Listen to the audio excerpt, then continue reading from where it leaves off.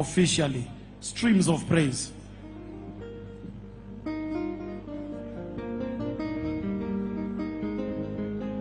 Hallelujah.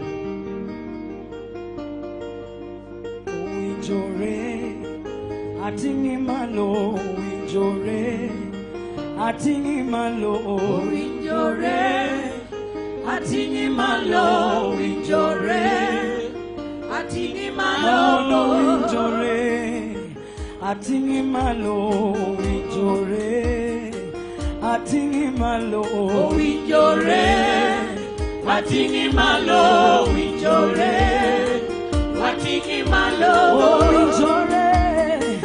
Atingi malo winjore, atingi malo winjore, atingi malo winjore, atingi malo winjore, atingi malo winjore, atingi malo winjore, atingi malo winjore, atingi malo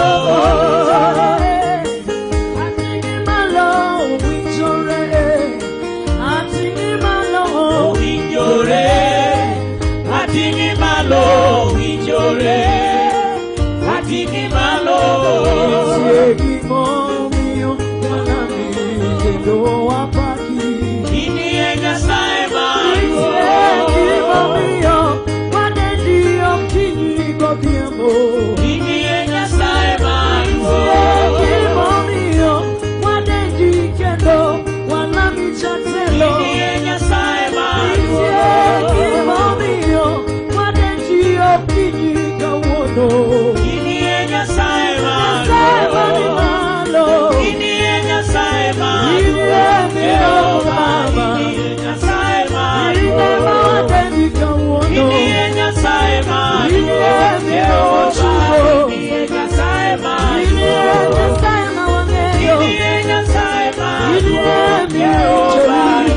enya saema ini miro mochongo ini miro luongo anadika wono na saema rai ini mi winjoni ini enya saema kananga ama Yesu masuro kodonyime oke machielo machalo kodi ini enya saema duo mawangero ini enya saema duo ini enya saema duo oke machielo ini enya saema ini enya kawono ini enya saema ini mawadendi ini enya saema ini enya kawono ini enya saema ini enya kala ini enya saema ini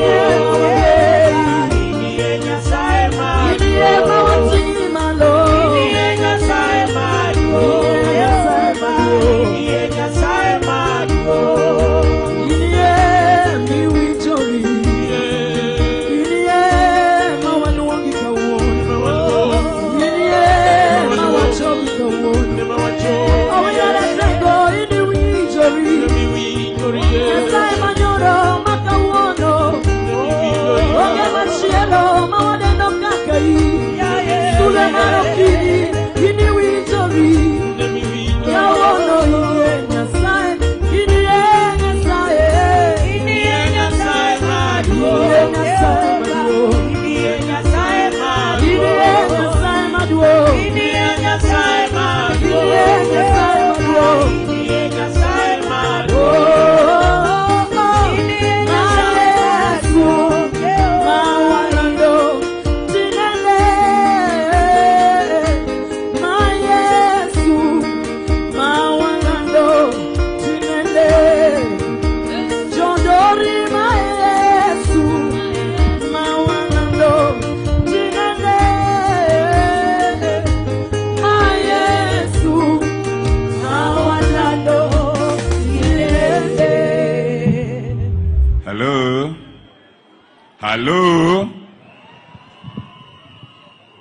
Kaka wadhi nyime gi program, wakwayo ni jomochung' e tent kik chung ke chudino ne jomoko. Jomochung oko mar tent. Nyime kae, can you please clear this place? Clear this place. Honorable Babu Window, Kisebet Goljogi Giteka. This place will be cleared. Anyone standing in the tent, sit down or stand outside the tent.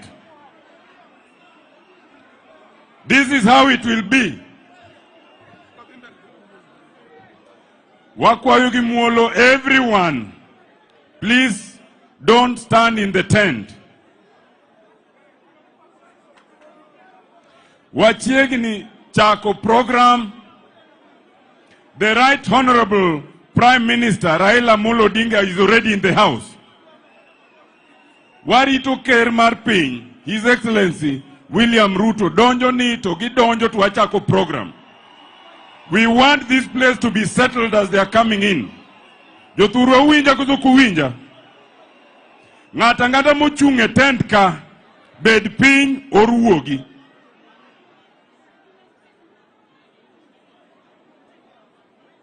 We will continue with the gospel music. To kaka wacho no kineno ni okidwa winjo, to wabro konyi winjo. Aya, gospel continue. Hallelujah. Asante Mheshimiwa Dr. Otiende Amolo. Samahani kidogo kabla tu tuendelee. Victor, is all your team seated?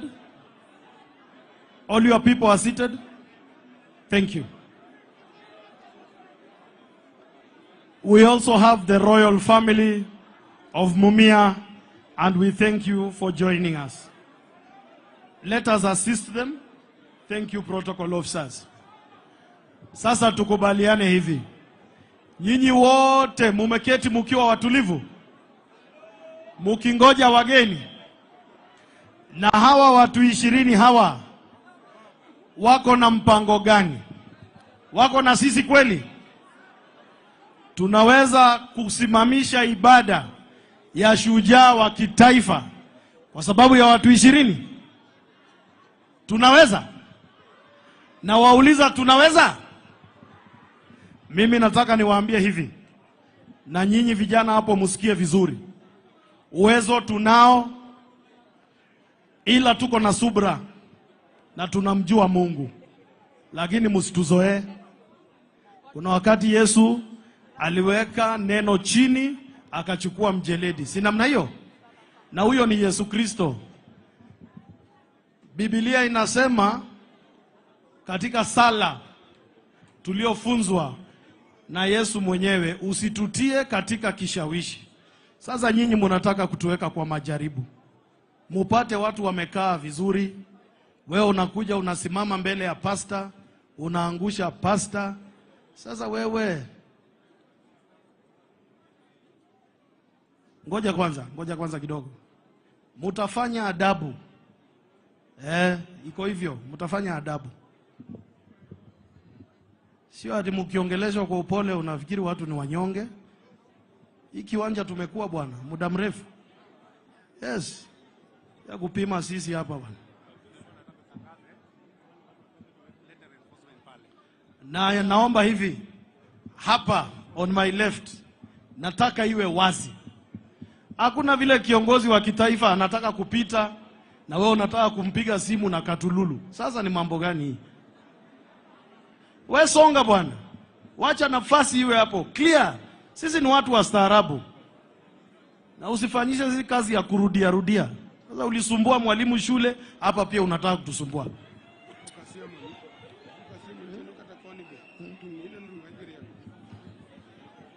Tumekubaliana. Achayo uko wapi?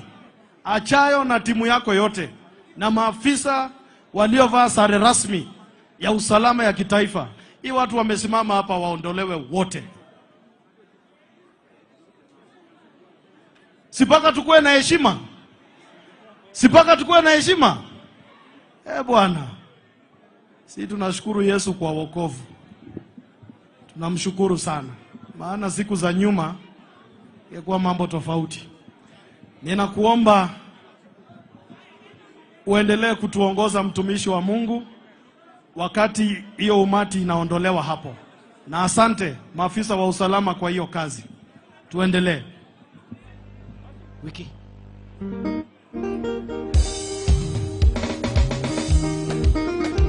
Otio talinga linga, Yesu tio talinga linga.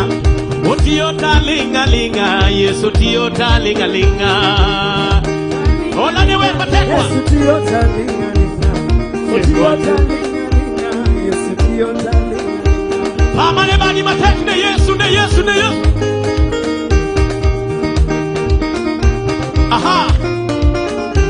Yeno achoni ane mare obiro tio talinga linga. Otio aonge luoro Yesu tio talinga linga. Tio talinga linga, Yesu tio talinga linga. Hallelujah. Tio talinga linga, Yesu tio talinga linga. Otio talinga linga, Yesu tio talinga linga. Otio talinga linga, Yesu tio talinga linga. Tio talinga linga, Yesu tio talinga linga. Tio talinga linga, Yesu tio talinga linga. Eno achoni ane mare obiro tio talinga linga. Otio aonge luoro Yesu tio talinga linga. Tio talinga linga, Yesu Hallelujah. tio talinga linga. Baba tio talinga linga. Mama ne bani kimalo makofi juu kwa Yesu. Kila mtu mikono kwa Yesu. Piga makofi tumsifu Bwana.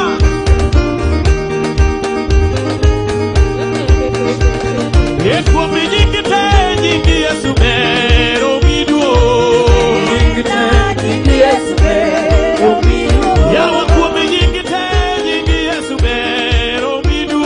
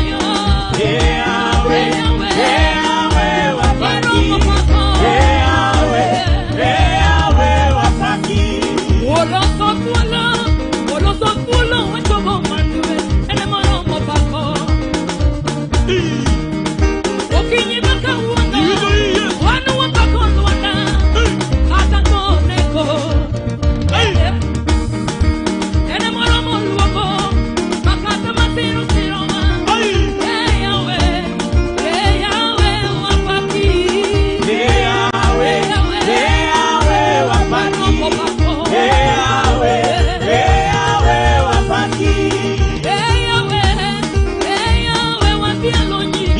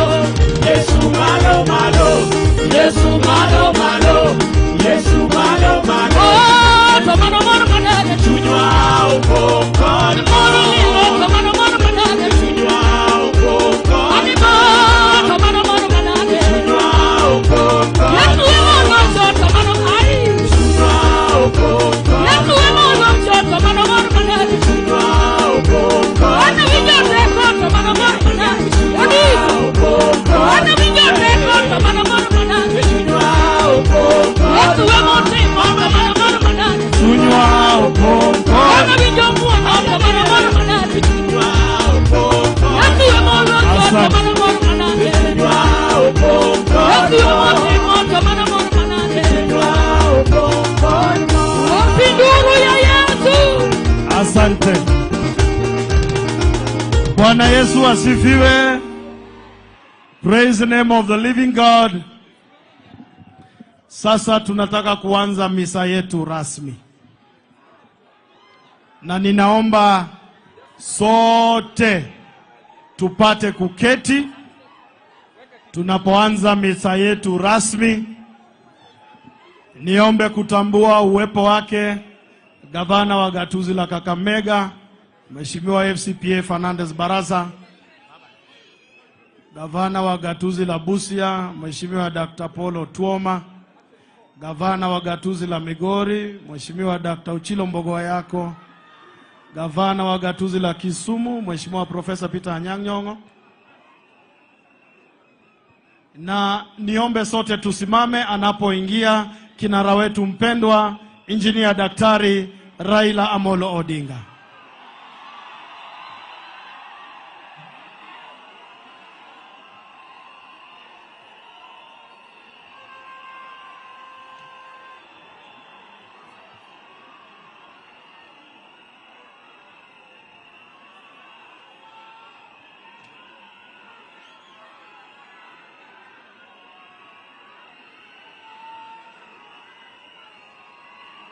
Asante. Niombe tuketi. Niombe tuketi.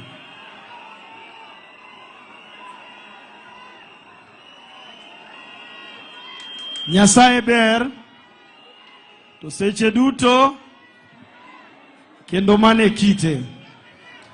Your Excellency Engineer Dr. Raila Amolo Odinga, Your Excellency the Governor of Siaya County, Honorable James Agre Orengo, all governors present, senators, members of the National Assembly, the clergy, distinguished guests, Your Excellency, we are at the point where we are starting our service to be led by Bishop David Moredi, the presiding bishop of the House of Grace Church. We have other men of God, Dr. William Abuka, Bishop Dr. William Abuka, Bishop Ephraim, as well as Pastor Charles, who are going to assist in leading the service. May I now invite, thank you. Thank you.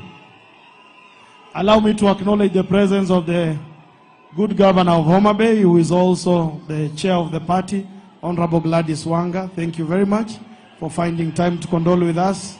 And the good governor of Kisumu County, Your Excellency Professor Peter Anyang' Nyong'o, as well as the senator of Siaya County, Honorable Youth Leader Dr. Oduor'S. Thank you, sir, for finding time.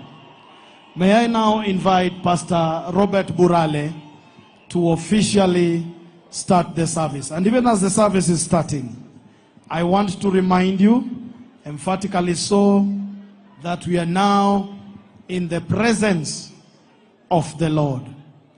All unofficial headgear, kofia zisizo rasmi, naomba zivuliwe, maana sasa tunaingia uweponi mwa Bwana. Musa alipofika uweponi mwa Bwana, aliambiwa avue viatu vyake. Niombe kutambua katibu mkuu wa chama, Senator Edwin Sifuna. Thank you very much. And the Roots Party leader, Mheshimiwa Wajakoya. Thank you. Aliyekuwa waziri Rafael Tuju na seneta wa Homa Bay Moses Otieno Kajwang'. Thank you. Vile nimemwona Mheshimiwa Babu Owino, asante kwa kujumuika nasi. Basi mtumishi wa Mungu Pastor Robert Burale, karibu na neema ya Mungu iwe juu yako unapotuhudumia. Hallelujah. Hallelujah. Bwana Yesu asifiwe. Bwana Yesu asifiwe. My name is Pastor Robert Burale from the House of Grace.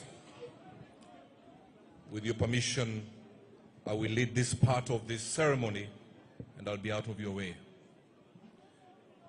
Allow me to honor, of course, the presence of His Excellency, Prime Minister, Right Honorable Raila Odinga, Mama Karen, governors present, senators, members of parliament, all the government leaders, ladies and gentlemen, all protocols observed. Praise the Lord one more time. At this moment, we have been advised that the program must run with military precision in the interest of time. Very, very quickly, I will, with your permission, invite Senior Pastor Charles Guga of Voice of Salvation and Healing Church, Akala, to come and open with a word of prayer. Let's appreciate him, ladies and gentlemen. Bwana asifiwe. May I request that we stand up for this prayer? Just a second before we pray. We have a serious problem with flow of air. All these people standing on my right, I am requesting you with all humility. Please, security officers and yourselves, just move so that we have that space. It is critical. Man of God, proceed. Thank you. Let's bow down and have a prayer. Heavenly Father, we want to take this time, Lord, to thank you for the journey mercies you've given us to this place, and also for the everlasting love that you've shown us in spite of the different challenges that we've gone through. Father, we are here to celebrate the life of one that we loved, that went at the time you scheduled over his life. Father, we commit this day into your hands, Father, that, Lord, even as we begin, we would feel the presence of your Holy Spirit in this place to lead us from the beginning to the end of it. We thank you for the church and the bishop who will be presiding. We also thank you for our political leaders who are here. We pray that your Spirit will guide us, that in everything and through every person that will participate here today, a message of unity, a message of hope will come forth. Father, we thank you for everything. May your name be glorified, for it is in the name of Jesus Christ our Lord we prayed and believed. Amen. The Lord bless you. Pigeni Yesu makofi tafadhali. At this point, again, ladies and gentlemen, I will invite the praise and worship for a quick one by streams of praise. And after that, we will have, of course, Pastor Evelyn Mudhoka to also follow them. At this moment, let's appreciate, ladies and gentlemen, streams of praise. Wapigeni makofi tafadhali mpaka watakapofika hapa. Streams of praise.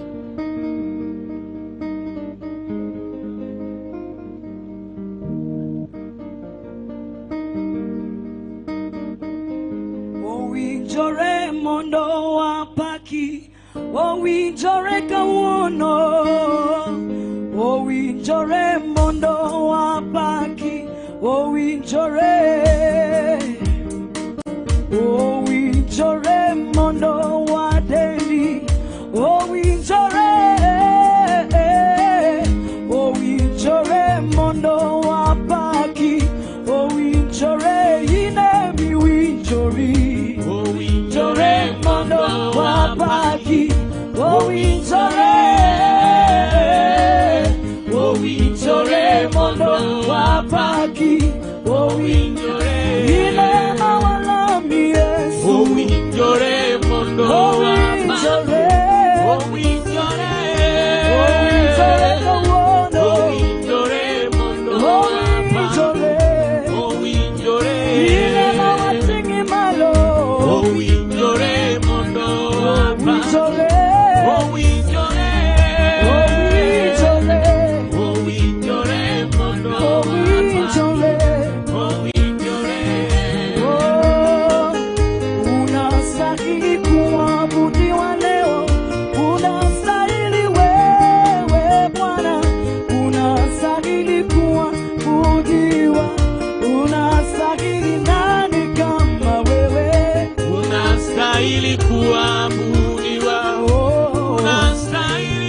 Unastahili Bwana, unastahili kuabudiwa. Nani kama wewe?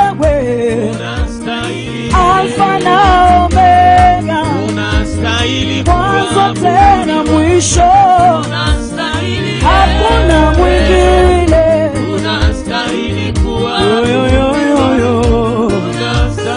Tegemeo letu ni wewe, kimbilio letu ni wewe.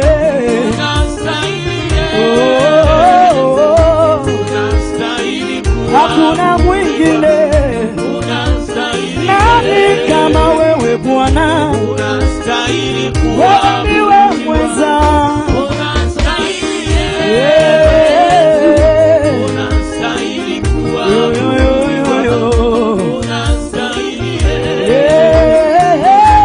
Nyasaye mangima Shunyazo moni mondo aneni kawono Makata weche teknade Anangeo ni nyalo Owilara tego ya ye Shunyazo moni mondo aneni kawono Makata weche teknade Anangeo ni nyalo Nyasaye mangima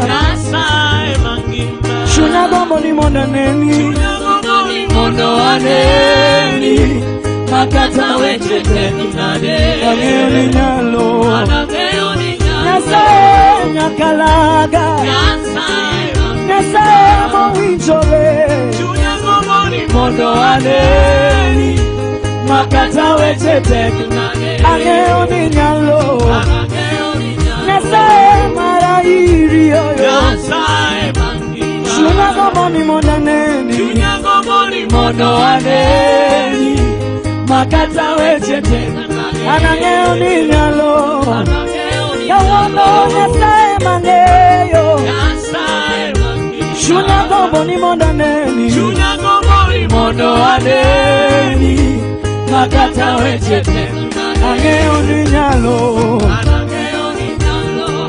Analuongi jatuop keno Sama keno dumo Kena luongi jachang machengo Katuo chomo joayoyo Analuongi sirikal morito ngimawa Kalwenje toge Anangeo ni nyalo Nyasaye Anangeo ni nyalo Anangeo ni nyalo Nyasaye Anangeo ni nyalo Anangeo ni nyalo Anangeo ni nyalo Nyasaye Anangeo ni nyalo Anangeo ni nyalo Anangeo ni nyalo Anangeo ni nyalo Nyasaye Anangeo ni nyalo Baba Anangeo ni nyalo Anangeo ni nyalo Anangeo ni nyalo Nyasaye Anangeo ni nyalo Anangeo ni nyalo Anangeo ni nyalo Nyasaye Hallelujah Anangeo ni nyalo Anangeo ni nyalo Anangeo ni nyalo Nyasaye Hallelujah Anangeo ni nyalo Anangeo ni nyalo Anangeo ni nyalo Nyasaye Anangeo ni nyalo Hakuna wakufanana nawe Hakuna wakufanana nawe Hakuna wakufanana nawe Hakuna wakufanana nawe Hakuna wakufanana na Yesu Hakuna wakufanana nawe Hakuna wakulinganishwa nawe Yesu Hakuna wakufanana nawe Hakuna wakufanana nawe Hakuna wakufanana nawe Wewe watosha Baba Wewe watosha Wewe watosha Hakuna wakufanana nawe Wewe watosha Yawe Wewe unatosha Wewe unatosha Hallelujah Hakuna wakufanana nawe Wewe wastahili Baba Wewe wastahili Wewe wastahili Hakuna wakufanana nawe Oh wewe wastahili Baba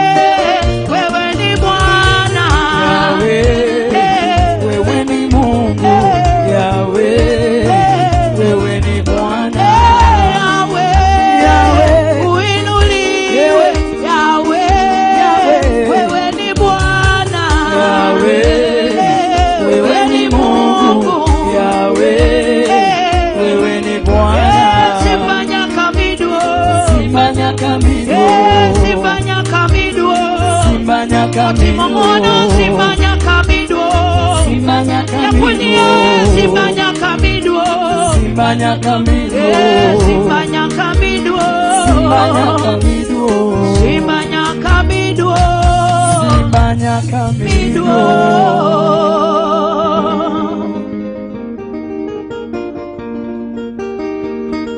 Moyo wangu ili mimi nizungumze nawe, inua moyo wangu ili mimi nizungumze nawe, inua moyo wangu ili mimi nizungumze nawe, inua Moyo wangu ili mimi nizungumze nawe, inua moyo wangu ili mimi nizungumze nawe, inua moyo wangu ili mimi nizungumze nawe, inua moyo wangu ili mimi nizungumze nawe, inua moyo wangu ili mimi nizungumze nawe, inua moyo wangu ili mimi nizungumze nawe. Mara nyingi shida zasumbua moyoni, wanadamu huogopa na kunung'unika juu ya nini Mungu ameniacha, lakini Bwana yetu ni mwaminifu sana. Mara nyingi shida zasumbua moyoni, wanadamu huogopa na kunung'unika juu ya nini Mungu ameniacha, lakini Bwana yetu ni mwaminifu sana. Inua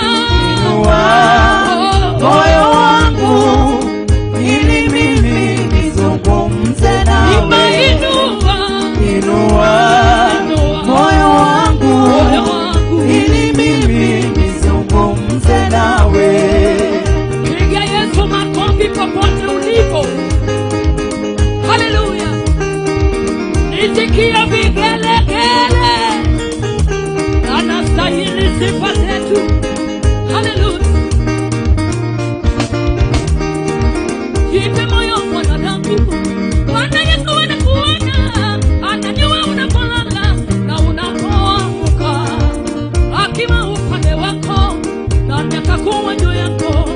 Usiwe na wasiwasi, nina imani yako. Usiwe na wasiwasi, nina imani yako. Inua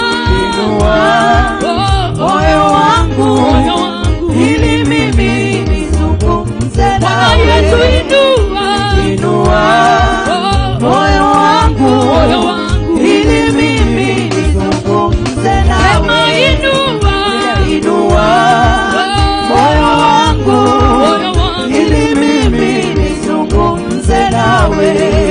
Finga liwe timalo na Yesu kama peperusha mikono juu,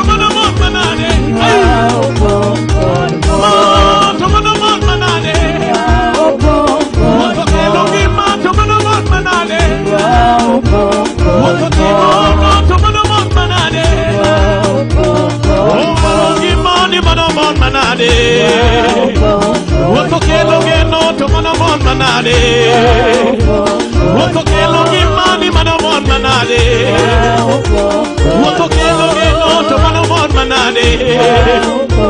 Woto arongi mati manomon manade. Woto keloge noto manomon manade. Sige babi di mano kama wifi sigala gala mate. Inua.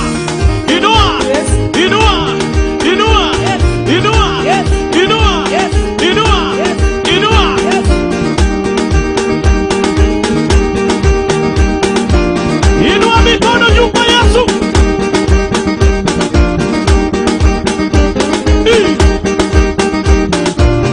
Yani wana nono chingi jamondo ni wana nono. Ni wana nono chingi jamondo ni wana nono. Ni wana nono chingi jamondo ni wana nono. Ni wana nono chingi jamondo ni watibali manoa. Ni wana nono chingi jamondo ni wana nono.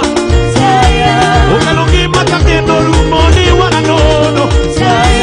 Ukelongi makagendo rumoni wana nono. Ukelongi makagendo rumoni wana nono. Mikono juu, mikono juu.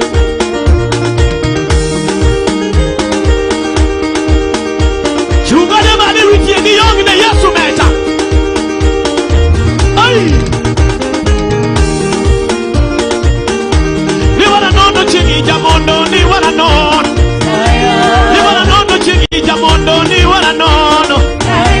Ukelongi makagendo rumoni wana nono. Ukelongi makagendo rumoni wana nono. Ukelongi makagendo rumoni wana nono. Ukelongi makagendo rumoni wana nono.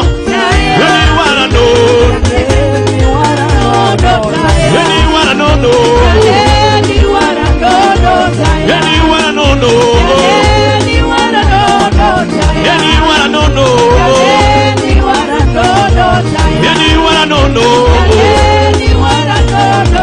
Yani wana nono. Yesu ni wana nono. Okuma ni wana nono. Yesu ni wana nono. Yesu ni wana nono. Okuma ni wana nono. Yesu ni wana nono taya. Mikono juu kwa Yesu, mikono juu. Mikono juu kwa Yesu, wapi vigelegele, vigelegele.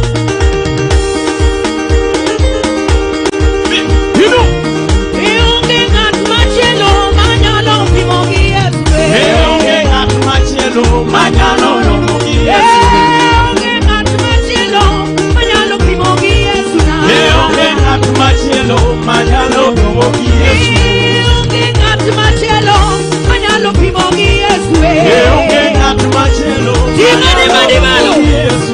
Eonge ngat machelo manyalo pimogi Yesu na. Eonge ngat machelo manyalo pimogi Yesu. Nang'iyo kino siepena tayudo ng'at roge. Eonge ngat machelo manyalo pimogi Yesu. Nang'iyo kino siepena tayudo ka ng'ato onge. Eonge ngat machelo manyalo pimogi Yesu. Nang'iyo kino siepena tayudo ka ng'ato onge. Eonge ngat machelo manyalo pimogi Yesu. Onge yawa onge. Eonge ngat Mama ni lwetiwa. manyalo pimogi Yesu. Onge yawa onge. Eonge ngat machelo manyalo pimogi Yesu. Nang'iyo kino siepena tayudo ka ng'ato onge. Eonge ngat machelo manyalo pimogi Yesu. Nang'iyo kino anyuolana tayudo ka ng'ato onge. Eonge ngat machelo manyalo pimogi Yesu. Nang'iyo kino siepena tayudo ka ng'ato onge. Eonge ngat machelo manyalo pimogi Yesu. Nang'iyo kino anyuolana tayudo ka ng'ato onge. Eonge ngat machelo manyalo pimogi Yesu. Onge yawa onge. Eonge ngat machelo manyalo pimogi Yesu. Onge yawa onge. Eonge ngat machelo manyalo pimogi Yesu. Luanda, Yesu to Luanda, morito chunya. Luanda, Yesu to Luanda, morito chunya. Orunya kongo amina tolwandana morito chunya. Luanda, Nakawinya singalagala morito chunya. Awindo, amina tolwanda morito chunya. Luanda, Yesu to Luanda morito chunya. Luanda, amina tolwandana morito chunya. Luanda, Yesu to Luanda morito chunya. Luanda, amina tolwandana morito chunya. Luanda, Yesu to Luanda morito chunya. Poloberu wanadagie. Poloberu wanadagie. Poloberu wanadagie. Poloberu wanadagie. Poloberu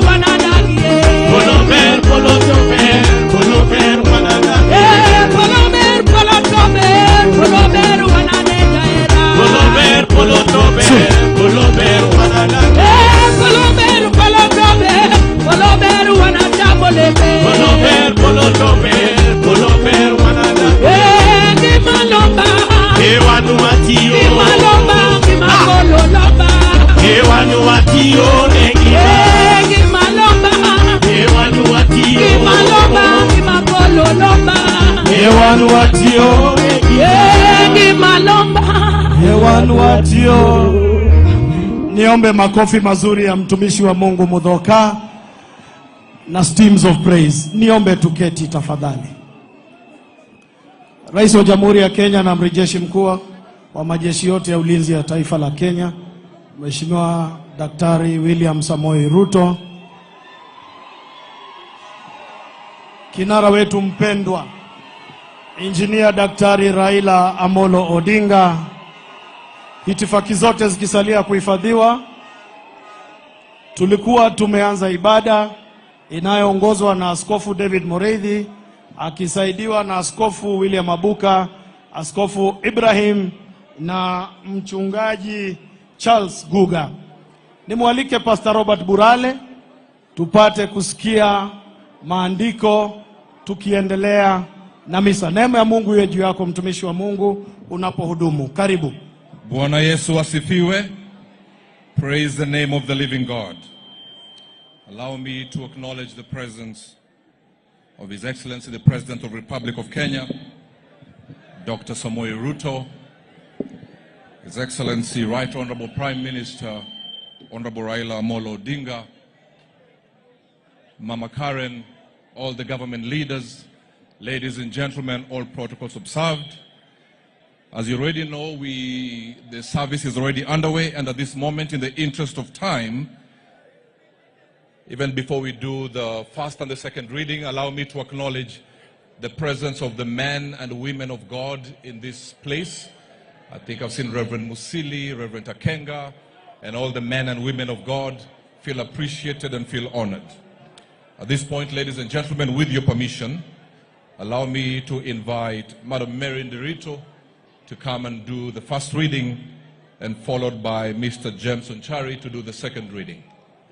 Madam Mary, wherever you are, please, in the interest of time.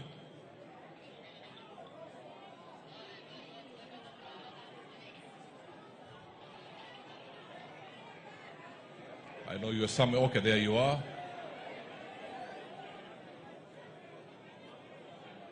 Shall read from the book of John, chapter number 11, verse 25 and 26. Please come.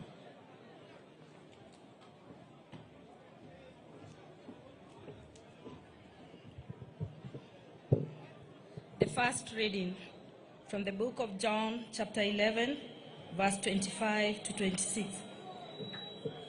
Jesus said to her, I am the resurrection and the life. The one who believes in me will live even though they die, and whoever lives by believing in me will never die. The word of God.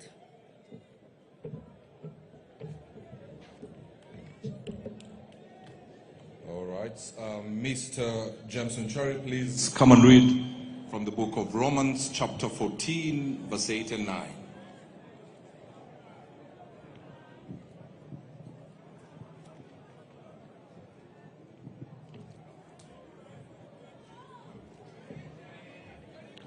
We are reading from the book of Romans, chapter 14, verse 8 and verse 9. The Bible says, If we live, it is for the Lord that we live. And if we die, it is for the Lord that we die. So whether we live or die, we belong to the Lord. For Christ died and rose to life in order to be the Lord of the living and of the dead. And that is the word of the Lord. Let's appreciate the reading of the Word of God, ladies and gentlemen. At this point, allow me to invite our Bishop David Morethi, the Bishop in charge of House of Grace. Let's appreciate Bishop David as he comes to bring the Word of God. Your Excellency, the President of the Republic of Kenya, Right Honorable Prime Minister, CSs who are here, governors, senators, members of parliament, MCAs, House of Clergy, our leader for Kotu Atwoli, and many other VIPs that I'm not able to mention at this particular time, fellow mourners, Bwana asifiwe. Bwana asifiwe tena. Allow me to convey our deepest condolences to Karen Oduor, to the Right Honorable Prime Minister who has lost a right-hand aide for years, the family of our Prime Minister, ODM fraternity, people of Rarieda, the country of Kenya. Please accept our deepest condolences from myself and House of Grace. We pray that God is going to comfort you during this very trying moment and that you will feel His presence and know that God has not left you. I preached in Nairobi during the funeral service, and thank you for the honor that has been extended to me to do part 2 of my message series during this time of mourning. And so I want to request that we turn to the book of Joshua, chapter 1. The book of Joshua, chapter 1, and I will read. Now after the death of Moses, the servant of the Lord, it came to pass that the Lord spake unto Joshua, the son of Nun, Moses' minister, saying, Moses, my servant, is dead. Now therefore arise and go over this Jordan, thou and all these people, unto the land which I do give to them, even to the children of Israel. Every place that the sole of your foot shall tread upon, that have I given unto you, as I said unto Moses, from the wilderness and this Lebanon, even to the great river Euphrates. All the land of the Hittites and unto the great sea, toward the going down of the sun, shall be your coast. There shall not any man be able to stand before thee all the days of your life. As I was with Moses, so I will be with thee. I will not fail thee. I will not forsake thee. Be strong and of good courage, for unto this people shalt thou divide an inheritance, the land which I swear unto their fathers to give them. Only be thou strong and very courageous. I want to finish my reading there. Shall we pray? Father, in the name of Jesus, thank you for the reading of your word. Bless it to our hearts and let your name be glorified. And the people be edified. And those who are mourning, Lord, be comforted through this word. In Jesus' name I pray. Somebody say amen. I want to be very brief because of time. The story is a story of the great leader called Moses. Moses was one of the greatest leaders that ever lived.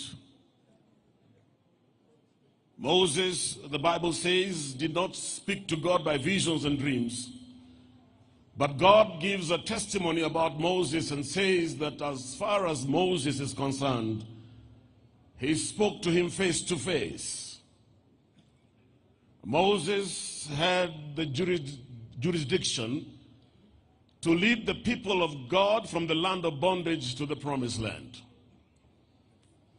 He leads a crowd of about 2 million people, at that time a very, very big crowd, to the land of wilderness and going to the promised land flowing with milk and honey. A great leader, a mighty man who led the people with dignity and honor. I'm a firm believer that any leader has to know the story of Moses and the story of Nehemiah and follow in their footsteps. Moses led the people. He gets to 120 years, and when everybody is depending on Moses to continue leading them to the promised land because they have not arrived yet, Moses dies. And when he dies, because of his stature in the community, God does not allow anybody to bury him, but the Bible says God himself buried Moses. God himself attended the funeral of Moses and buried Moses. The people were devastated. The land moaned for 40 days, crying because of the death of a great leader. Today we gather here to cry because of a great, gallant warrior with a record second to none, as far as being loyal and being an aid to our great leader, our Prime Minister, Raila Odinga, for all those years. A man who has stood with our Prime Minister in the good times and in the bad times. Stood with him as he fought for the liberations that we all enjoy today as a country. This is the man that we come to mourn. And this is the man that we have the final send-off. What a man George Oduor'S was. As gallant as he was as a warrior, George was humble. And he would see him and think that he knows nothing and could not even hurt a fly because of his humility. So the Israelites were devastated. And we all get devastated when great people die and leave us, because death has a sting. And the Bible says that only Jesus will remove that sting. And while people are devastated, confused, and not knowing the way forward,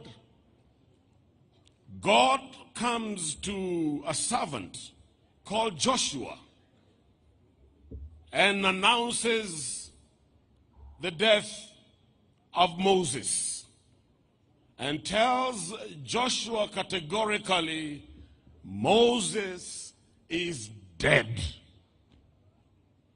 Moses is no more. And God gives Joshua the command because even after Moses is dead, God still had a plan for his people. God's plan for his people had not ended because Moses was dead. God had promised them the promised land. They were not at the promised land yet. And it was the duty of Joshua to take on the baton and lead the people to the promised land. I submit to you today that what George Oduor'S started has to be finished in Jesus' name. And that people will carry the baton that George started in this land 30 years ago, being loyal and faithful to a great man that we all honor and treasure in this country. And that work has to continue. So easy sometimes, for us to lead, to make decisions when there is a great leader ahead of us. But leadership is tough work. Sometimes look at our president and I pray for him. I wonder how sometimes, Your Excellency, how you sleep. With so many boggling issues that face this country. But we assure you, people are praying for you. When we meet in church, we pray for you. For you see, the people under you can make decisions quickly and rapidly because they are covered under your leadership. But for you as a leader, before you make a decision, you really have to go through it. And we need to appreciate our leaders because we don't know the burden that they carry. It was easy for Joshua. When Moses was leaving, Joshua had no issues. There's a statement that I read once that said, when in charge, ponder. When in trouble, delegate. When in doubt, mumble. The last part of that script, that quote I gave is the truest. If we don't know what to do, if we don't have answers, we say anything but not loud enough to sound like we are giving instructions. We mumble. We just mumble and let those around us work it out the best way they can. For honestly, it's next to impossible for a leader to say they don't know. And so, when in charge, ponder. When in trouble, delegate. When in doubt, you mumble. Joshua has to lead the team to the promised land, and it is do or die. They have to make it.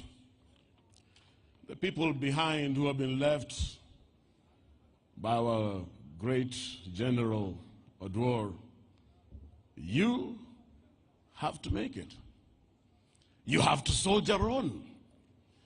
You have to continue. For the plan of God is still in place and is still intact. And now that George is dead, it does not mean that everything is finished. It means that people have to take on the baton and they have to move on in spite of George's passing on. Joshua never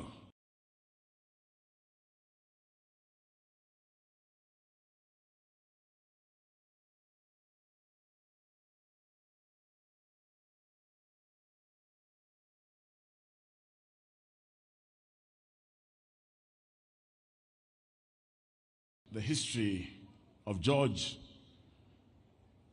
I was so impressed and intrigued. What an impressive eulogy. 30 years of being faithful, 30 years of standing by our great Prime Minister, 30 years of standing with him in the worst of our historical times as a country. 30 years of tear gas. 30 years of bullets flying left, right, and center. 30 years of standing with him when the Prime Minister had to make some decisions that were hard but needed to be made at the same time. 30 years. A long time. Joshua stood for a long time. And God comes to this family and tells them, in order for you to move forward, even after the death has happened, in order for us to move forward, even after George has left us, 3 times in the scripture, God says, be strong and courageous. Be strong and courageous. Be strong and courageous. Does God say 3 times because he has nothing to say? Oh, no, sir. God says something once because it is important. When he repeats himself 2 times, he says it because it's very important. When he says it 3 times, he's telling you, take note of what I am saying. 3 times. God repeats himself and says, be strong and courageous. Ladies and gentlemen, brothers and sisters, to all who worked with George, to the family, to the widow, I want to tell you the words of Joshua this afternoon and tell you, be strong and courageous. If you're seated next to somebody, I know it's a funeral, but you can just tell them, be strong and courageous. If I was talking to somebody and somewhere else, I would have said a luta continua. What George started is not going to end with his passing on. What George started will continue because people who worked with him in the security, people who worked with him to make sure that everything was done in order, will take the baton and they will move on in the same spirit that George Oduor'S had. So he says, be strong and courageous. The plan of God has not ended with the passing of George. In fact, God says, yes, Moses is dead, but God says, I am not dead. God says, I'm still alive and well. And so for us who come to mourn, George could have passed on, but there is a God in heaven. Somebody say amen. There is a God in heaven. So God says, I am not a respecter of persons. He says, the same way I was with Moses is the same way I will be with you, Joshua. For the people who worked with George and for the family that loved him, I want to say, the same way God was with George is the same way God is going to be with you. It's the same way God will continue dealing with you. God is not a respecter of persons. Regardless to where you are, what you do, God says that he is going to be with you. And so God says that if you're going to continue and inherit the land and the plan of God that he has, he says that you should be obedient to the word and keep the word. How do you keep the word? He says, meditate on this word day and night. How do you keep the word? You think about the word. You speak about the word. And you act upon the word.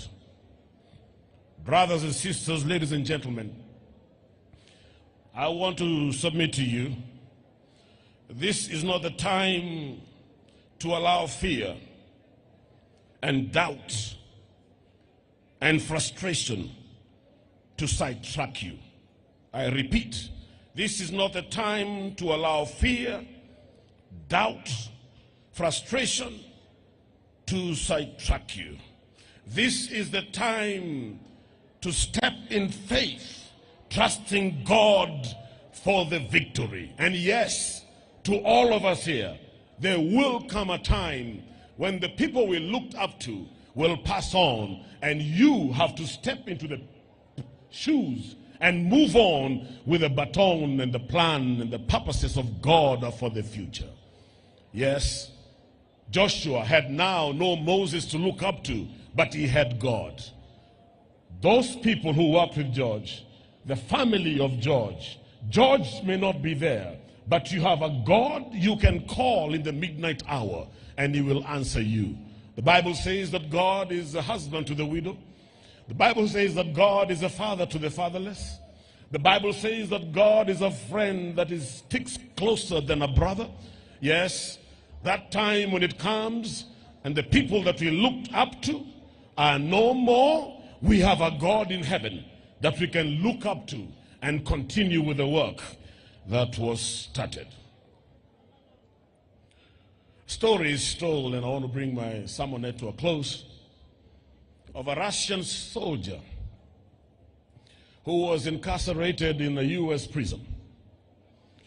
And for years he had been in that prison, and one day he decided that he was going to escape. And so he planned how he was going to escape from the prison, climbed a very tall wall, and just as he was about to jump, he was seen by the American soldiers and he was shot. With the gravity of the bullet, he came tumbling down. And the American soldiers went to him and asked this soldier who had been incarcerated from Russia, "Why did you do this? Why risk your life? You would have stayed in there." The Russian soldier, with the last breath that he had, looked at the American soldier and said, "I die for communism. What do you live for?" Ladies and gentlemen, brothers and sisters, George Oduor'S lived and died in loyalty for Baba. May God rest his soul in eternal peace. God bless you.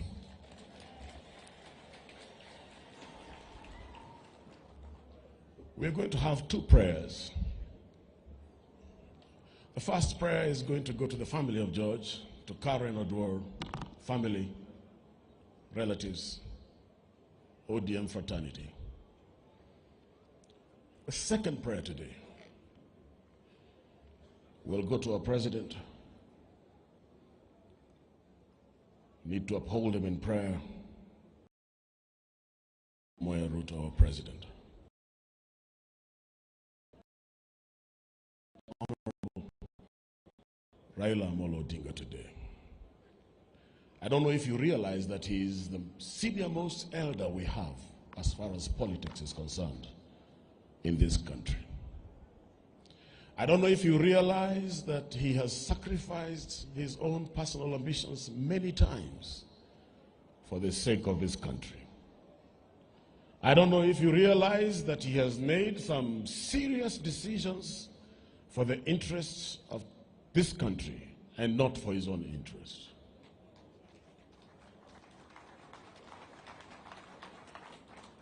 And that he has purposed, by what he has shown, Kenya comes first. Let us pray today for the Right Honorable Odinga, because he has never had the opportunity that could destroy this country, and he took it. He always put this country first. I know sometimes he has had to make decisions that are hard, but later on all of us see, and we thank God for the decisions that he has made. So those are the two prayers we want to pray, three rather, for the family, for His Excellency the President that we love, and for the Right Honorable Prime Minister. I'm going to ask Dr. Abuka to come and make those prayers. I'll ask if you could be upstanding. Pastors who are here, if you could join us, please, as we make these prayers. The pastors who are here, if you could join us as we pray for the family and pray for our leaders.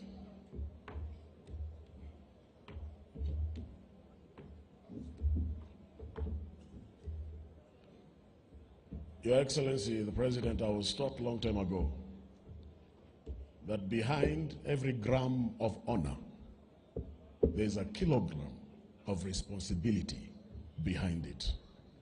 We pray for you, and we love you.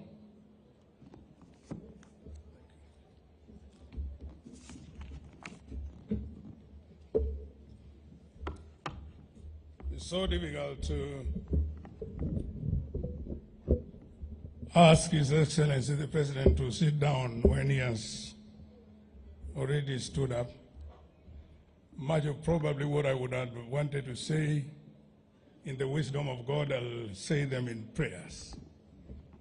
But Your Excellency President, Your Excellency the Right Honorable Prime Minister Raila Odinga, the bereaved family led by the widow, I am a great beneficiary of the generosity of George Oduor'S, and give me quality access every time that it was needed. As a result, I came together with all the bishops who will speak the same language as I concerning this. I want to pray for this family. But Your Excellency, before I utter the words, I have this heavy thing in my heart. That today we are going to bury a human being, the flesh, with bones and blood. But even after we have done that, there is one part of him that I can assure you has already refused to go into the grave. That part of George Oduor'S will walk back to the living room and escort us to our various destinations. And that part is called character. He manifested it, he lived it, we interacted with it, and we will go back with it. Oduor'S had character like no one else. And several of them who have passed through the hands of His Excellency Raila Odinga through his excellent mentorship programs have benefited enormously from molding and polishing people to be who Oduor'S is today. Together with his family, the wife also contributed greatly to producing a gentleman, like Raila called him gentle giant. If the wife was noisy, troublesome, Oduor'S would not have done what we are celebrating today. Can we bow our heads and pray? Our Heavenly Father, the Father of our Lord Jesus Christ, today we have come with very heavy hearts to bid farewell and to send off a loved one, a man that we have respected, whose virtues we have cherished, and we live to talk about him. Lord, but this man also has left behind a part of his life that has refused to go down to the grave, even the character that he manifested, that people engaged with him and left completely blessed, at peace with him, not with wounded pride, not with injured feelings, that Oduor'S would talk to you and let you go with your respect and integrity intact. And we thank you that it is only you who has chosen to take him back and to recall his life, because it was beautiful in your sight. Thank you for the family of this great man, even all the people that depended on him and in one way or another connected to him, to be a family, held together by the fabric of faith in Christ Jesus. And thank you for those great words of wisdom that have been uttered by his pastor, even Bishop Dr. Murithi. And it shows the quality of fellowship that he enjoyed even in Nairobi and elsewhere. We thank you, Father, that even as we send, you will fill the void. You will completely wipe the tears of the morning. And Lord, you will be their great comforter. And his character will remain with us. We'll forever remember him for the virtues that he portrayed. And Lord, we thank you for the excellent hands that he passed through that made him be who he is today. We are a blessed nation, King of Glory. And Lord, we thank you for you brought together leaders from all walks of life, led by His Excellency, the President of this great country. And of course, O King of Glory, our beloved brother, His Excellency, the Prime Minister. We thank you, Father, that these two leaders have held this nation together, seeing that this nation is greater than any human being. Count it as a blessing to them, and let this be their righteousness before you. We commission the angels to encamp round about them, even as Kenya struggles to realize its greatest dreams for which we fought and achieved independence.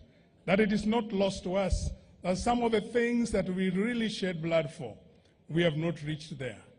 But through the leadership of these great men, the giants in Africa and in Kenya, Lord, you'll make these dreams realizable.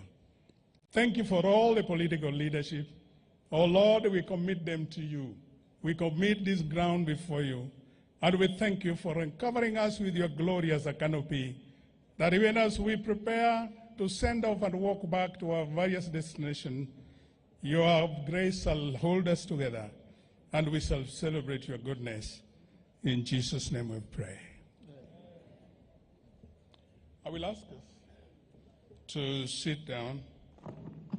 With your permission, Your Excellency, I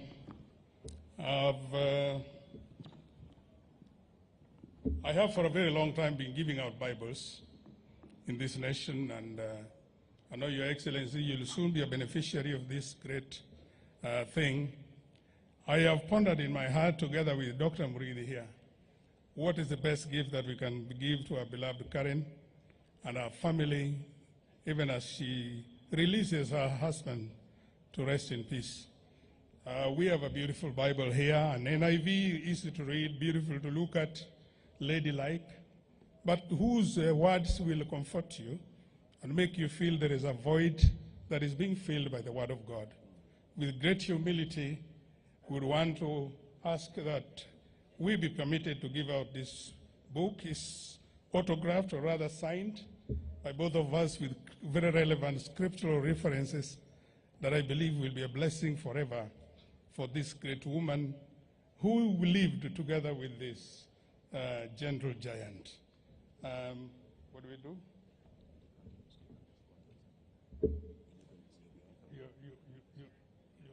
You can go and present it on my behalf, in Jesus' name.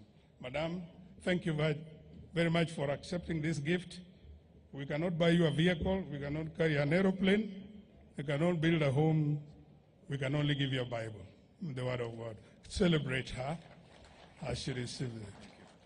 Thank you very much, Your Excellencies. God bless you. Thank you very much. And very, very quickly, in the interest of time, I will ask Reverend Okenga to make the quick prayer for the President, and then we will also make the prayer for the Prime Minister and his family. It befits us to rise and pray. I had the honor of praying for the President before he became President during the earthquake. And I'm pleased to continue holding you in prayer. Let's stretch our hands towards the leadership, please. We are all praying together in one accord. Jehovah God, we are grateful to come in your presence. We thank you because you are the God who was, who is, and who's to come. The God of Abraham, the God of Isaac, and God of Jacob. The God who was, who is, and who is our Emmanuel. We thank you for this beautiful nation, Kenya. We bless your name for making us to be a beacon of hope and a light to many. And we bless your name, Father, for giving us a leader, Dr. William Samuel Ruto. We bless your name also for the wife, Rachel. We thank you because it's you who set him aside, set him apart to be the leader of this nation. Father, we acknowledge that many things have gone through this nation. Many challenges have gone through this nation. But we bless your name because you are the God who protects your people. Because as you have said in your word, you are our shepherd. We pray you will shepherd our president even as he shepherds this nation. We pray for unity. We pray the Lord for prosperity. We pray that Jehovah will cause us to be a shining light in the world, in the midst of darkness. We give you praise. We give you honor. In Jesus' name we pray. Amen. We humbly ask to remain standing. As we were told in Nairobi, George was like a big son to the Right Honorable Prime Minister. And at this moment, we want to lift his family into the hands of God. Please come and pray for the Prime Minister and his family.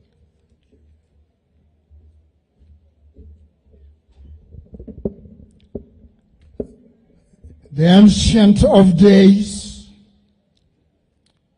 the great I Am, the God of Moses, the God of liberation. I come to realize this day and have the affirmation, O Lord, that it is not for nothing that we named Raila Odinga Joshua. Maybe he thought it was a nickname, but your servant David has confirmed from the Bible. Moses pleaded with you when you refused him to cross the Jordan River. He looked at the people, for Moses was a selfless person. And he called upon you and said, Lord, let not this your flock be as a sheep without a shepherd. Touch the people and choose for yourself. And God said to Moses that Joshua is there in the midst of the people. Pray for him. Lord, I thank you. Amolo is divinely chosen. And why do I speak so? When Kenya was being torn apart, oh Lord, your servant Daniel Arap Moi looked for him. When Kibaki was at the horn of dilemma, a man came to Kenya and they looked for Amolo for a coalition government. When your servant, Uhuru Kenyatta, at a certain juncture could not make it, they looked for Amolo. And when things were rough and tough, the young man, William Samoei Ruto, I bless him, looked for Amolo. It is not these people looking for Amolo. It is the divine leadership. It is you, O Lord, who appointed him before he was conceived in his mother's womb. I thank you, O Lord. Nobody can vote for a mediator. A mediator is divinely chosen. May he work hand in hand faithfully with the president for the prosperity of this nation. I bless your name. In Jesus' name I pray.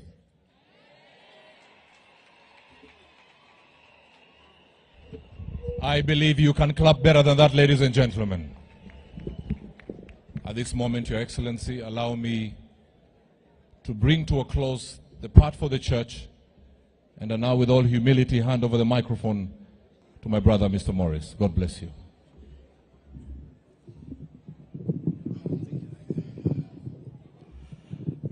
Thank you very much, men of God. May we appreciate the men of God once more.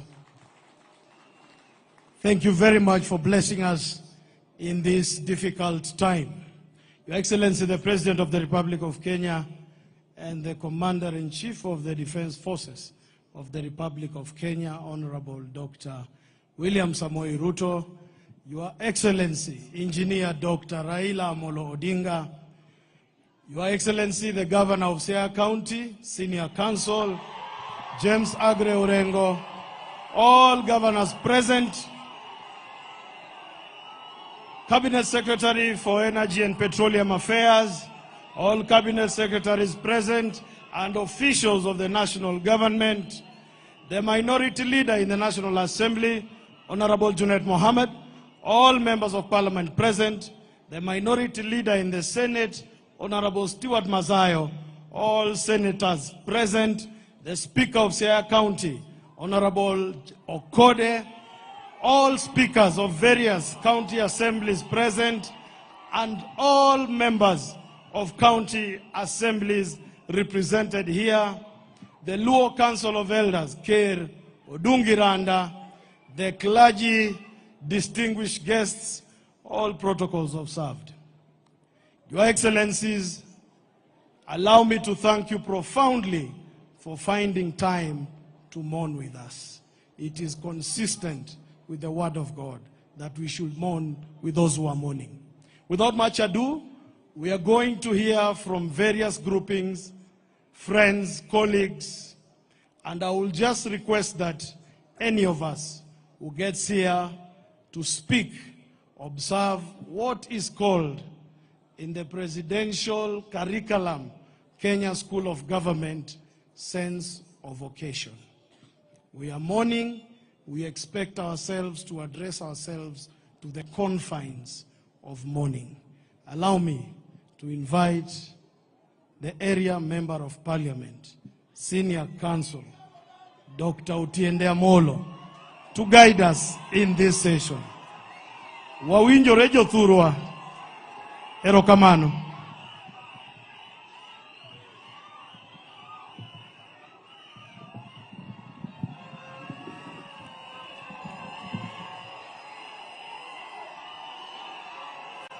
Your Excellency, the President of the Republic of Kenya, Dr. William Samoei Ruto, Your Excellency, the Right Honorable Prime Minister, Dr. Raila Odinga, the Church, the House of Grace, and the various denominations that have accompanied you, but leading is Dr. Muridhi of the House of Grace.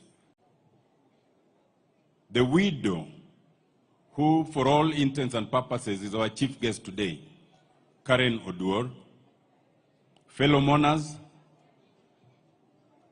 my name is Otiende Amolo. I will conduct this part, and I'm also the area member of parliament. I'm also Ujo Turwa. Nyasai Ber, Wachuru Gini Matek. Nyasai Ber, Sechete, Erokamano. For these purposes, because Bagi has made the recognition, so I will not repeat them for now.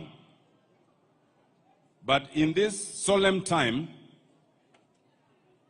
allow me to welcome you to Rarieda. Let me welcome you to Asembo. Let me welcome you to Ramba. Your Excellency, this Ramba area is an immensely religious area. Only 50 meters away is where the late Bishop Henry Okulo is buried. So we are in hallowed grounds. And as been said, we will respect the departed George, we will respect the church, and we will respect this hallowed ground.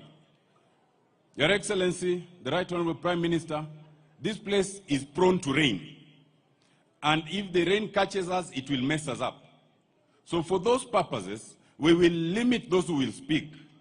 And for those who are invited to speak, we request that you limit your speech to a maximum of 2 minutes. Because it was the request of the widow, it was the request of the church that we inter George by 2 p.m. But right now it's already about 1 p.m. So we want to do our best to conduct this within the next 1 hour. I hope you are in agreement. And I hope I will not be caused to come and stand here next to you if you exceed that time. We've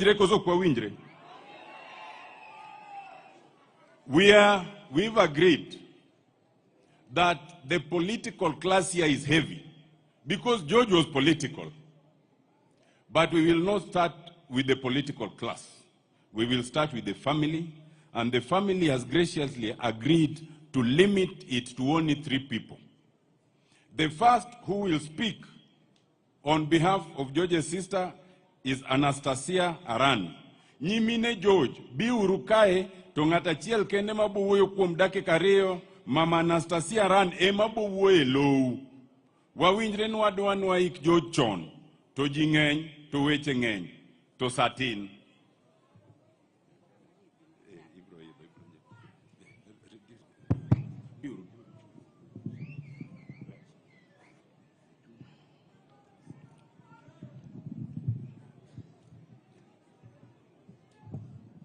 Amoso jochokruok nukwe. Kaka chunga, ani nyamin George maduong'. To awinjo ni dwaro min George. George nigi jonyuolne manoto. To jonyuol George moko nitie. Awinjo ni George onge dalagi, mano tayie mar wacho. George niga nyuolane. Jowadwa kata kidaka moro to karu to mara nitie. Bang'e awinjo ni George nigi kane mage makata saman go kane George pongo tend dala George. Kane mage nyajuo kalego. To George en jaseje, to ne wadagi mkauza, to George koro ni ndori. To kata kiwa nyuola ni midhi go dala kamoro jowadwa, ok lal. En mana lokruok ka ng'ato nyalo wuok dhi e pango to chako duogo. Koro min George okwaya ni dwaro min George, mondo bi otim neno ka. Okanyal wuoyo min George, owinjo dholuo moro e dala kucha mochwanye odong' en mama wa. Koro ana wuon kama chungani, George ni en nyathiwa mar 10 en kuoma mar 11, man George luwa mar 11 kakunena ni.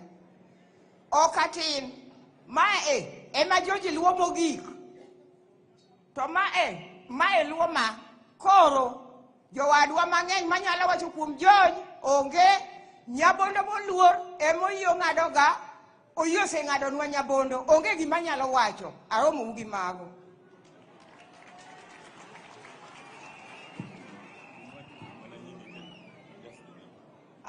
An gi kora iluonga ni Jane Anyango Arianda. An machung' kani iluonga ni Mary Were. Mak mana ni wach moro achiel ema adwa wacho kuom George ni. George ni konyuole nochake George moro mani iluongo ni George Mukabi. George ni kadongo gima nomiyo chunya ne gombo na wach gimoro ne mama wa ne siko luonge gan komanda. George komanda kata ko tugo malach to min siko nani okunena George komanda nani. Koro kochopo dakika mogik ma George obedo kaka komanda, tawero ni kara weche Nyasaye chopo kware. Aonge wach otiko wuodhe odhi ywe wan bendo wewa gi kwe. Mago bedo weche Nyasaye. Jaduong' ma baba George, okego nea, okego dima. Mrima kik hingi, mrima no se hingi nyocha ni nyathi nyamera.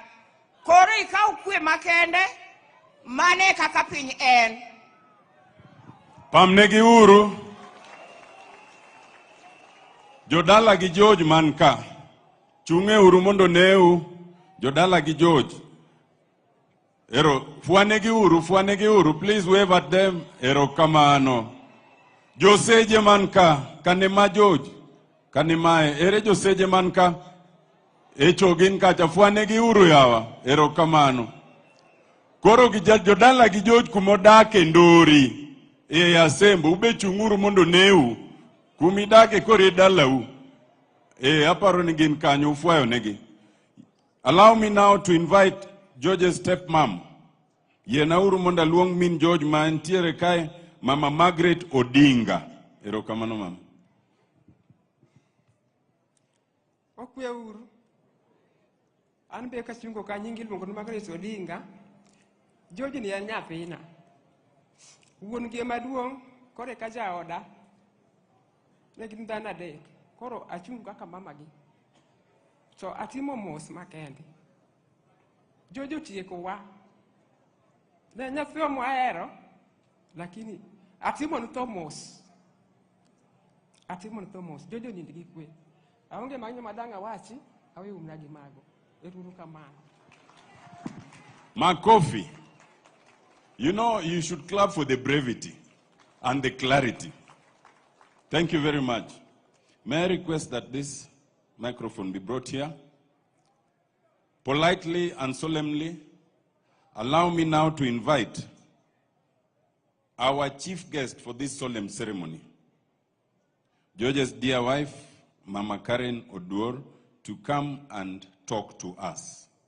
Mama Karen, karibu. Debed nango debed ni jo kwaya kanini machiegni du keto wer moro piyo. Sama Mama Karen biro. Matu teme piyo yawa murwakego. Bia mo sama jo kwaya werni. Ero.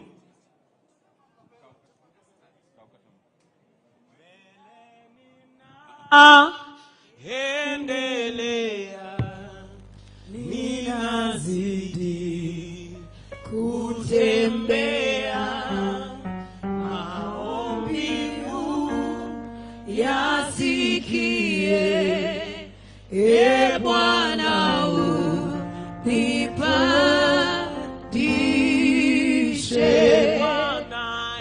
Bwana uninue kwa imani nisimame nipande milima yote Bwana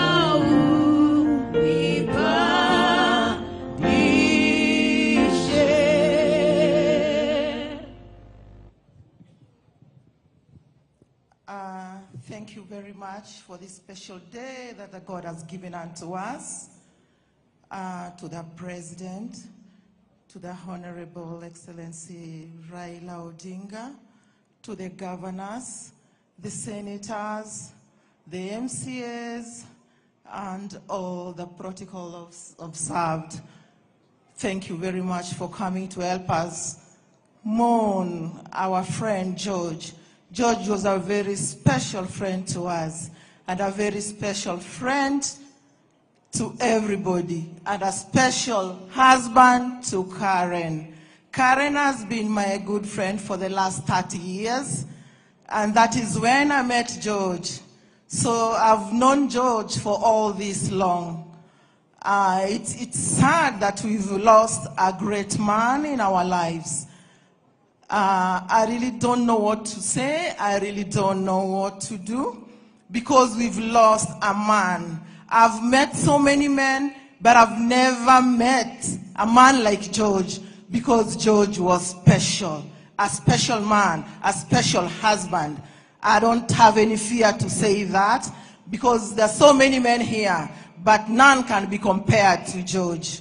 So thank you very much. I'm Rose Asiko, the wife to the veteran legend of KBC, Omole Asiko. I'm going to read a small special tribute about George that Caro has written, and then Caro will timoneno in the Luo, because us here at home, we believe that if you do that in the Luo, it's when you feel that you've really sent your husband in a great way. So you will kindly bear with us. Thank you very much.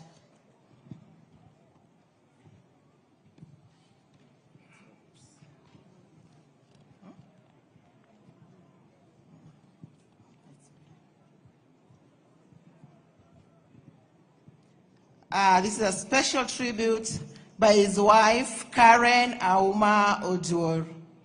It's hard to put into words what it feels like to lose you, George, my husband, my best friend, my greatest support. You were a man of quiet strength, always putting others before yourself. Your journey was full of discipline and sacrifice. I watched you carry so much on your shoulders, and yet you still found time to laugh with the people around you. You check in on me even when you'd be far away on duty to make life lighter, even when yours felt heavy. But beyond the title and reals, it's who you were at home that meant the most. You are loving, present, deeply caring, a true partner in every sense. You made life feel safe. You made our home feel whole. You are a partner who showed up with love, patience, and pride. You are my calm in every storm. You touched so many lives, and I've seen the impact of your kindness and dedication in the stories people have shared. It brings me comfort, even in this pain, to know how loved and respected you are. Though you are no longer by my side, your presence is everywhere, in our family and friends, in our memories, in every part of the life we build together. Rest well, my love. Thank you for loving me. Thank you for choosing me. You gave me your best, and I'll carry your memory with grace and gratitude always. Love, Karen. Thank you very much. Karen has so many friends. So friends of Caro, kindly stand and wave to the, kindly stand. Thank you so much. Caro will say more. Asanteni sana. Bwana Yesu asifiwe. Bwana Yesu asifiwe tena. First, I want to give my thanks to President William Samoei Ruto for coming to mourn with us, to give George a good send-off.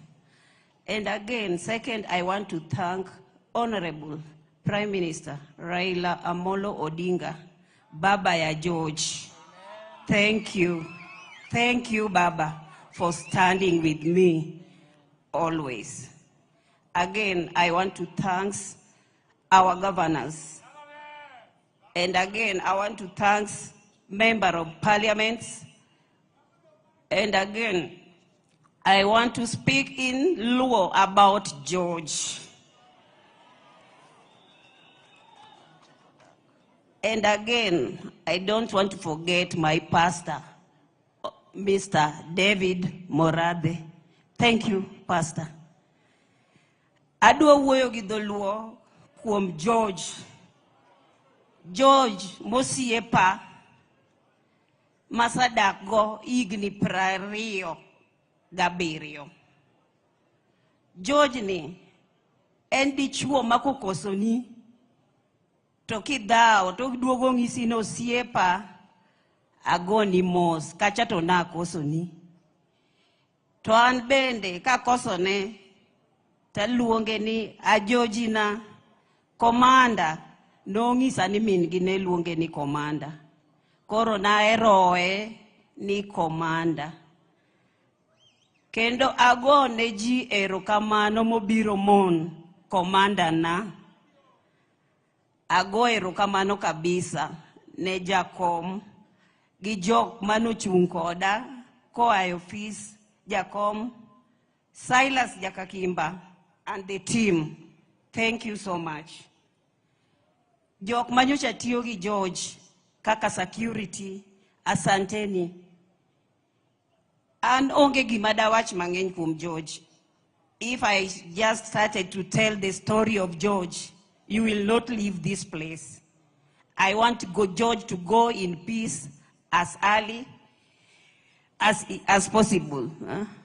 So I don't want to talk much about George.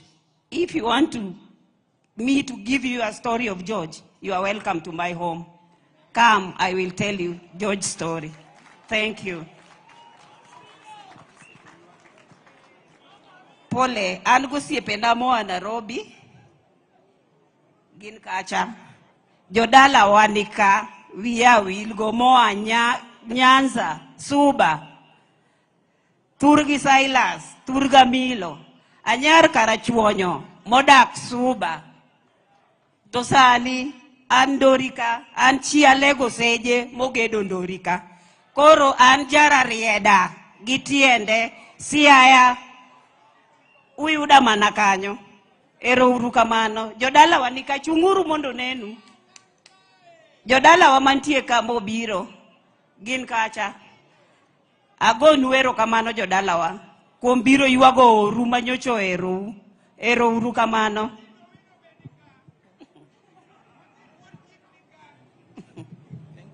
Thank you so much. Oh. George lived with one son. He's a son to my brother-in-law. Bruce, where are you? Come. Not even one, there are two. But only you will talk.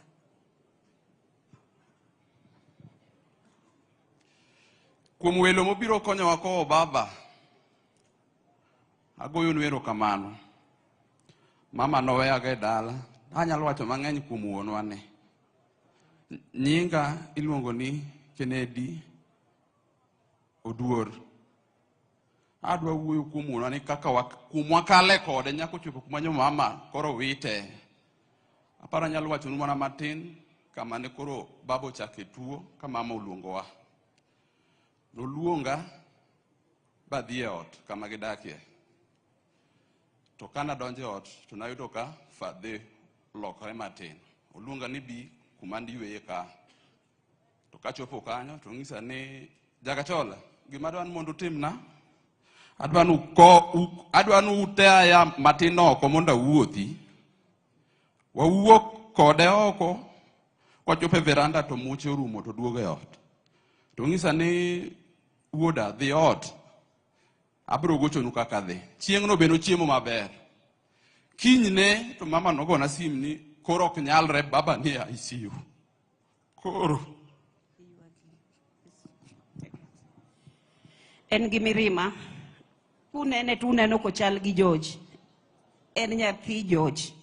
Min gi nothowe katin. We raise him up. And gi George. Mos Bruce. Ero uru kamano. Jakom to podagone mana ero kamano. Kikiweya wuon George. Ero kamano.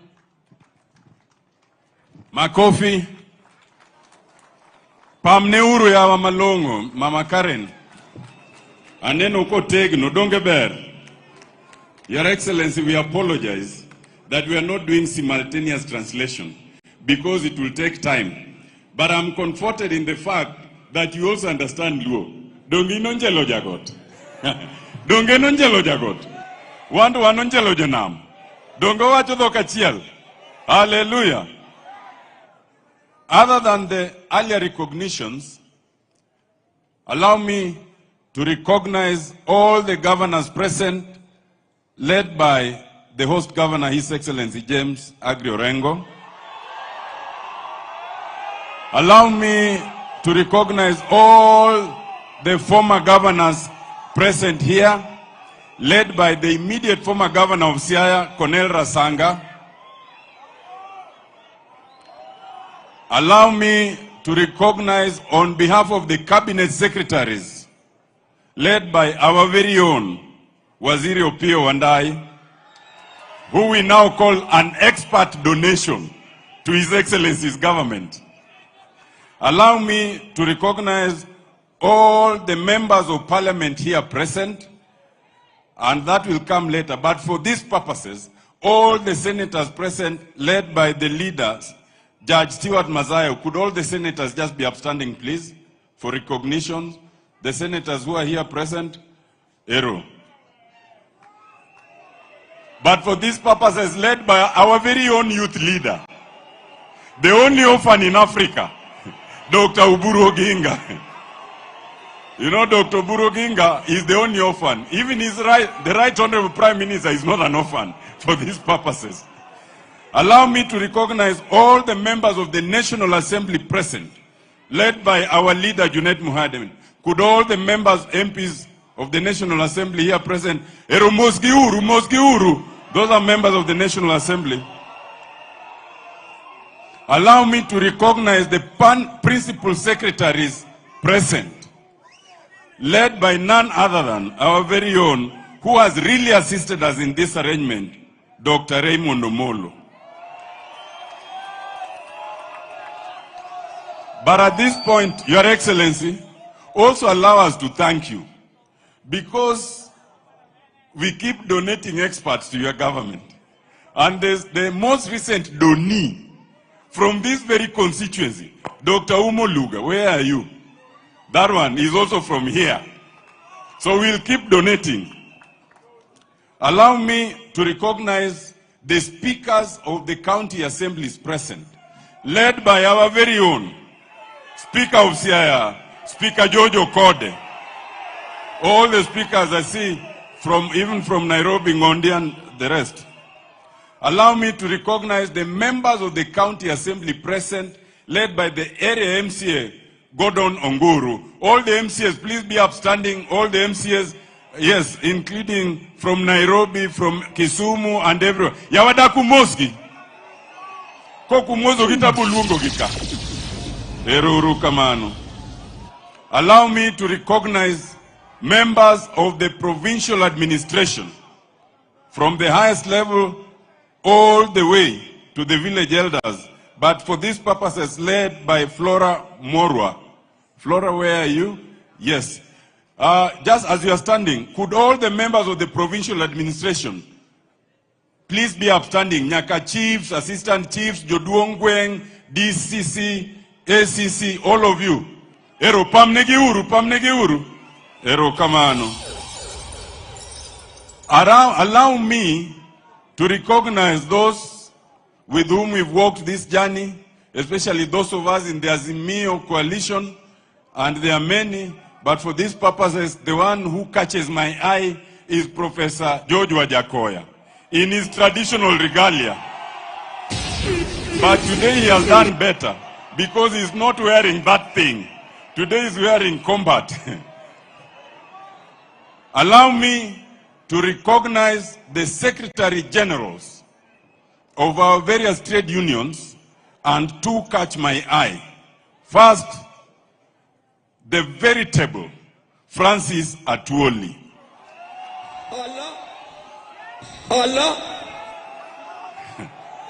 Allow me also to recognize our very own Secretary General of NAT, Collins Oyu, who is also from Rarieda. Allow me to make this recognition, because I'm the member of parliament for Rarieda, but there are those who came before me. First in that order is Waziri, who is also my uncle, Tuju. He is here.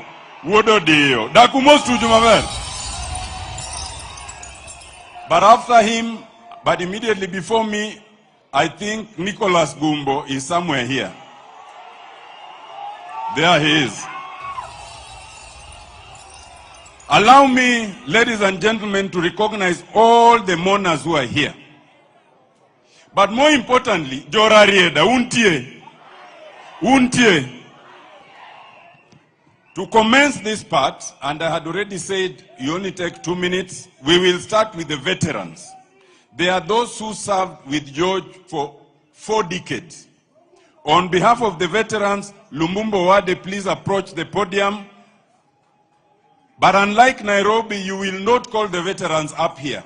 You will only ask them to be upstanding wherever they are, and then you speak on their behalf. Lumumba Wade is not just a veteran, he is a man who knows the corridors of committee very well. Thank you very much, Mheshimiwa.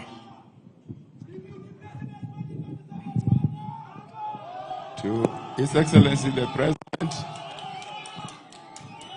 His Excellency Right Honorable Prime Minister Raila Odinga, Carol, who has just gotten a new name, the widow, all protocol observed. As you've been told, I'm called Lumumba Wade. Ne wabro luoro occasion ni. Akwayo ni jomantie kanyo magokokogo. Please, we go koko. Hori mondo wawinj wachni nikech kawuono en odiechieng' mopogre gi odiechienge moko.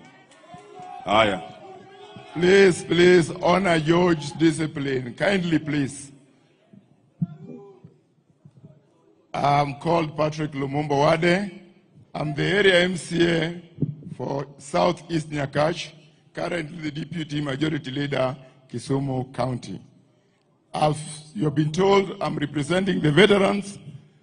I kindly ask the veterans to be upstanding so that they can be seen.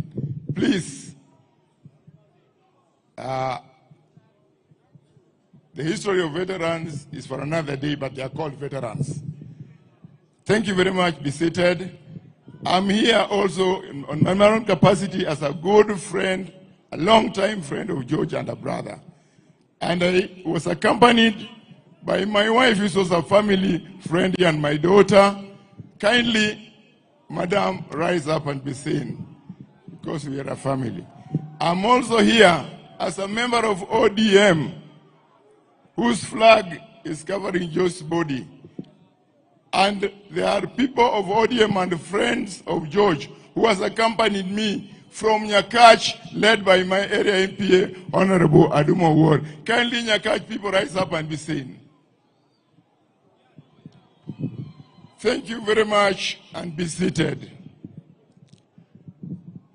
I'm going to give us very short history of George, how far we've come from.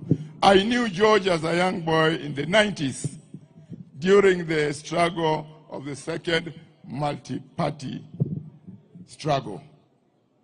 But that is not enough. I saw a young man who was a very disciplined youth. I identified him among the many youths. We are so many, but George stood among the best.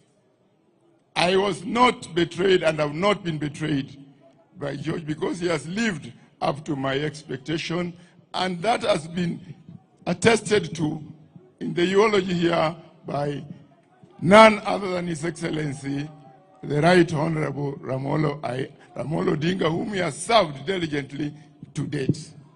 The man we are burying here is a hero, and I'm happy and glad that we are burying a hero at home. Many heroes are declared missing in action, meaning they are not buried at home, but we are burying George at home with all the honors. I believe those honors are here. His Excellency is here, the President of the Republic of Kenya. Which other honor do you need other than that can be accorded by the President of the Republic of Kenya?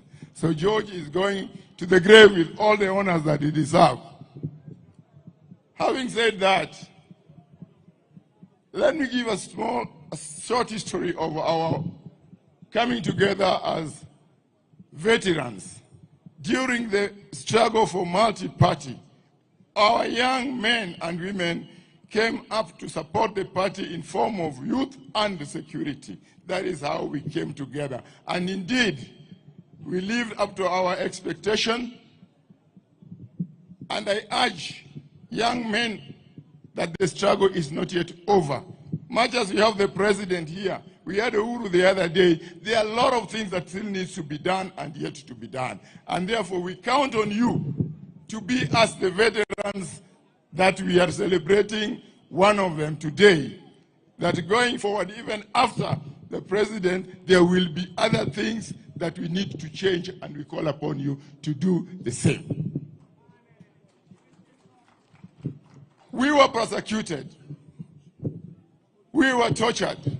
But that did not deter us to continue with the struggle. I can attest here that those people you see collaborating around Prime Minister, each and everyone has paid a price. All these people have paid a price, but we are not regretting because that price has given us fruits, and we are seeing one of them being multi-party. 2010, the Constitution is here to be seen. We have devolution, and so on and so forth. Those are contributions of those that we are celebrating today. I want to say here and appreciate Mama Ida. Mama Ida, she's not here. But in the struggle, she has always stood with us as the family. I was arrested. George was arrested when we were very young. Our families were very young. Caro had just gotten married when we were arrested and taken to committee with my friend, now the CS, Opio, and I. The woman who brought our families together and encouraged our young wives was none other than Ida. She brought them together and was constantly counseling them and telling them, I am a testimony. My husband was arrested when I was young. You be steadfast and follow this path. And that path they followed to date. I'm happy that Caro is burying George today. Had it not been for Mama Ida, I'm sure some of us would have come from prison and find ourselves without wives. Thank you, Mama. In the struggle, a lot of people participated in a way or the other.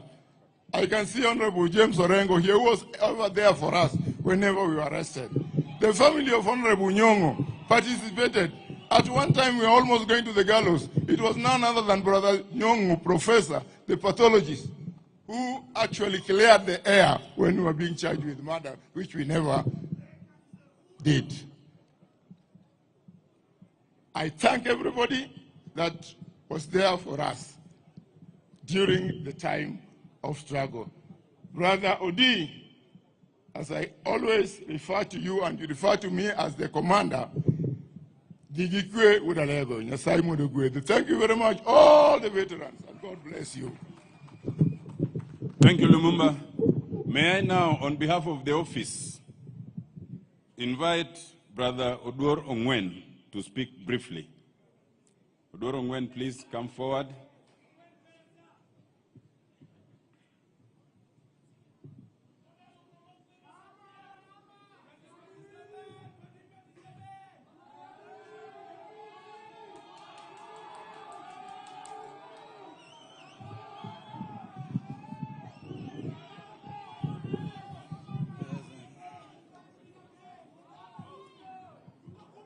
Mama Caro and the family, Your Excellency, the President of the Republic of Kenya, Your Excellency, our party leader, Jacob Raila Amolo Odinga, deferring to all the protocol.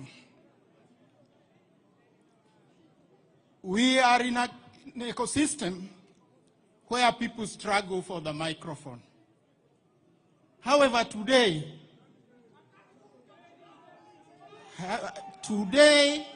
it was very difficult to come and stand behind this microphone because we have lost a legend. I'm standing here on behalf of those who worked with George. I come from the National Secretariat of the Orange Democratic Movement, where George is, I'm still using the present tense, is staff number 051. So as a family, we are devastated. So before I say 2 words, I want to ask George's colleagues, wherever they are, to stand, starting with Chungwa House. Where are you, the staff from Chungwa House? There they are, led by Mr. Kawino. Capitol Hill. The staff from Capitol Hill, please. Where are you? Here they are. From Joff? Those from Joff? And finally, those from Mama Ida's home. The staff, please. Yeah, thank you. Thank you, thank you. Your Excellency,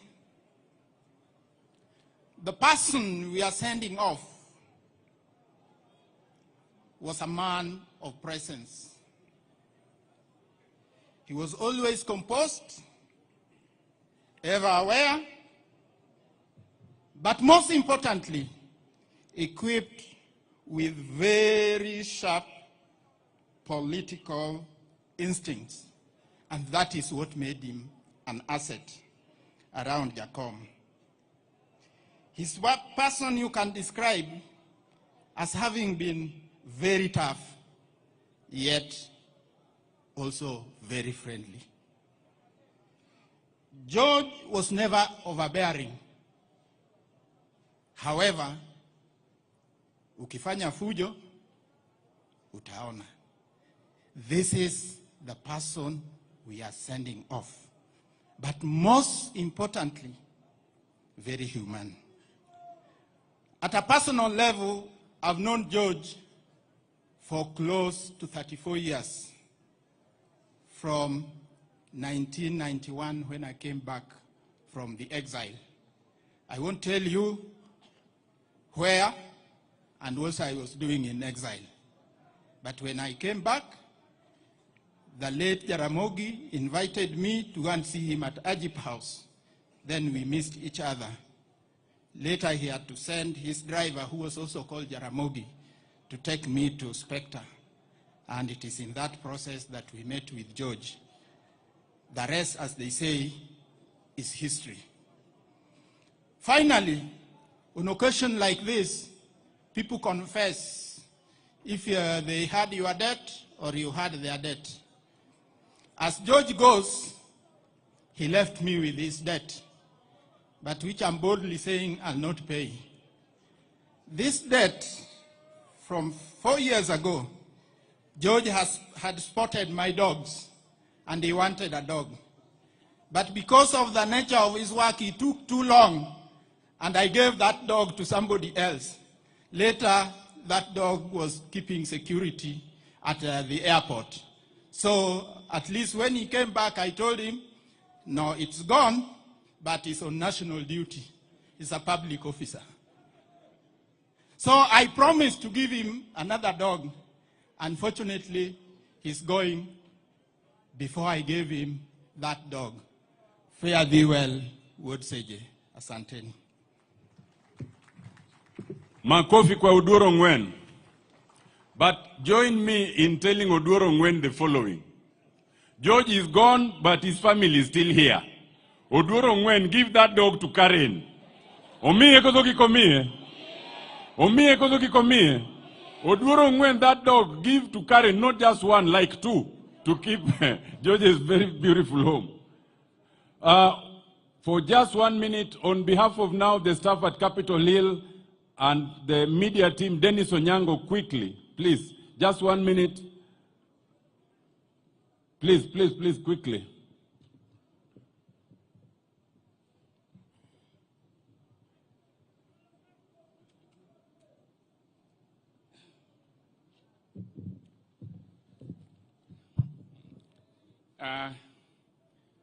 To George's immediate family, Karen, His Excellency the President, who I know must have been a beneficiary of George's security at some stage, to Right Honorable Raila Odinga, our boss, and a man who has lost a piece of himself, I'm here to speak on behalf of the office that you lead, and I'll speak from the point of view of George as a professional. I knew George. I've known George for some time. Even before I joined you, I knew George. And as I've said before, a bit of things may not be the same again with this exit. We will try to fill the gap, and we will fill the gap eventually. But a few things will take time, because George and you develop some kind of telepathic relationship, such that if George sensed that there is a problem between you and Mzee, you will notice it from George's reactions. George will never leave Mzee's side, even when he was hungry.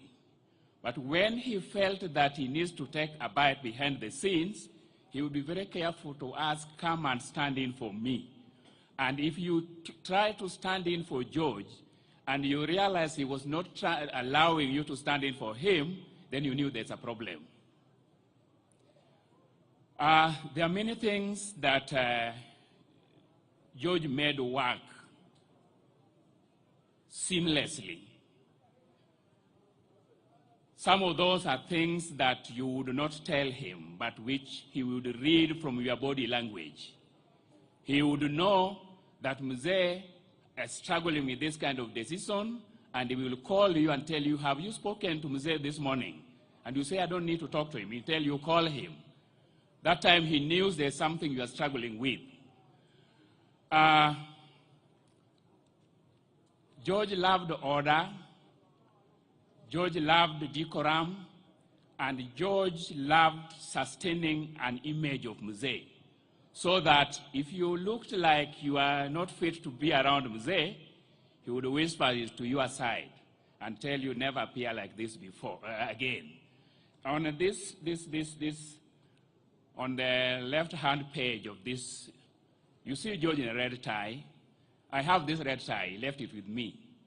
He left it with me because the day we were in Addis, he felt that the tie I was wearing was not fit for the occasion. So he told me, take this one. And I think that the last time we met as officers, he left me with this tie. I still have it. He gave it to me because he had a way of wanting the space around you to look like. And he would not tell you, all these nice dresses that you see, George, it was deliberate. It was very deliberate. Finally,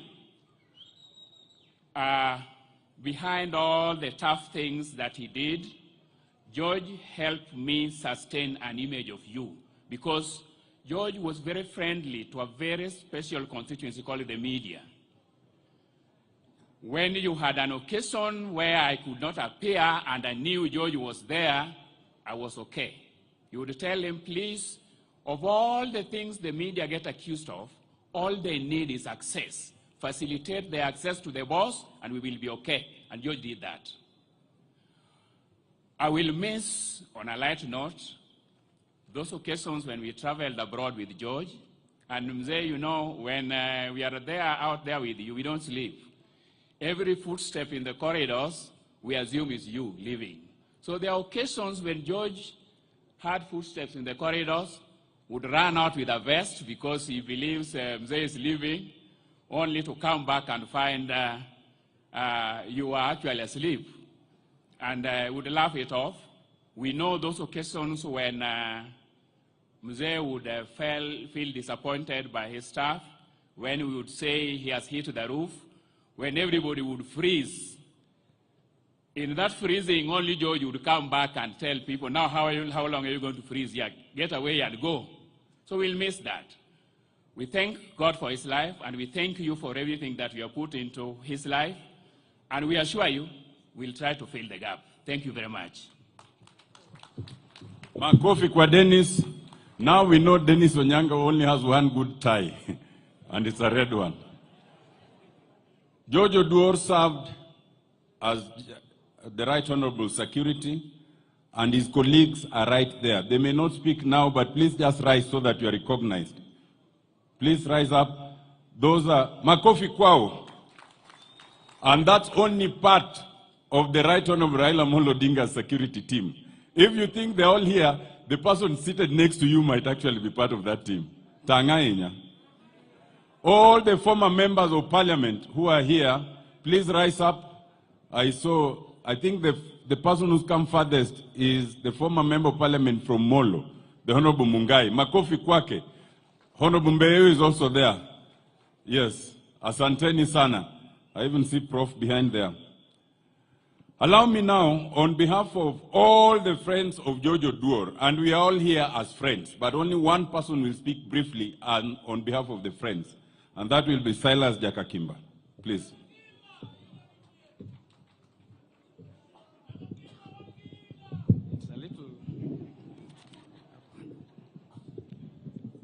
Excellency the President, Prime Minister Odinga, and Madam Caro, George Neluongeni Nyamera, and fellow monarchs. I bring my pole to Madam Caro and the people of Alego Seje, Jodalagi George, Okepe George, Nyikepene, Ganyola Duto, Gijo Alego, Jo Game, to Gijo Rieda, Kelo Pole Maga Makende, Kumlalo George. I'll be brief, as we had agreed. PM, it's not easy, Timon and George, but because I've been told to represent friends, I'll try. I first met George at the University of Nairobi, I think around 2002 or 2003. There was an event where the Prime Minister came to do a public lecture, organized by the then Odhiambo professor and another. And as a young law student, we used to look up to our seniors. Ted Munovu was the chairman then, Ken Obura. So we walked from Parklands to main campus. And when the Prime Minister, after doing his public lecture, went upstairs to the so-called senior common room, then our leaders also followed him up there. I decided to go say hi to this gentleman that came with the Prime Minister. Telo Bear Ainya. That is how our friendship began with George. And he's held my hands over the years. Along the way, some months later, he told me, Ana no Kenya Thima Longo, Biateri Musane Jacom. Notera Jacom at a venue called the United Kenya Club. And I did lunch with Jacom. I think that day there was also Francis Ogola. And thank you, Jacom, for the time shared. The honor I had to serve you through George is not a small thing. Moving on to just recently, I don't want to speak to our friendship. It's a long time of friendship. George and Caro are always on the island, the so-called the Promised Island Mfangano. And I said the other day, the first time they came, you know, when visitors come to visit us, Daktari, we do fish. So George did not eat fish. He said, Ni eno kochamrech, he didn't do fish. He had to eat eggs as we destroyed the samaki. So one thing is, George, though he comes from the lakeside, is one of the few people from this area who never did fish and hated fish. Whenever he goes to his in-laws, the Lambwe people are here, rather Karachunyu people who live in Suba, in Lambwe, I was always by his side. Whenever I did, of course, my ceremonies at my in-laws, George was always there, and of course, alongside Fidel Odinga. So the friendship has been there for a long time. In fact, Kano Godalaka, when he was doing his house, the home here, Excellency and Prime Minister, George invited me, in spite of my young age, to come and do the two trees by the gate, this side. And he did the same for me when I was doing my residence at Kakimba. He came with Madame, and they did the same thing at my residence, at the gate, the two trees. So thank you so much. But coming to recently, I know Bruce tried speaking, and I don't want to talk about his sickness, but I just want to tell you people, because most people are calling me asking, did George have an accident? George really struggled the last 3 weeks, and PM, thank you so much. In spite of your tight schedules, you are going to Sudan, coming back, checking in. You came to the hospital, it was tough, and you told me, Sila, this is terrible. But you always found time to come and offer moral support, so thank you so much. I know there's something we want to do away with in terms of Thanksgiving. It's called vote of thanks.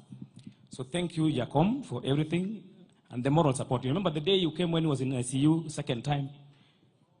He opened his eyes for the first time in 4 days of ICU when he came with Maurice and Upondo. And that really encouraged him. In fact, the last word I think he uttered was Erokamano to Jacom. So asante sana. Thank you, Excellency, the President, through Dr. Omolo. Your moral support has always been around us. But George, as I told PM, is a strong man. He went through this thing bravely. He was very brave. From home, he went to ICU, did HDU for around 9 days, went back to ICU, but he was very brave and strong throughout. And thank you, PM, for the honor. You called me to your office and told me, Sila, I want you to coordinate this thing. And of course, I asked PM, could we have Dr. Tienda Molo to support? Because PM told me I don't want a funeral committee. And I know, and he's been in denial. I know Prime Minister Odinga almost very well. He's penning, he's grieving, and I told you, Daktari. He told me, still, I don't want a committee. Committee for what? Committee Marango. You know, I'll not say much because he's in pain, and I understand him.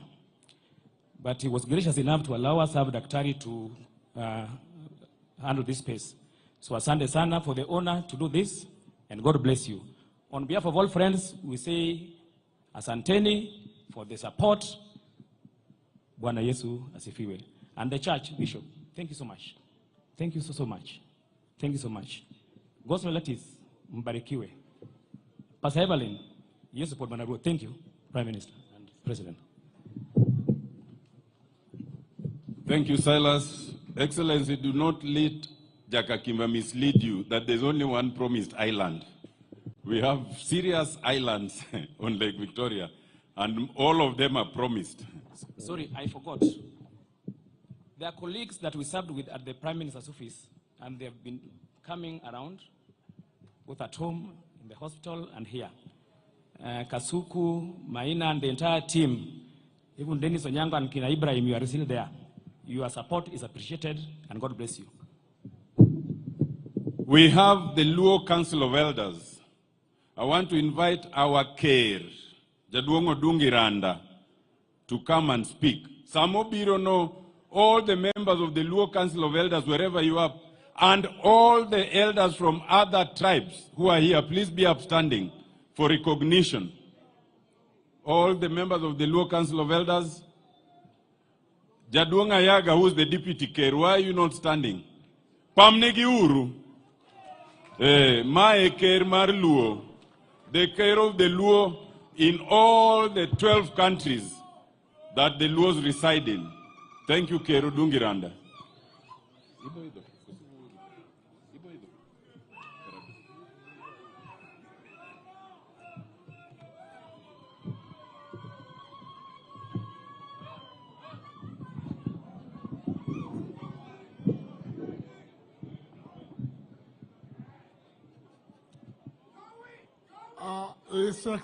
His Excellency, the President of the Republic of Kenya, the Right Honorable Raila Odinga, Mama Karen, nijo kanisa matayo nyasi maro di wuor udalego.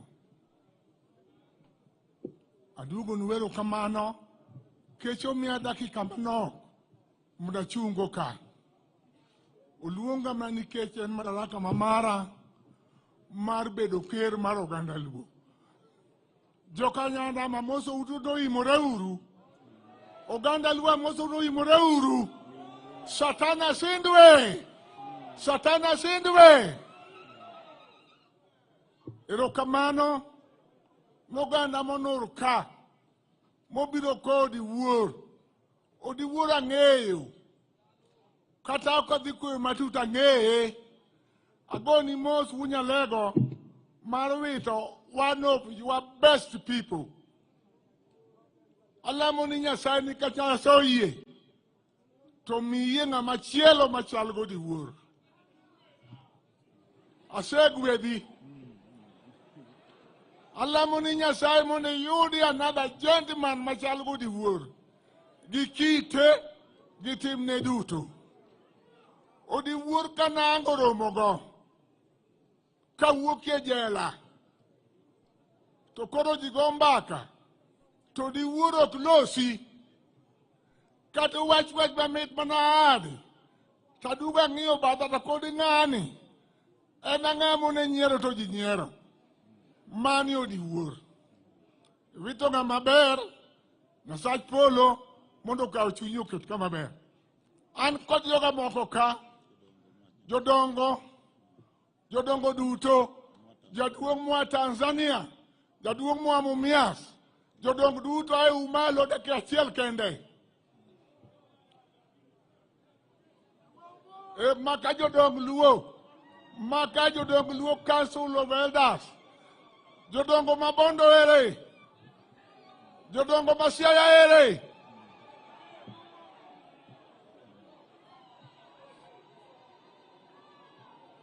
Aduogo nuero kamano e wach maro di wuor nikech wach ba oticho di wuor maber. Okelo President Ruto kawuono wan go ka. Nyuja Desemba ka kaka ker maluo abedo gi jodongo adek madongo, abedo gi Museveni wuod Lokacha, abedo gi Ruto wuod Nandi to gi Raila Amolo Wunyalego, mago joma dongo e thurwa ka. Hallelujah! Hallelujah! Akwayo Nyasach Polo n'oganda Luo kamoro amora ma gintie mondo giriwre gibe gimoro achiel. Ki gimoro amora wuoge kind Luo kama antie nieri. Agombo ni kamoro amora mwandhiye wayud ka jaluo en achiel. Uyie kod mano? Amiya ubadu malo ni jaluo bed achiel, miya umalo. Aduogo ni wero kamano, aneno kalien ni eliel mapek, utingo waga tuoli be wan go ka, kata rengo wonya mayanga wan go ka, kata Mazayo wuod Kos be wan go ka. Osiepna moro ba aneno ka, ne malimos ji baba, ting mari malo, manga musiepna matek, ero kamano aonge kod weche, dakika mano miya ariyo meda ng'wen. Ero kamano achiwo masoch wach ni Nyasaye gwedh na uduto. Ero kamano jaka Kimba. Utienda Molo. Tijora rira maber. Orengo wunya mayanga. Amor kaneni. Nyaero. Mar Nyasaye menai. Jiduto mochopo ka. Arwako uru kaka jaluo. Kakoro wang udo. Nyasaye otelu. Ubiro yuago di wuor maber. Anena nyang Wunyalunga be wan go ka gi timne duto. Mad Nyasach Polo gwedhu. Wunyalego bed kamano. Alamo ni Nyasach Polo. Nyasach remo gi kwarwa mondo be kodu. Ero kamano uru. Dakupamne ker. Ero kamano ker. Agoni ero kamano ahinya. We have various deputy governors here present. Could they be upstanding? We know that in Siaya there's a vacancy. Those who want could apply. But the deputy governors here present, asanteni sana. When Governor Orengo is speaking, he'll recognize you properly. I saw Ruto Odinga stand. Nyakamami Bika. Please come for a different reason. As you all know, George Oduor'S was a member of Raila Amolo Odinga's family and Mama Ida Odinga, and by extension, the Jaramogi family. So, the Honorable Ruth Odinga will speak on behalf of the entire family. Maybe they could all be upstanding first before Ruth starts.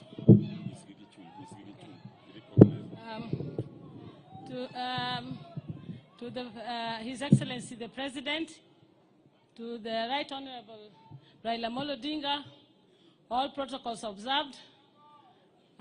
Here, standing on behalf of the family, members of the family of Odingas, could you please be upstanding?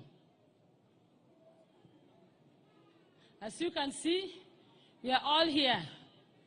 There are very many here. As you know, George is a brother. George is an uncle, and to many of us, we say that this is a family member that we have lost. I can see many of you saying that George started off working with my father, with Raila. Actually, he started working with my father. I knew George when he was working with my father at Ajib House, then at Spectre. George was a very good mechanic. He was very good at his work.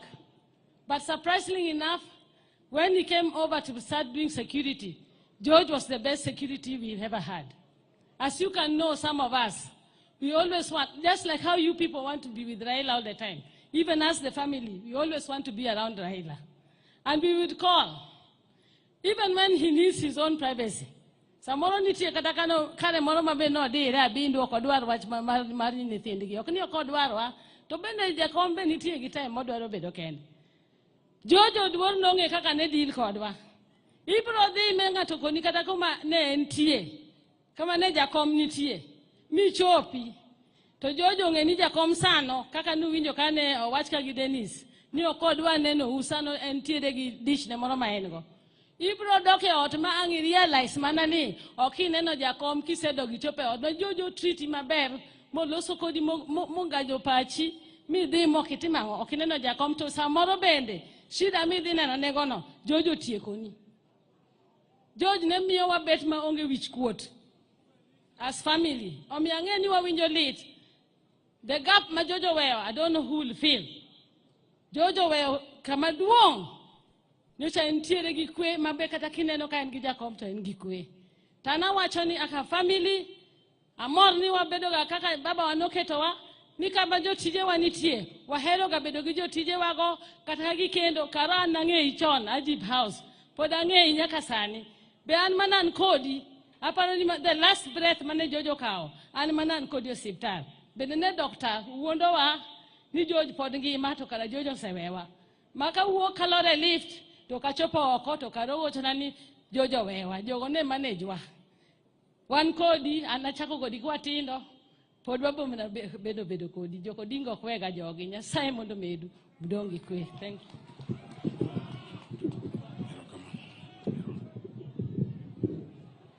Pamneuru nyaka mami. Now we are moving pretty fast because as you can see the clouds are forming, but we want to beat the time. May I now come to the National Assembly, and for the National Assembly, may I invite our minority leader. Well, the courts call him majority leader, but as in Parliament, we still maintain him as our minority leader, to introduce the members of Parliament and speak on their behalf. His Excellency, the President, Dr. William Samoei Ruto, the Right Honorable Prime Minister, Baba Raila Amolo Odinga, Governor Siaya, His Excellency James Orengo, and other governors, members of Parliament, all mourners, Bwana sifiwe. Bwana sifiwe tena. Yangu ni machache, nataka kuomba wenzangu ambaye tunafanya na huko kwa bunge wasimame juu ili watambulike. Tuko hapa na mheshimiwa kutoka Nyatike, anaitwa Mheshimiwa Tom Odege. Tuko hapa na mzee wetu wa huko Nairobi, anaitwa Babu Owino. Tuko hapa na mheshimiwa wa Budalangi, anaitwa Rafael Wanjala. Tuko pale na mheshimiwa wa Kibra, Mwalimu Orero. Tuko hapa na mheshimiwa wa Makadara, George Aladwa Omwera, chairman wa ODM huko Nairobi. Tuko hapa na mheshimiwa kutoka Nyakachi, Mheshimiwa Duma Uor. Tuko hapa na mheshimiwa wa ODM wa Mandera East, anaitwa Hussein Weitan. Tuko hapa na mheshimiwa wa Kisumu Central, Daktari Oron, Dr. Oron yuko hapa. Tuko hapa na mheshimiwa ya Karachuonyo yuko hapa chini, anaitwa Dr. Adipo. Mheshimiwa Kuome Adipo yuko hapa. Inua mkono juu zaidi. Watu wa kuone. Tuko hapa na mheshimiwa kutoka Awendo, Mheshimiwa Walter Wino. Tuko hapa na mheshimiwa wa Lego Usonga, Mheshimiwa Atandi, Chairman Budget Committee. Tuko hapa na mheshimiwa Tubi, ya youth leader wa ODM John Katora yuko hapa. Tuko hapa na mheshimiwa Game Elisha Akuba hapa. Iko hapa women rep wa Siaya anaitwa Dr.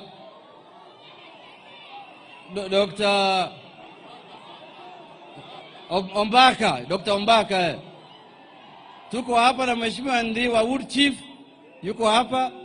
Tuko na chairman wetu ambaye ni chairman wa Health Committee, mbunge wa Seme Dr. Jikal, mheshimiwa wa Kisumu West Rosa Buyu, women rep wa Migori mheshimiwa Fatuma Full Network iko hapa, mheshimiwa Langata anaitwa Jalango mwenyewe, na women rep ya Kisumu ameshaongea anaitwa Ruto Odinga. Iko hapa mheshimiwa wa Westlands constituency mheshimiwa Tim Wanyonyi iko hapa. Iko hapa Moroni MP anaitwa mheshimiwa Onyango Koyo iko hapa James. Nafikiri nimesema yote.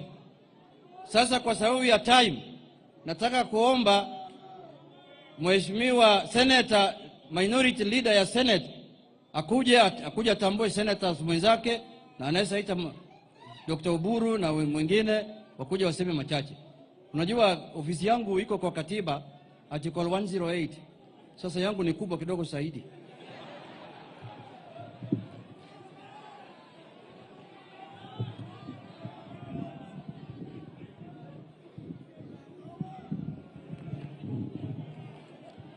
Ofisi zote mbili ziko sawa.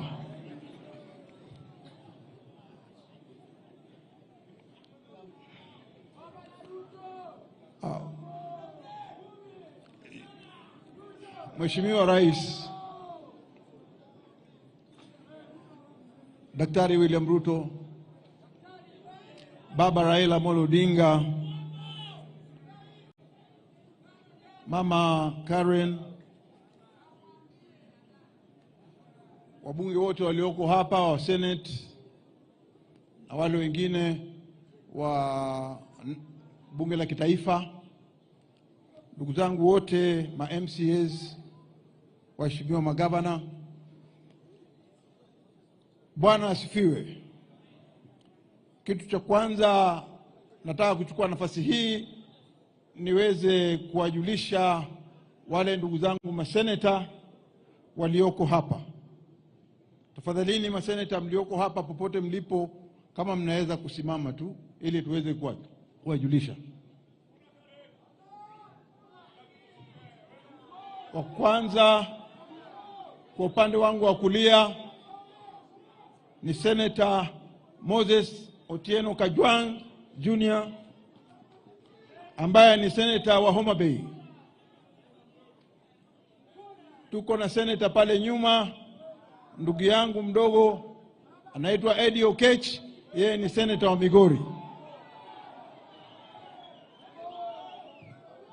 Tuko na senator pale nyuma, dada yetu anaitwa Senator Hamida Kibwana, yeye ni senator mteule. Tuko na anayetambuliwa na kila mtu katika Kenya yetu, ambaye ni mwandishi mkuu wa chama cha ODM, na yeye ni senator wa Nairobi, ndugu yangu Edwin Sifuna.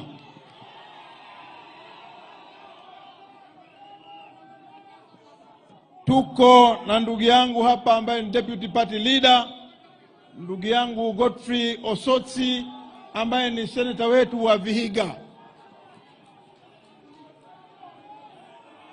Kwa upande wangu wa kushoto niko na youth leader, kiongozi wetu tunaye mwenzi sana ndani ya Senate, Daktari Oburu Odinga, akiwa ni senator wa Siaya.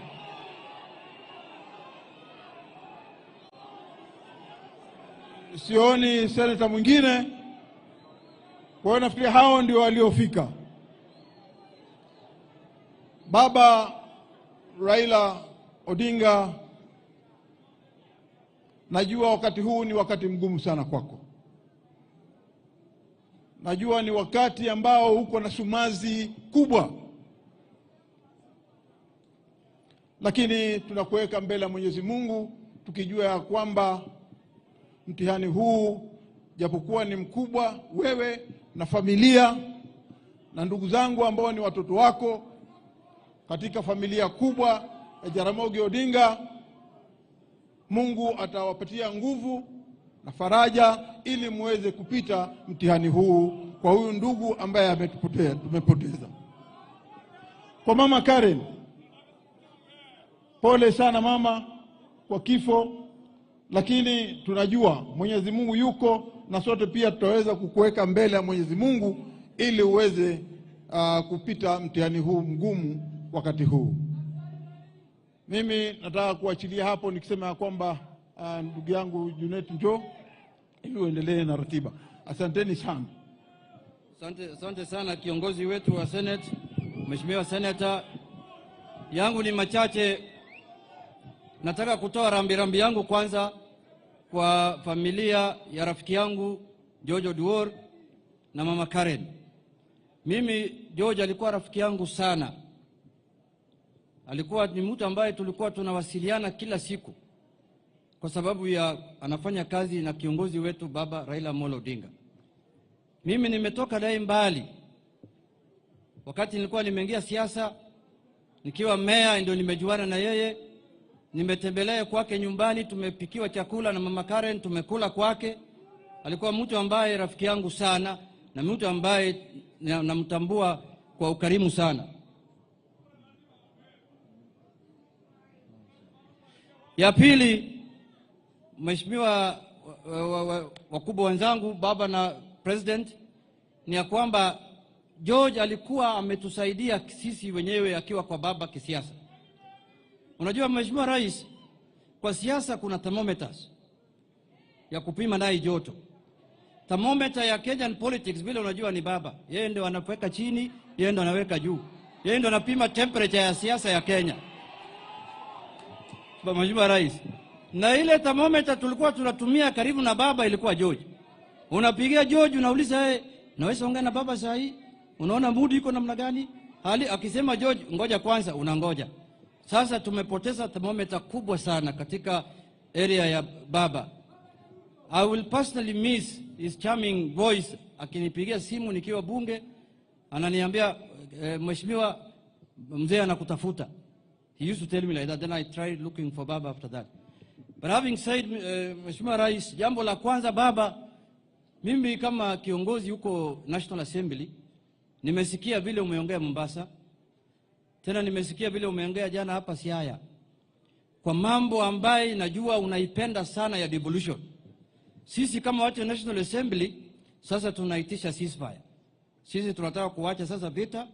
Tumesikia vile umetoa amri kali, tutasungumuza kichini chini, tutaona vile tutafanya. Hata ile bill ya additional revenue allocation tutapitisha by Thursday, itaenda kwa president kupigwa sahihi. Tutapitisha. Hiyo vita nimeona inakuja ni kali sana, Your Excellency, wacha tukwepe. Unajua ukiona mawimbi imetanda, isikunyeshe, unaingia kwa nyumba haraka. Baba anasema sisi ndio tunaangamiza devolution kama watu wa National Assembly. Ati watu wa National Assembly hawataki mambo ya devolution. Nitaenda kuhubiri hiyo injili vizuri sana kuanzia Tuesday. Utaona Jonathan anaongea vingine, amebadilisha mdomo yake. Jambo la pili, Your Excellency, ni ya kwamba chama chetu cha ODM tarehe 7 iliyopita waliweka maktaba na chama ya UDA kuhusu mambo 10 ambayo inafaa ifanywe. Na hiyo mambo ni mambo ya kusaidia Kenya. Mambo ya inclusivity, constitutionalism, mambo ya kupeleka maendeleo kila tabaka ya Kenya. Your Excellency, that is the way we want our country to go. People are worried about 2027, but there is life between now and 2027. There is service to the people between now and 2027. Na kuna watu ambaye wanapinga hiyo maneno. Na mimi jambo ya maana sana najivunia katika bunge kama minority leader, one of my biggest achievement was to impeach your deputy. Hiyo nimeandika kitabu, nimefanya kazi ya maana sana kwa sababu yeye ndo alikuwa anaongoza hii mambo hii ya ubaguzi. Anasema hawa wana shareholding, hawa watu hame Kenya, waende Uganda. Sisi kama watu wa Migori aliweka sisi Tanzania, si hata hapa Kenya. Mimi wakati hiyo motion ilikuja, Nilikuwa nasanya hata signatures usiku, sio mchana. Usiku nilikuwa natembea kwa nyumba za wabunge, weka mimi kidole hapa, hii mtu aende bana. Kwa sababu nchi hii saa hii yeye ndo anaongea kila pahali, anasema ati fulani anaonewa, fulani ameiba. Huyu ni mtu ambaye wakati tulikuwa tunafanya maandamano ya 2023 ya kupigania mambo ya cost of living na mambo ya uchaguzi na nini, alikuwa anaingia kwa ofisi yake saa 11 ili apambane na sisi. Hata jogo ya pili bado hajalia saa hiyo. Na ako kwa ofisi. Alikuwa anafanya nini kwa ofisi saa hiyo? Alikuwa anafanya nini kwa ofisi saa hiyo? Huyo mtu alikuwa mtu hatari katika nchi yetu. Saa hii mimi nikiona yeye analia kwa TV, mimi nafurahi sana. Naweka chai kwa kikombe, nasema waendelea kulia. Sisi pia tulilia samani, waendelea kulia. Your Excellency, kitu moja umefanya pamoja na baba ni kusaidia sisi kulete Wakenya pamoja. Sisi saa hii tuko na chairman ya budget kwa bunge, anaitwa Samatandi. Tuko na Mbadi kwa treasury. Saa hii mimi ndio kama leader ya bunge, ndio naangalia hawa vile wanafanya kazi, vile wamegawa mali na rasilimali ya Kenya. Zamani ilikuwa naona tu kwa view, sasa saa hii wana chairman ya health committee na report kwangu Dr. Nyikal, na ulisa panga weka hospitali huko namna hii namna hii. Hiyo ndio ile Kenya tunataka, sio Kenya kubagua wengine na wengine wanakula. Kwa kumalizia, Your Excellency, mimi nataka, juzi niliangalia budget. Juzi mimi mwenyewe niliangalia. Miaka 2 iliyopita 2021 na 2022 kuna barabara 1400 kilometers new roads were started through the taxes of Kenyans. 970 kilometers were assigned to one region. Sisi tumeona barabara kilomita 45 peke yake hapa Nyanza yote 45, is it 32 kilometers.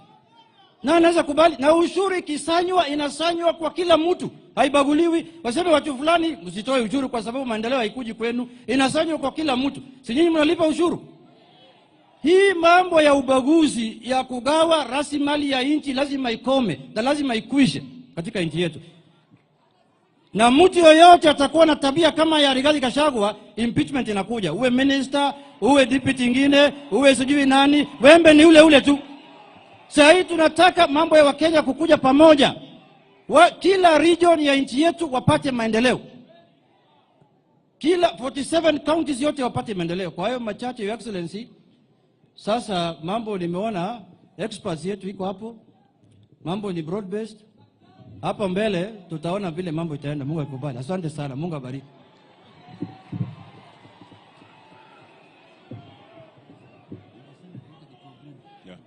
Hello. Asante, Honorable Junet. Allow me now, and with profound apologies, Your Excellency, in this region, we are ODM, the oldest party and the biggest party in East and Central Africa. So let me call the Secretary General of this party to speak to us briefly.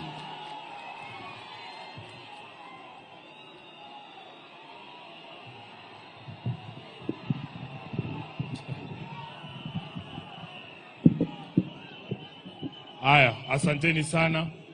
Mheshimiwa Rais, Mheshimiwa William Ruto, Mheshimiwa my party leader, kiongozi wangu, Baba Raila Amolo Odinga, familia ya ndugu yetu George kiongozwa na Mama Karen, wote ambao mmefika hapa na wasalimu kwa jina la Yesu Kristo, hamjambo. Mheshimiwa Rais, mimi ndio Sifuna. Ukiangalia, ngoja kwanza. Ukiangalia hapa mbele, huyu muungwana amelala, amefunikwa na bendera ya chama cha ODM. Nataka nikuambie Mheshimiwa Junet, mimi ni mtu mdogo, lakini kiti ambacho nimekalia ni kikubwa sana. Kiti cha katibu mkuu wa chama lazima kiheshimiwe. Na ndio kwa maana tumechukua hiyo bendera, tumefunika huyo mwanachama. Sio kila mtu wa ODM akifariki huwa tunafunika hiyo bendera. Ni heshima kubwa ambaye tunamtunuku ndugu yetu George. Mheshimiwa Baba, jinsi ambavyo nilizungumza tukiwa kule Nairobi, mimi nilisema nimejua George kwa sababu ya ukaribu wako na wewe na kwa kufanya kazi pamoja na wewe. Ukiangalia security situation around Raila Odinga, I don't think there is a security situation that swings as wildly from one extreme to another kama security situation ya Baba. mtaamka asubuhi, mnakunywa chai huko London na watu wa diplomacy, mnasalimia marais Addis Ababa. Saa 8 inatakana uingize Raila katika uwanja ya Kamukunji. Imejaa watu wanapiga kelele, wanapenda Mheshimiwa Raila Odinga, na hiyo mapenzi ni hatari hata kwa baba mwenyewe. Halafu siku ingine inahitajika umtoe kule Embakasi South akipigwa tear gas na risasi, uhakikishe kwamba amefika kwa mama Aida akiwa mzima. That is how wild the security situation around Raila Odinga swings. And this gentleman you see here, he did it with a lot of grace. Na tunataka tuseme kwa niaba ya chama cha ODM, poleni sana kwa kumpoteza George. Kama katibu nina majukumu ya kikatiba chini ya chama cha ODM. Nataka mpe huyu ndugu yetu 3 salute. Nikisema ODM, mnasema tuko tayari, ndio George ajue amezingirwa na marafiki wake. ODM! ODM! ODM! Asante sana. Sasa George, sisi tunasema apumzike kwa amani. Mheshimiwa Raila, mimi unanipa majukumu pale kama katibu wako. Junet amesema yake, hata mimi na yangu. Mimi nilikuwepo pale tukiandikisha mkataba na chama cha UDA. Na huo mkataba kuna mambo inazungumzia. Baba, watu wetu hawa walienda uchaguzi wa chama Kenya nzima. Na nataka niwashukuru wana ODM kwa sababu mlifanya uchaguzi kwa amani. Kulikuwa na sehemu chache ambazo zilikuwa na shida, lakini tutarekebisha.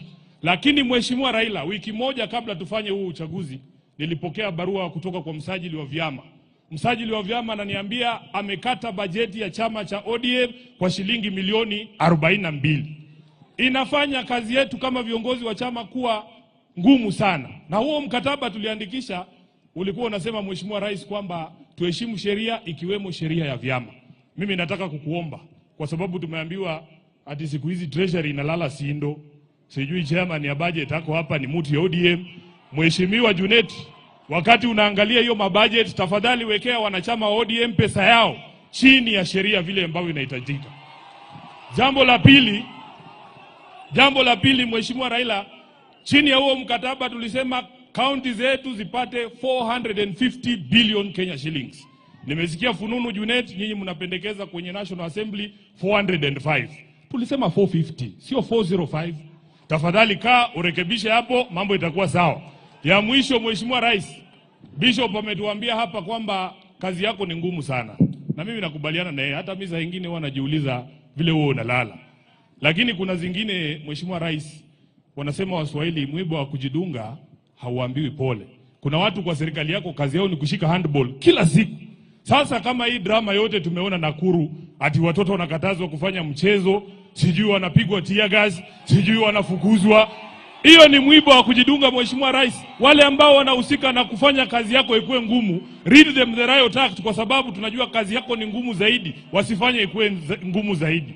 Kwa hayo mengi nasema asanteni sana, na Mungu amlaze George mahali pema peponi.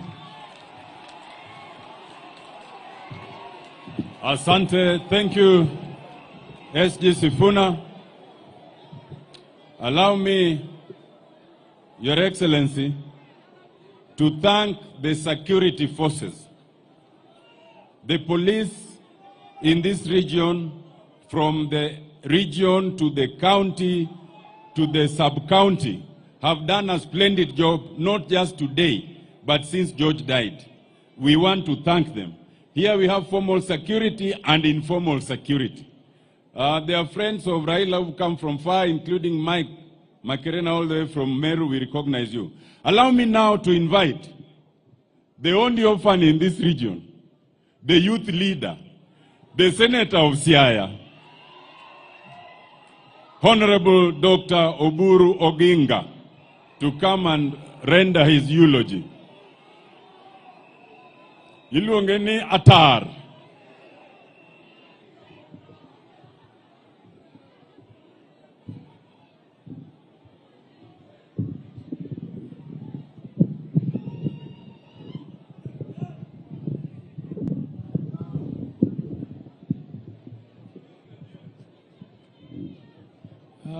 Your Excellency, the President of the Republic of Kenya, Your Excellency, Honorable Raila Odinga, the Prime Minister, and all protocols observed. I have sat for a long time, so I don't want to speak much. What I want to say is that this man lying here was a great man. He was a very, very great man. Because I can tell you, the man he was taking care of, called Raila Odinga, is not a very easy person to take care of. He is not a very easy person to take care of. I can tell you as his elder brother, Raila is very tough, and he likes discipline. He likes discipline, and I can assure you that if you are around him and you are not disciplined, his left hand is very fast and you will not take long around him. You will not take long around him. And George, who is lying here, was my friend. I knew him in 1992 when he was in the in Ajip House with my dad. But I knew him more in 1994 when Jaramogi passed on. He is among the youth who came to campaign for me under very difficult circumstances. KANU was pouring money, in Bondo was pouring money and also food. It was during famine time. And Your Excellency, those people were very, very aggressive. I know you were there, so you know. You know that Odongo Mamo came with the gunias of money, bags of money, and also food. I was a poor civil servant. I had just come from being the provincial planning officer in Kakamega, and I came in to Bondo without expecting to contest any seat as a member of parliament. And I had no money. And even my brother Raila did not give me money. He was a member of parliament.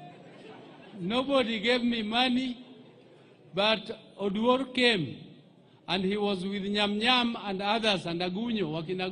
I can see them, those ones you call veterans. They came for us, to campaign for us in Webuye and here. And I can assure you, it was not an easy struggle, and they managed to go through that fierce force of KANU, and we managed to win the elections by landslide. By landslide. And Oduor'S, I can tell you people, if you didn't know, that he was more than security to Raila. He was more than security. He was like a brother, and he knew everything. He knows, you know, what security knows what is ailing you, what security knows what is, how you think. The security would judge Raila and even be very sensitive. When Raila wants to do something, he would actually just make sure that that thing is done very fast. And I want to ask the Almighty God to put his great soul to rest. And finally, Your Excellency, I want to say one thing, that this country has a democratic system where we do elections every 5 years. We do elections every 5 years. But we cannot have a situation where we are agitating, standing up and saying, Ruto must go, Ruto must go. If he goes, so what? If he goes, so what? He can go like the president of Siaya of Somalia went, and there was chaos in that country. There was complete chaos in that. Up to today, Somalia does not know peace. And we don't want our country to suffer that. We want our country to be peaceful. We want to stabilize it. And that is the reason why we joined you, Your Excellency, when we were actually the ones carrying out what Gen Z was doing. We want to encourage this country to be peaceful, and we are going to work, and those our friends who think otherwise, they should also continue to think otherwise, and we remain friends with them, but they should know that as ODM we have decided to work in this broad-based government, and we have lent you people to work with you. But, Your Excellency, what I would like to appeal for, please make sure that our region gets its fair share of development.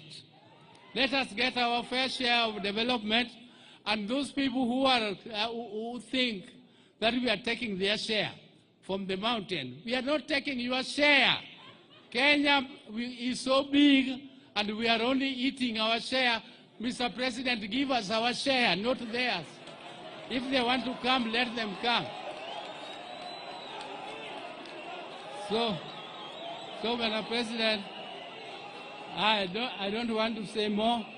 Thank you very much for the opportunity, and may the Almighty God rest Oduor'S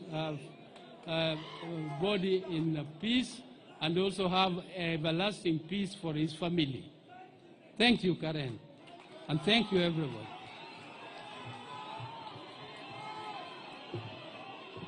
The only orphan in East and Central Africa has spoken. Thank you, Dr. Buru. On behalf of all the workers in the Republic of Kenya, allow me to invite the Secretary General of KOTU, Francis Atwoli, to say a word.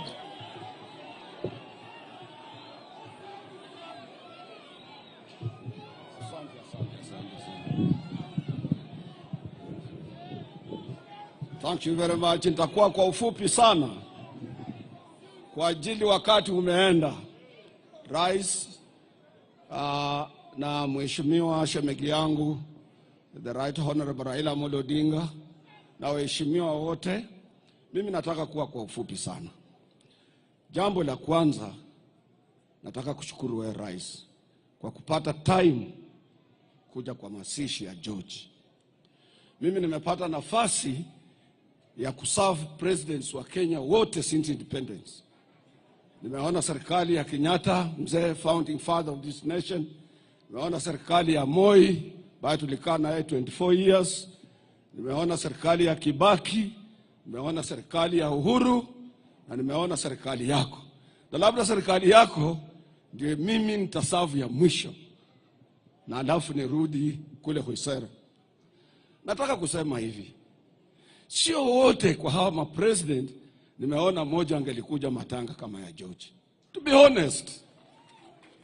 honest with you, I want to thank you very much for that. Kumpa Raila Odinga heshima ya kuja kwa matanga ya assistant wake. Na pia sisi tulikuwa katika Azimio vile unavyojua. Nilikuwa karibu sana na George. George is a terrible security organizer. Kuna wakati tulienda pahala, kuna upinzani ya watu wawili na wote ni watu wetu. Na fujo imetokea, kuna yuko mtu pale katika dais, watu wote wameondoka. Mimi ndio nilienda kuambia Mheshimiwa Raila, hapa nafikiria hatutakuwa na mkutano hapa, iko fujo. Raila akaita George. George akasema nipe 2 minutes. 2 minutes, George had organized, everything was okay. Mkutano ikafanywa na ikaisha. Najua shemegi yangu kupata mtu kama huyo haitakuwa rahisi. Lakini mama Karen, wewe umepoteza sana pia kuliko sisi zote. Mwisho nataka kuongea maneno Daktari Oburu amesema.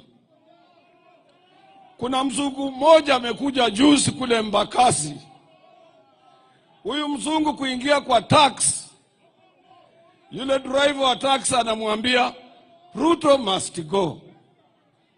Ruto must go. Mzungu anamuuliza, me am a businessman, I've come here, I have a chemical branch of my organization.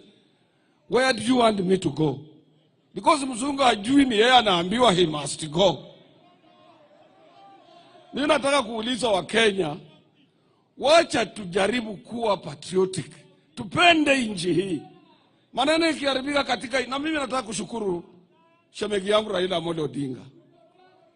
Kufanya kazi na serikali sio kusema you have compromised your principles.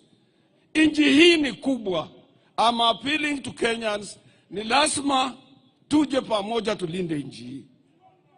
Na pia nimesikia katibu mkuu wa chama chetu cha ODM akisema maneno ya watoto wa huko kwangu. Pia ningeliomba nyinyi politicians, let us not mix politics with our young children. Tuache watoto wasome. Ukiwa ukitaka siasa, fanya na adults, usiende kwa watoto. Shanzi sana. Pumbavu sana. Ninataka kuachia hapo. Nasema poleni sana. Thank you very much. Hello. Asante ndugu Atwoli. We have, Your Excellency, 2 of your cabinet secretaries here present. We have the cabinet secretary responsible for East African affairs, the Honorable Beatrice Askul.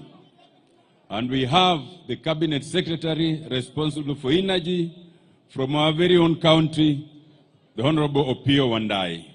Allow me to invite the Honorable Opiyo Wandayi to handle this part. Waziri, karibu.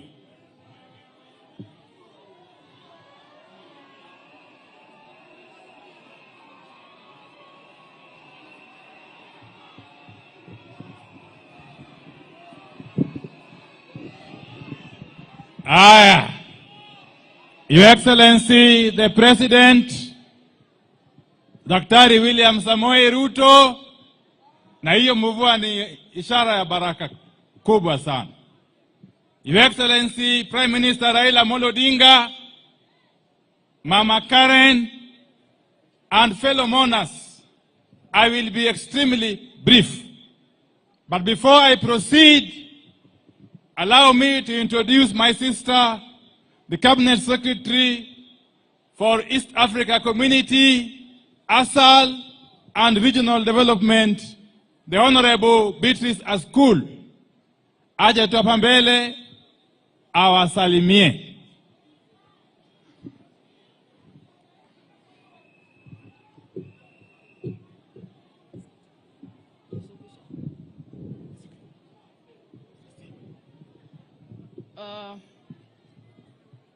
Mheshimiwa Rais wa Jamhuri wa Kenya, Mheshimiwa Prime Minister ambaye ni baba, mama mjane Karen, waombelezaji wote, wanasiasa walioko, God is good and all the time.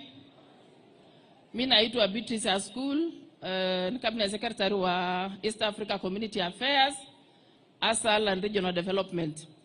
Kwa hivyo niko mahali hapa nikitoka kwa kaunti ya Turkana. Kwa hivyo nimeleta maombolezi zetu na baraka za Mungu kwamba yale yametendeka tukubali kwamba yalitendeka kwa sababu ni mapenzi ya Mungu. Tuko hapa kwa sababu pia babangu mlezi kisiasa ni Raila Amolo Odinga. Kwa hivyo nimekuja kusimama na familia yake kwa sababu huyu ni mmoja ya wale walikuwa na yeye katika undani wa kutenda kazi. Kwa hivyo tuna majukumu tukipitia kwa kiongozi wetu wa serikali ambaye pia ni baba yetu katika uongozi wa serikali. Hapa tuwe pamoja, tuomboleze mambo haya, tukitiana pia nguvu kwamba ni Mungu pekee uweza kutenda mambo haya. Juu hatuna uwezo kama binadamu, ni mpito ya kila na mmoja. Kwa hivyo watu wa Siaya, Mungu awape nguvu sana, awatie sana nguvu familia yake na watoto ya George. Mimi nilimjua George back 2004. Wakati tulikuja kujua baba Raila Amolo. Na mara kwa mara alikuwa anatuleta karibu. Nakumbuka siku moja wakati baba alikuwa Prime Minister.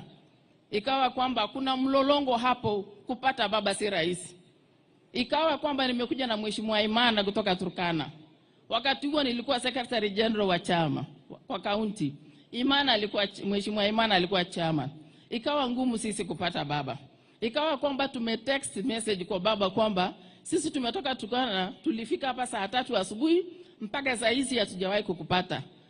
Baba alipata hiyo message around saa 5. Na mara moja tulikuwa pale chini kwa reception pale.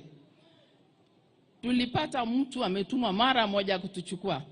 Na I am assuring you wakati huo mwenye alitumwa ni George. Na tangu George ajue sisi amekuwa akitupatia all the time access wa baba. Ndio nikajua kwamba ni mmoja pia ya wale wanatii sheria za baba kwa watu wake. Kwa hivyo nilimjua wakati huo tukafanya kazi mpaka sasa. Baba pole sana. Wacha Mungu akutie nguvu. Mungu akuwezeshe. Ninajua mambo haya ni mapito ya kila na mmoja. Kwa hivyo siwezi ongea mengi. Mungu awabariki wana Siaya. Mungu awalinde. Your Excellency the President. We are here because you are here. Thank you so much. Asante sana dada yangu Mheshimiwa Beatrice Askol. In our midst, we have a number of national government officials, and especially those who come from this region. They will not speak. I will just ask them to be upstanding so that you may know them. And they are led by my good friend and brother P.S. Raymond Omolo of Internal Security. Thank you very much, Daktari. We have got Dr. Umo Luga, a nominee for PS Medical Services. That is my good Vranda. Aya. Asante sana. Who else is there? We have got the chairman of the Kenya Sugar Board, who is also the son of the soil, Mheshimiwa Engineer Nicholas Gumbo.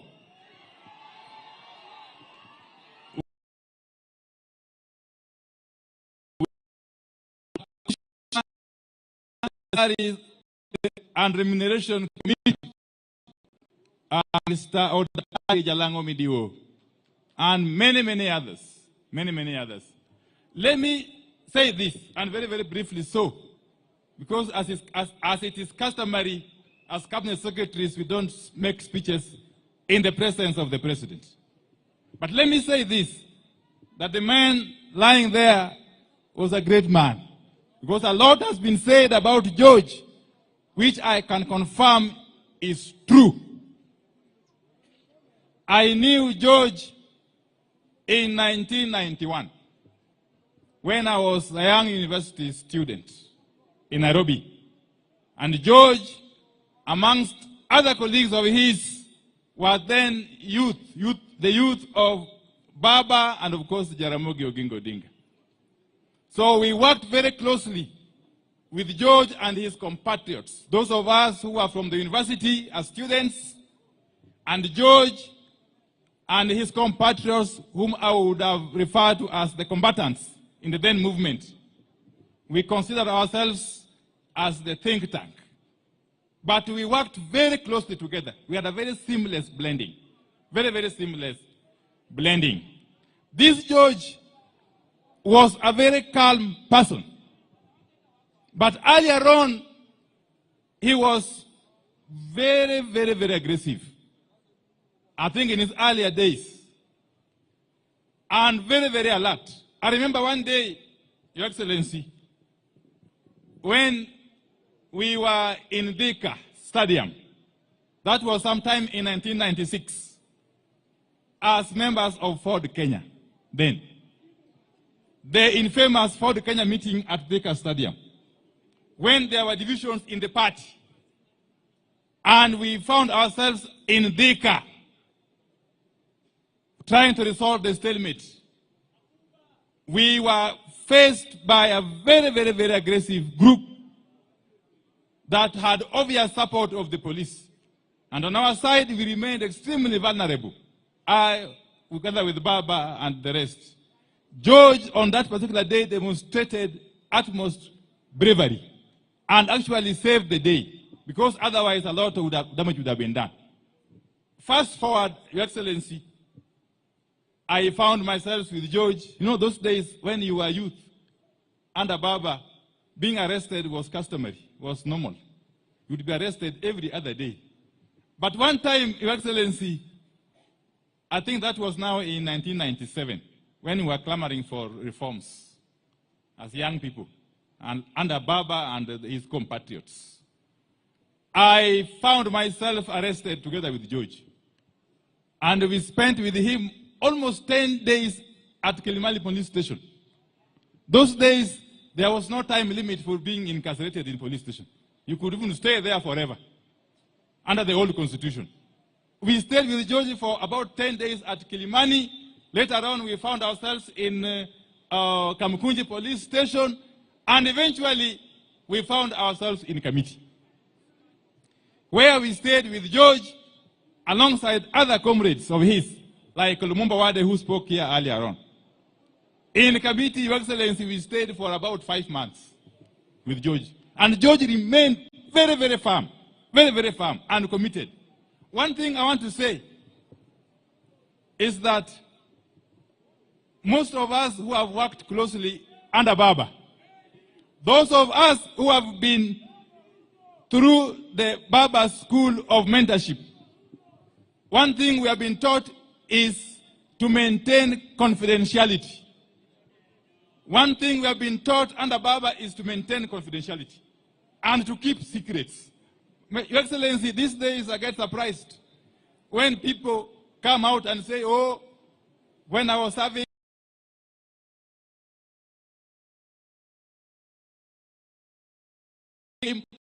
is something to those of us who have been brought up and mentored by Baba.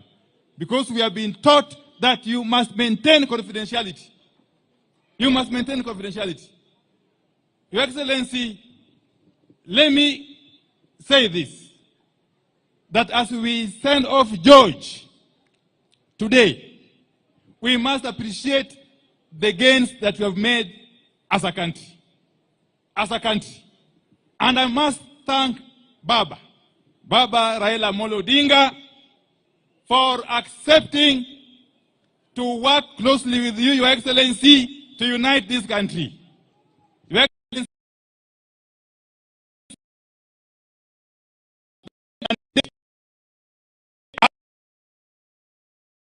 to unite this country. Your Excellency, where you sit, rest assured that Baba has got our collective mandate as the people of this region to assist you to unite this country. And that from where we sit, Your Excellency, there is no turning back. We have made a decision that we are working with you, and we are doing this to the end. To the end. We are doing this because we know that the country is much bigger than any one of us. Your Excellency, under your leadership, and I must say this here, it is the first time in the history of this country, since we gained independence, that we are seeing electricity being taken to our islands on Lake Victoria. Your Excellency, recently you came here and launched a serious mini-grid electrification project at Mageta Island. Here. Later on, I represented you in commissioning electricity projects in Ngode Island and Takawiri Island. Your Excellency, in this coming budget, we are planning to ensure, working closely with my brother John Mbadi and Mheshimiwa Samatandi, to ensure that we put in place mechanisms to extend electricity to Ndeda Island, to Oyamo Island, and to Sifu Island in Central Sakwa, here in Siaya County. And not to forget that we are also just about to open a tender to take electricity to Kiwa Island and Kibuagi Island in Suba South, Your Excellency. So these are happening because, as I conclude, Your Excellency, don't be threatened by anything or anybody. And those who are shouting, Ruto must go, I want to tell you, he is going nowhere. Oh, come on. He is going nowhere as long as Baba Raila Odinga continues to work with him. And we are all behind him, Your Excellency. Your Excellency, in this region, we are not known to be double speakers. We say what we believe in, and we do what we say. We have said in one accord that we are in this government of yours as a people, and we want to continue in that manner. Kwa hayo na machache, asanteni sana na Mwenyezi Mungu abariki. May George's soul rest in eternal peace. Asanteni sana. Thank you, Waziri Wandai, for those words. You know, my own session is now coming to a close. So allow me on behalf of the people of Rarieda, now that we have the attention of His Excellency the President, to say only 3 things. First of all, Your Excellency, in these grounds where we are mourning George Oduor. But we've been mourning in recent days. In this very school where we are, 2 students lost their lives barely 2 weeks ago when they were on top of a cistern or a pit that sank. And in fact, they are being buried today. So we mourn with their families. In this very school, Your Excellency, only about a week ago, we had a funeral ceremony for 5 ladies. 5 ladies. 5 ladies who lost their lives again just in the local village when they were mining gold. And we appealed, and I've already met the CS in charge of mines, Waziri Joho, and the PS, to ask that they help us enhance the safety in terms of that. Your Excellency, the Ramba school that is mourning requested me to request, and I am merely a servant, that you may find it in your heart that if you want to donate something to this school, their biggest problem is a dining hall. They have many problems, but most of the others I'll deal with. They have a capacity of about 2,500. The dining hall that they have built about 30 years ago can only accommodate 800. Akwayo kutoka kwayo. Secondly, Your Excellency, there's a very small portion of a very small road that was unable to be completed before your time. It is called Akado Kamito Road, just 4.8 kilometers. It has now taken 6 years, just 4.8 kilometers, Your Excellency. We plead that you might find it, not just to complete it, but once it gets to a place of Assembly Bay, and you know Assembly Bay, Your Excellency, we've been there with you. When you continue now, past Luak, then you go to the Right Honorable's home. That's 11 kilometers. So we request not that you just complete the 4.8, but you now connect it, so that when you come to visit your friend, the Right Honorable Prime Minister, you can choose not to go through Ndori, but you go through Kalandin. Dakupa Munbe. Lastly, Your Excellency, is affordable housing. Your Excellency, in this constituency, we are yet to get any affordable housing. But I've spoken to PS Hinga, and I've requested that for us here, our top priority is accommodation for students. We are yet to get any affordable housing. But I've spoken to PS Hinga, and I've requested that for us here, you see, there's Agok campus of Jaramogi Oginga Odinga, there's Bwaja TTC, and lastly, there's Nyakongo campus of the Kisumu National Polytechnic. Our humble request is, may you find it in your heart to prioritize building students' hostels as our form of affordable houses. Akwayo kutoka kwayo. Secondly, I want to support Honorable Junet. And we want to assure you, Your Excellency, and the Right Honorable Prime Minister, that as one of those who crafted the Constitution, I fully support a situation where we realize the full fruits of devolution. And therefore, if things are stuck in the National Assembly, I will be the first to support Junet to unlock it. But we equally plead with you, Your Excellency, and the Right Honorable Prime Minister, that there's this other thing called CDF, NGCDF. Hii pia msitunyang'anye jameni. Hata ukiangalia hii shule, it is shining courtesy of CDF. I agree that members of parliament have no business involving themselves in the details of CDF, including construction. Lakini at the end of the day, CDF to konyo kozo konyo. Uye no okonyo kozo konyo. Koro CDF to beda and manani, we have to be careful. We ensure that it is restricted to the functions of national government, and the member of parliament has no business dealing with it. Lastly, I want to apologize to you, Your Excellency. Only 2.5 years ago, we were adversaries because as an advocate and a senior counsel, I acted on instructions. I had my client, the Right Honorable Prime Minister, who instructed me through my leader, Senior Counsel James Orengo, to challenge your win. And we did challenge it, and you know that. And you know, when we are there, we are kind of different. We don't talk the way we are talking here. But the Supreme Court said that was all hot air. And we accepted. So, Your Excellency, we accepted, therefore, because we were saying the government would be Raila Amolo Odinga. But the Supreme Court said the government is William Samoei Ruto. Adir koso kadir. Therefore, you are the government.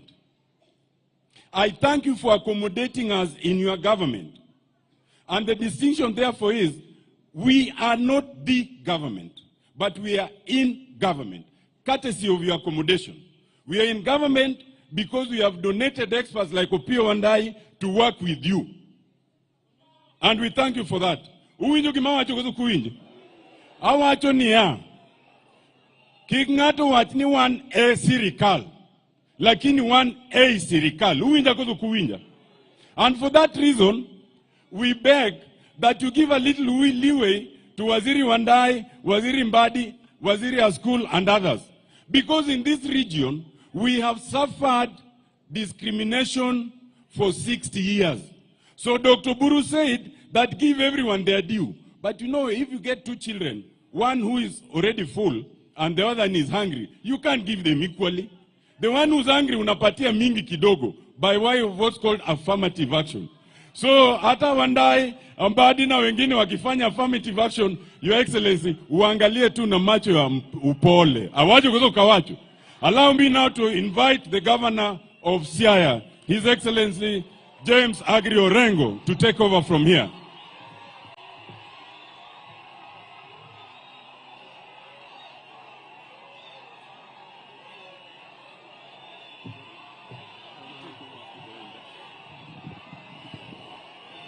Hello? Hello? Hello? Ero kamano, ero kamano. Ero kamano. Ero kamano. Now, we have a very short period and it is raining, so we want to make this bit as quickly as possible.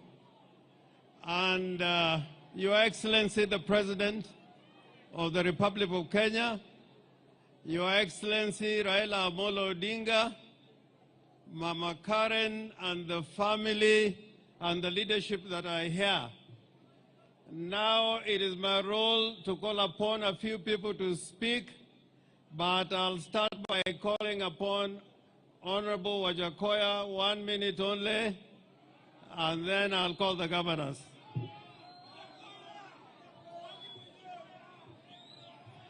Your Excellency, the President of the Republic of Kenya, my Prime Minister, Honorable Raila Odinga, Governor Orengo, Governor Baraza, Governor Tuoma, Governor, my friend from Migori, Professor Nyang' Nyong', and the area MP. This is the first time I'm meeting this man, Ruto, after the election. I wish you had called me before. Maybe stories would have been different. But let me take this opportunity to tell you that had I won the presidency, maybe I could have been the one talking here. But I congratulate you for your good work.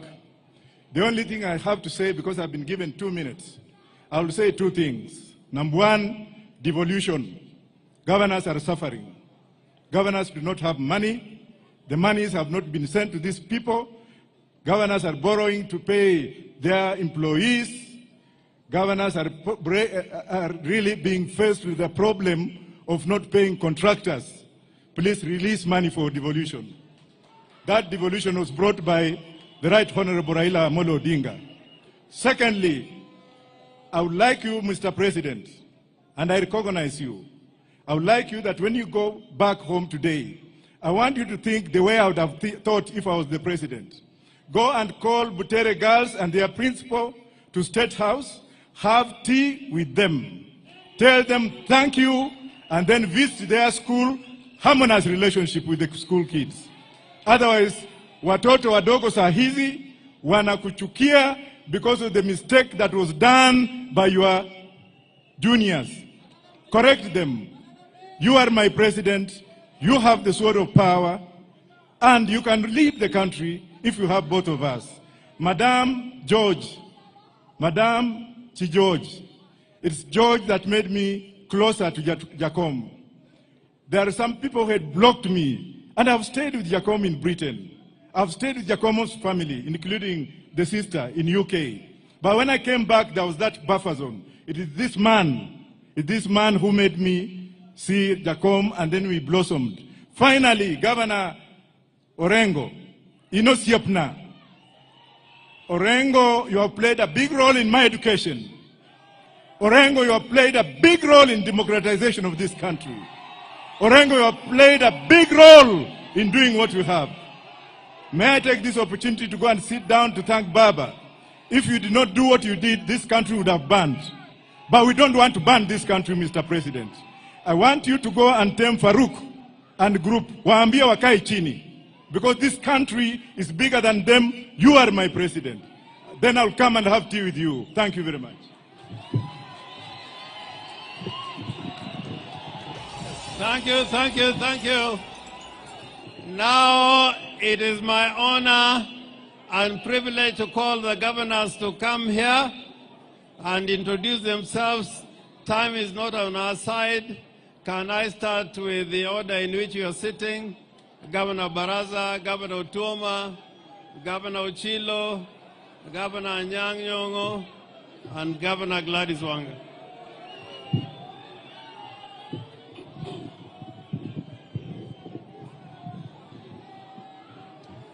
Mheshimiwa Rais wa Jamhuri ya Kenya, Daktari William Samoei Ruto, kinara wetu wa chama cha ODM, Baba Raila Odinga, itifaki zote zikizingatiwa.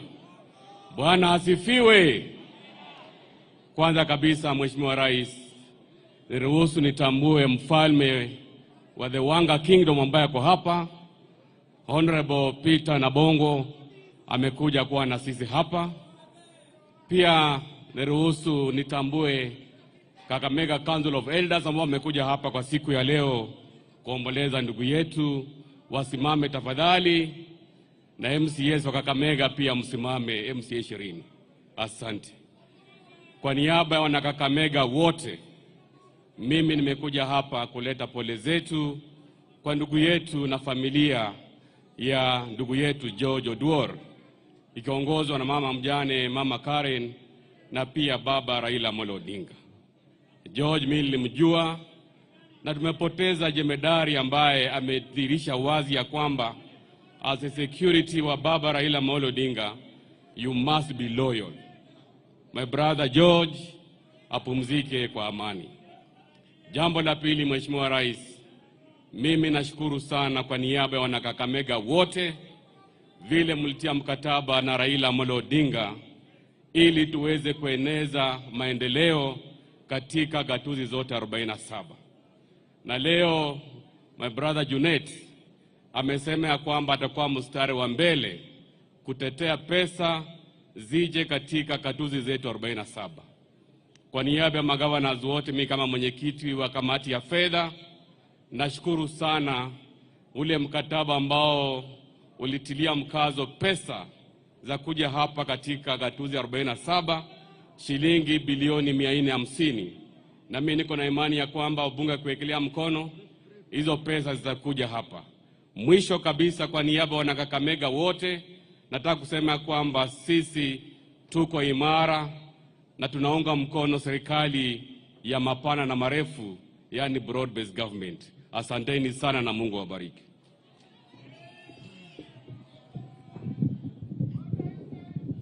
Asante sana Mheshimiwa Rais, Mheshimiwa Waziri Mkuu, waombolezaji wote wakiongozwa na Mama Karen. Wacha pia mimi kwa niaba ya watu wa Busia ambao wamekuja hapa, mnaweza simama tu mpunge mkono, najua kuna waheshimiwa wako pale nyuma. Asanteni sana. Karen, hao wote wacha pia mimi kwa niaba ya watu wa Busia ambao wamekuja hapa, mnaweza simama tu. Wale wamekuwa karibu na mzee, wengi mumetambua kwamba kupitia katika George huyu amekuwa pia kama mmoja wetu, kwa sababu huwezi kuwa kwamba ulikuwa karibu na mzee na ukose kumjua George. Yetu ya mwisho ya George, kwa mama nitasema tu pole. Mimi pia nimemjua George zaidi ya miaka 20 na kitu, na yangu ya mwisho nakumbuka aliniita tukitoka mambo ya broad-based, akaniita kwenda kwa mzee, kwa baba, kwamba kuja hapa kwa baba kidogo baada ya kutia ile sahihi, na nafikiria ndiyo ilikuwa siku yangu ya mwisho. So George, fare thee well, may the Almighty God rest your soul in eternal peace. Ya mwisho, Mheshimiwa Rais, mimi tu pia nitasema, najua nchi yetu inapitia changamoto, lakini wale wazungumzaji ambao wamezungumza hapa, ni majukumu yetu kama viongozi kutatua shida zetu. Hatuwezi kusema kwamba tutazungumzia tu hizi shida ni kama kuna mtu mwingine atakuja kutatua.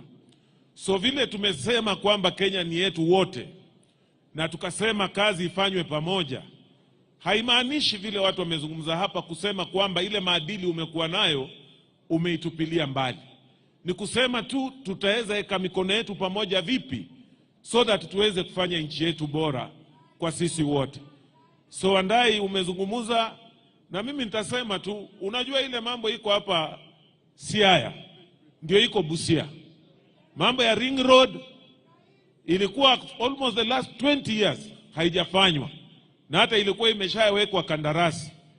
Shida zile za industrialization kule kwetu ndio tuko nazo. So tutatamani tu vile tunafanya kazi pamoja, that let it work for all Kenyans, including us there who are in Busia. Asanteni sana, Mungu wabariki.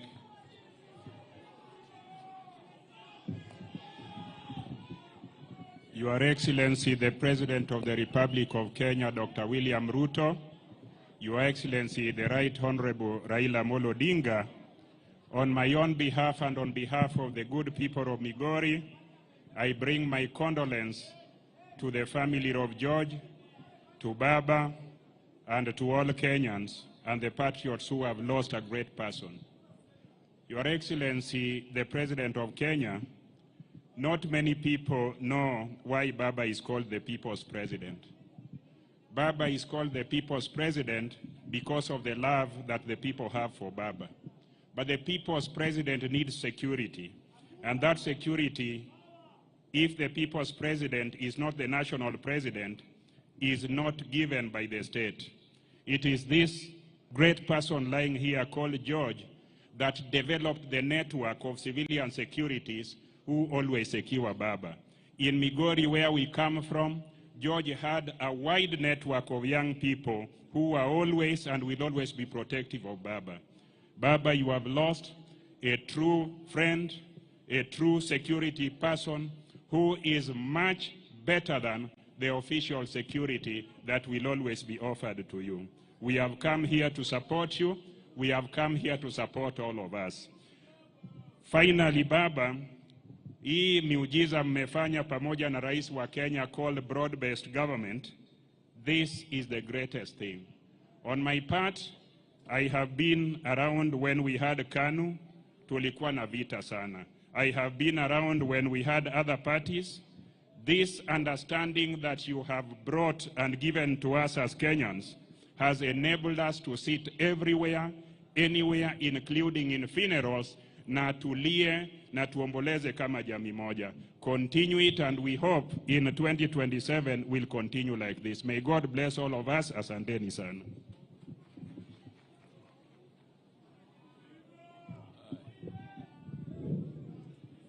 The President of the Republic of Kenya, His Excellency Ruto, the Prime Minister Raila Odinga, the family of George, Mama Karen and the family, I bring you poleni sana for the loss of George. I bring you greetings from Kisumu County and from my wife Dorothy, who could have been here but has another function, who brings condolences to the family. I just want to tell you two things. George was a gate to reaching the Prime Minister. Maybe it was only me whom he gave so much confidence, but whenever I called the Prime Minister and I couldn't find him, I could call George. Then George could say, Professor, wait a minute. Let me see whether I can pass this phone to the Prime Minister. And that was the confidential relationship I think George had with the Prime Minister. When he knew when there was somebody who wanted to reach him urgently, he had the confidence of passing his own phone to the Prime Minister. I thank the Prime Minister for that kind of relationship with George, because it made it easier for us to access him when he had meetings and very important things to attend to when we wanted to reach him. So I thank you very much. I thank George for the service he gave us as those who work with you and the confidence he had in us. Finally, Mr. President, I know those of us who are governors are in charge of health. The Constitution of Kenya gives a health function to counties. And we have been having some problems of health, especially the SHA. But let me assure you, Mr. President, we are meeting in the Council of Governors on Monday with your team to discuss these problems and to bring to the government tangible issues that need to be attended to for issues that concern SHA and the health system in general in our country. We shall meet on Monday and you will get the information subsequently from your officers. We thank you very much for paying attention to that. And let me end by saying, poleni sana Jondori, poleni sana Siaya, poleni sana the family, Molu, such an important person like George, who was a good friend, a good comrade, and a good supporter of us as ODM and as those who have struggled with Raila for so many years. Thank you very much, and may God bless you.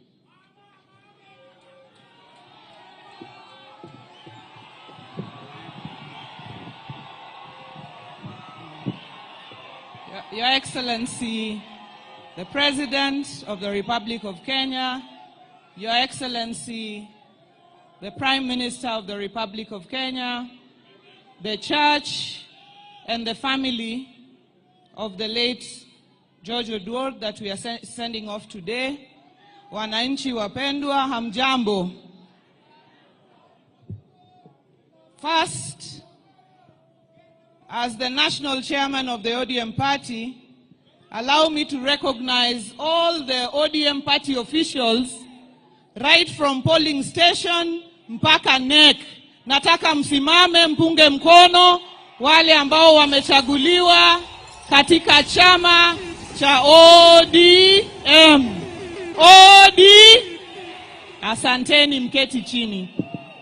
Ambao wamechaguliwa katika chama and the entire Jaramogi family, tunasema pole sana for the loss of and the entire Jaramogi family, tunasema pole sana for the loss of George. George was distinct and he treated everybody equally. Alikuwa imesemwa sana, lakini jambo moja ambayo nitaongezea ambayo labda sijasikia ikisemwa, he was also a very consummate community developer. Mimi nilikuwa governor kule Homa Bay, where Karen comes from. Yeye ni Nyakindu, anaishi huko Suba. The last conversation we had with George ilikuwa kusupport kanisa huko Lambwe kwa family ya kina Karen. He supported the community and community projects. And walikuwa hapa, UDA walikuwa pale, na walituzungumzia viongozi wetu kuhusu zile agenda 10 ambayo ilikuwa inatuleta pamoja kama hizi vyama mbili. Moja ya hizo agenda was inclusivity. Na mimi baada ya wiki moja ama mbili, I saw a list of PSs that showed me that kumbe we were now pushing forward the agenda of inclusivity. Niliona Fikirini Jacobs from Kilifi, a 27-year-old. Niliona Umo Lugahia. Niliona Pareno kutoka kule Kajiado. I saw people from the mountain and people from the lake. Congratulations to our leaders for moving forward that agenda within the agreement we had. Na sisi tulisema ya kwamba tutaunga mkono because our leader sisi as a party is Raila Amolo Odinga. Na sisi huwa tunasema baba akisema left ni left, na akisema right, na akisema fire, tuko tayari. Na hiyo ndio kwa sababu this broad-based arrangement tunaunga mkono kikamilifu without apologizing about it. Because it is about unity of Kenya, it is about inclusivity of Kenya, it is about leaving no part of this country behind. Mwisho, unajua mama akiwachana na baba, sisi tulifikiria ni kina mama wanaongea sana kwa hii maneno.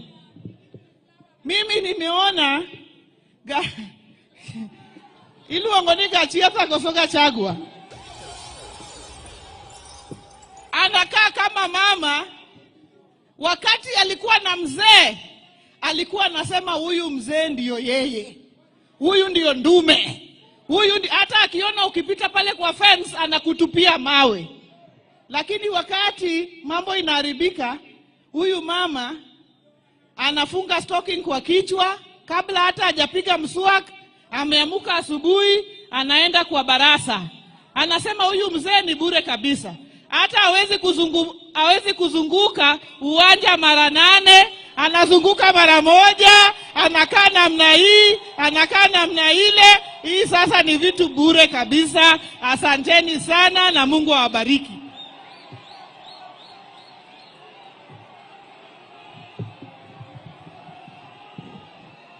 Thank you. Erokamana nya Gladys. Akene loro nyadiboro no to tiende ango. Mano to kisungu mane. Anadwa wacho matina henya nikech seche osedhi. Your Excellency the President, this man we are burying today was a freedom fighter. He was not just a security for Raila Amolo Odinga. George was a freedom fighter. And he have been shown the veterans who were arrested at that time and taken to committee for nearly a year. I am proud to say today that I acted for them when they were charged with murder.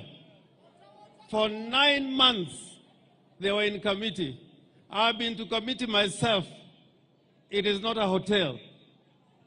And the reason why they were arrested was because at Central Park, a policeman, special branch, was killed at the Central Park near the Serena Hotel.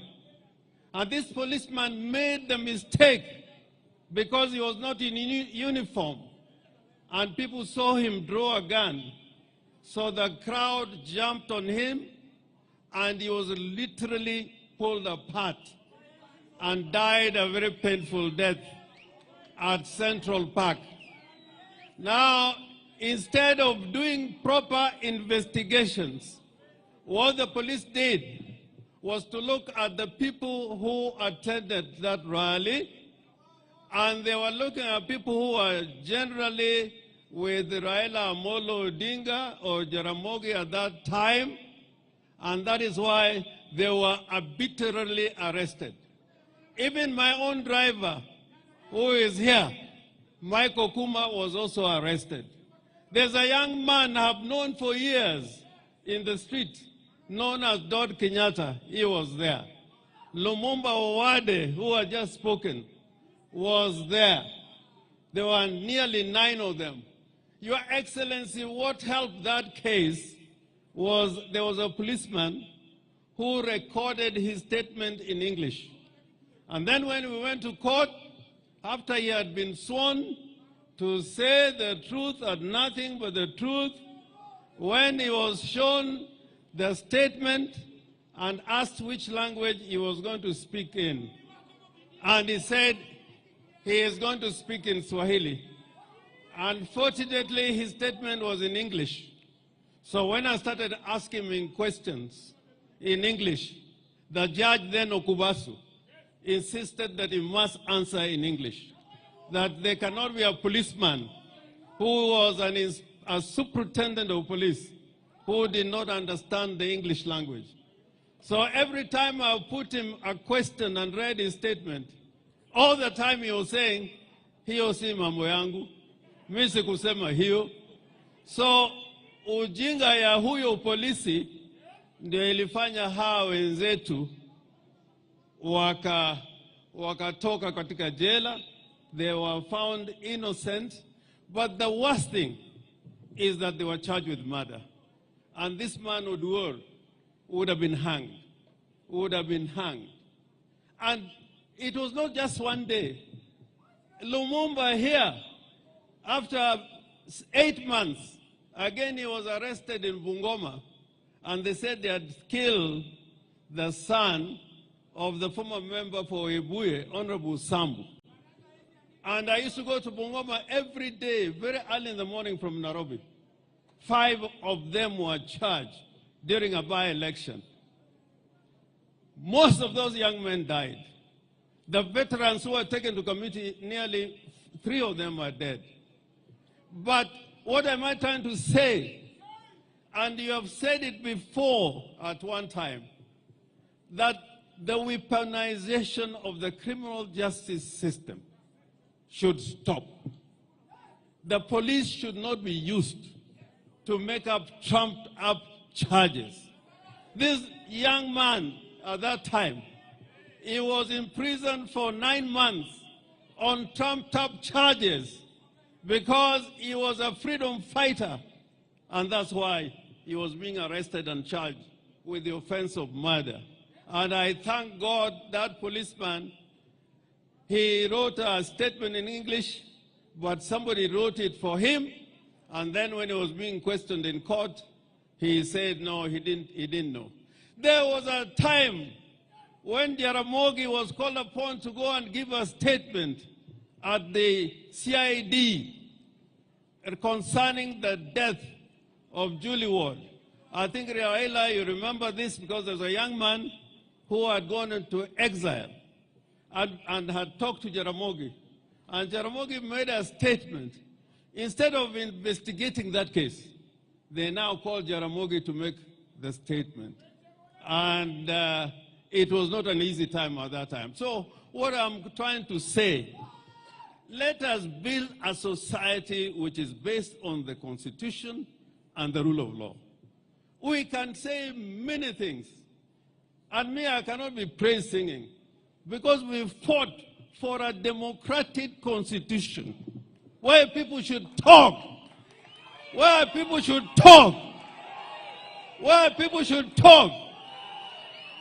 I was in parliament when people used to tell Moi that Moi hakuna mahali utaenda, you will be in power until the day you want to go. They told Moi, and I was in parliament at that time, there are only a few of us who said we cannot have this system of government.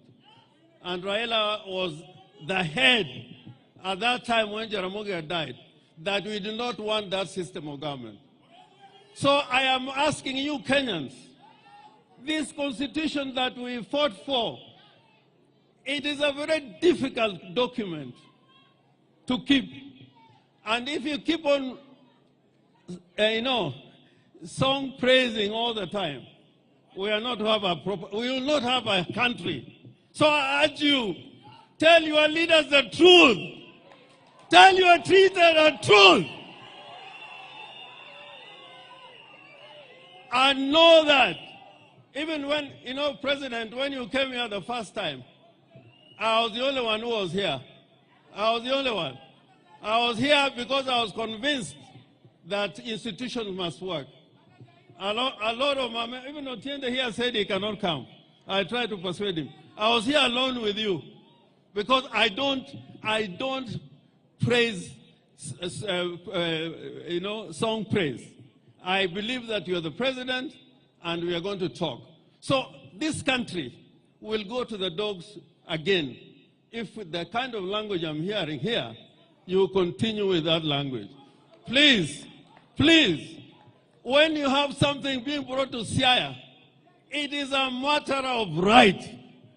It is not you're being given, it's a matter of right. It's a matter of right. And I cry. When I was in Parliament, I was the only backbencher. I was here with Omamo, I was with Okero, there were other people like Okwanyo, and they used to tell me that you must be in government. All of us cannot be in government. Just fight for your right. Just fight for your right. And you'll have a better country. Asante sana kwa hayo machache. I call upon Raila Amolo Odinga to come and speak.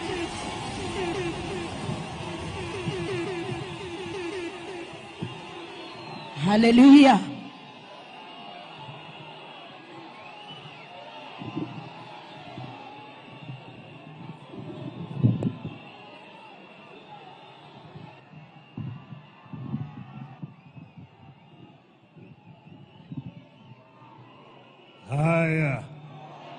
Haya, unaweza kuketi. Your Excellency, Mheshimiwa William Samoei Ruto, the President of the Republic of Kenya,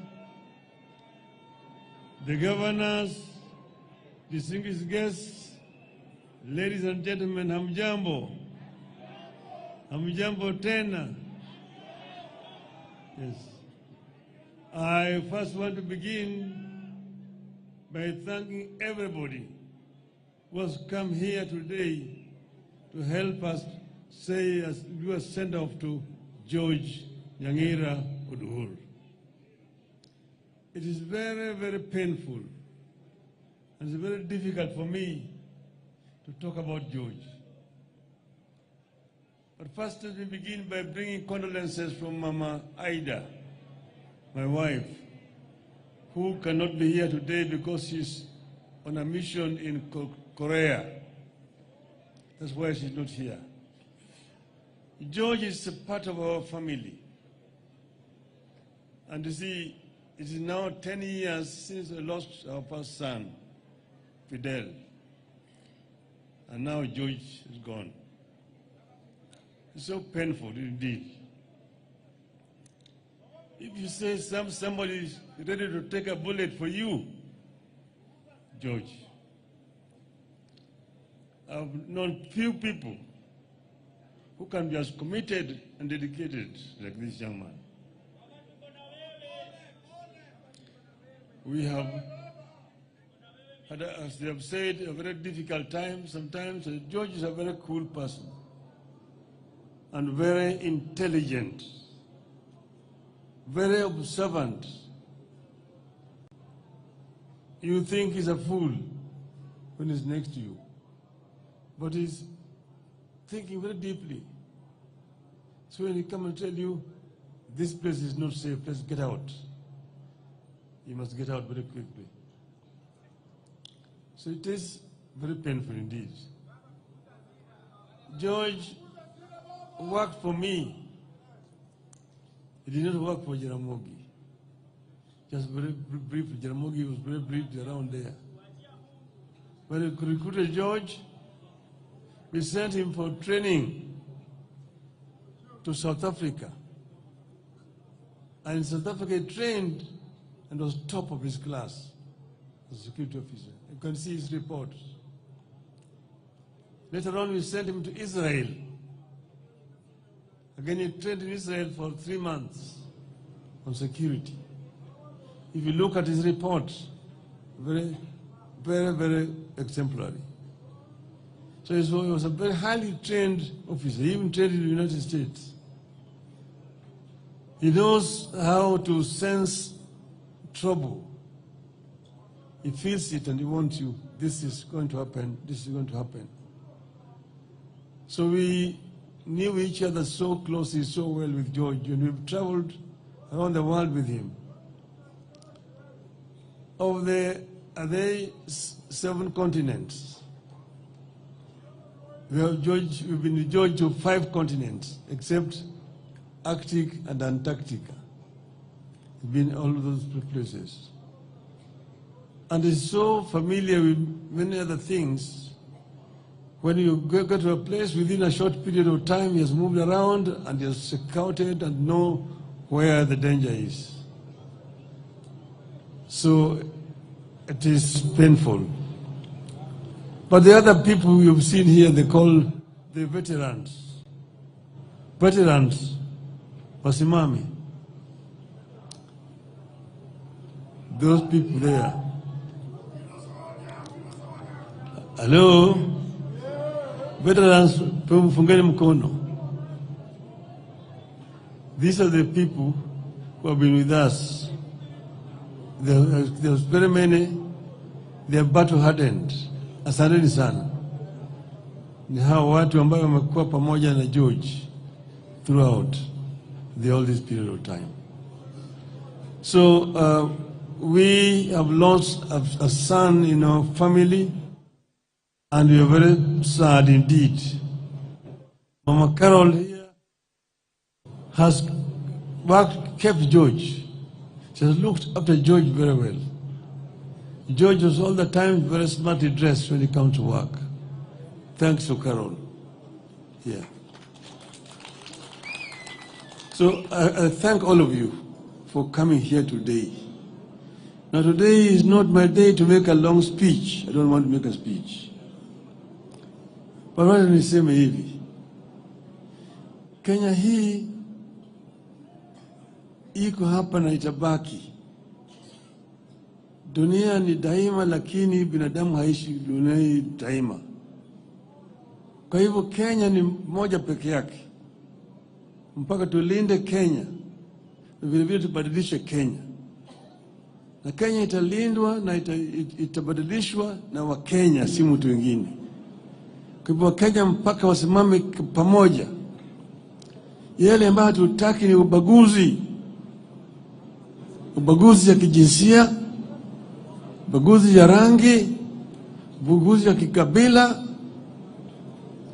ubaguzi ya huyu ni mzee, huyu ni kijana, huyu ni mama, huyu ni mlemavu, hatutaki. Tunataka kuunganisha Kenya wawe kama kitu kimoja. Hiyo ni muhimu sana. Pili, neno yangu ya pili, Junet yale amesema. Tulipigania kwa nguvu na dhati tupate katiba mpya. Kuna watu wengi ambao walikuwa hawataki katiba mpya. Sana sana walikuwa napinga sana mambo ya ugatuzi. Ugatuzi. Mmoja akatuambia mimi ati watu wengine wanaitwa governors. To govern what? Kwa hivyo ugatuzi ilikuwa na maadui wengi zaidi. Ndio sababu kuna zingine ambayo hatukuweka. Kuna zingine ambazo ziko katika ile bomas ya kwanza draft, lakini haziko katika hii katiba ambayo tuko nayo sasa siku leo. Hii katiba is still work in progress. Lakini ugatuzi ilikuwa muhimu zaidi. But devolution is not working, but devolution is still not working properly. If devolution were allowed to work properly, you will see the fruits of devolution. Go to Germany and see how a devolved system works. Very, very efficient indeed. You know, we did not, for example, devolve education. But in most of the devolved systems, education is devolved up to secondary school. The reason why we did not devolve devolution was because of NAT. NAT walipinga wakasema ati NAT itakufa kama devolution education is devolved.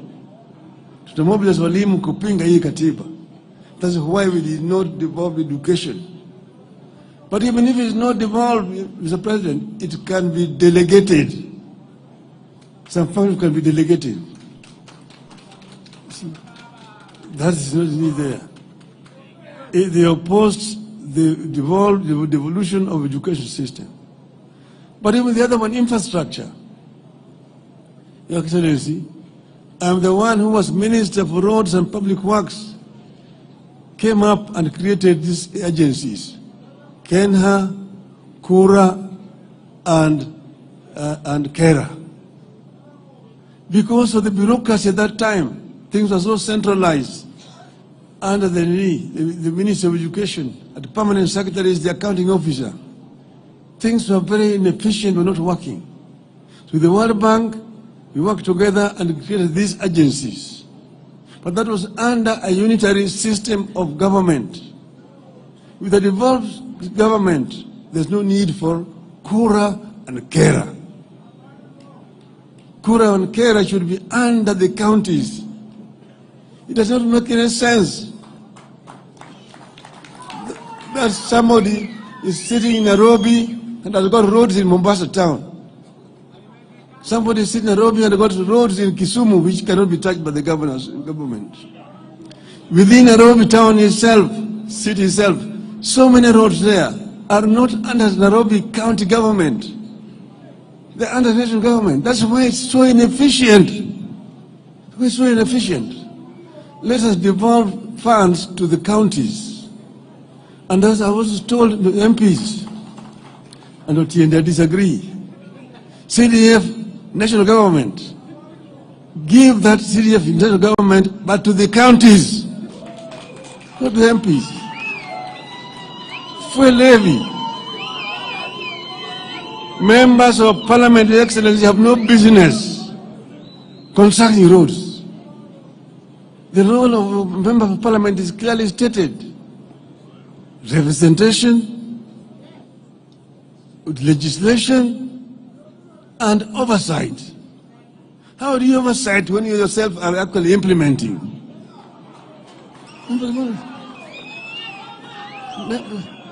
Those funds should go to the counties.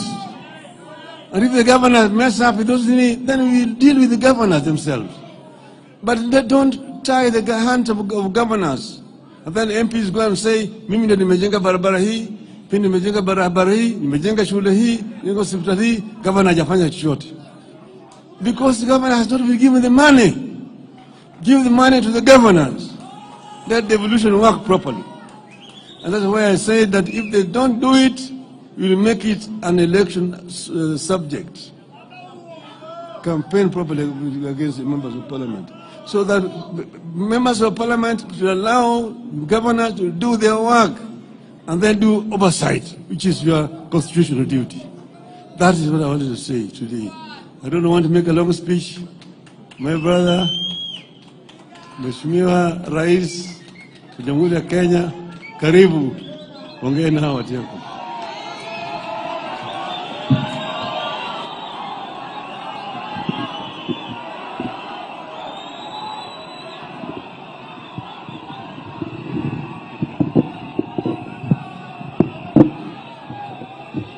Aya, asanteni sana. Tafadhali tuketi.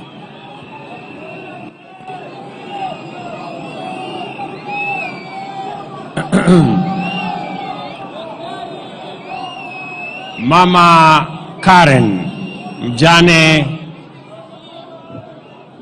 wa rafiki yetu George Oduor, Mheshimiwa Raila Odinga, kiongozi wetu wa chama ya ODM na Prime Minister wa Republic of Kenya, Viongozi wote wengine, wananchi wa hapa Siaya, hamjambo. Amoso ujo durua. Nyasaye ber. Sejete. Bwana Yesu asifiwe. Asanteni sana. Kwanza mimi nataka nichukue nafasi hii on behalf of the government of Kenya and on my own behalf and my family to bring condolences to Mama Karen and the family of George Oduor'S, a man we have come here to celebrate today. And I have come here not because George is elected in any capacity or wields any public position, but I have come here because George has demonstrated beyond any doubt that he is a Kenyan who has demonstrated competence as a security officer. He has demonstrated competence and integrity as a confidant, and he has shown immeasurable loyalty as a Kenyan patriot entrusted with the security, especially that of the Honorable Raila Odinga. And therefore, on behalf of many Kenyans, we have come here to celebrate a man, a competent police officer, a confidant with great integrity, and a loyal patriot as a security officer of the Republic of Kenya. And George, though being a very humble security officer, and because I believe very strongly in the bottom-up principle, that's why I have come here to celebrate this humble person who has demonstrated great loyalty, integrity, and competence. So, to the family, Mama Karen, tumekuja hapa kumwenzi huyu shujaa, mtu ambaye alijitolea. It is very difficult when I saw the comments of our Prime Minister about George, that he was a person you can entrust with many things, including money. You know how difficult it is to trust people with money. This is one person that Prime Minister could trust with many things, including money. And therefore, we have come here to celebrate a man of integrity, a competent police and security officer, and a man we all celebrate. Allow me to use this occasion of George, because I also came to know George as a member of ODM then. And we were in many places together. And somebody said here, I benefited also from his security services, and that is true. Whenever we went to situations as members of ODM that time, George was on hand, and many of the people I have seen here, including Lumumba, who I thought was a security officer, I now know that he is an elected MCA. And allow me to use this occasion to thank my elder brother, the Honorable Raila Odinga.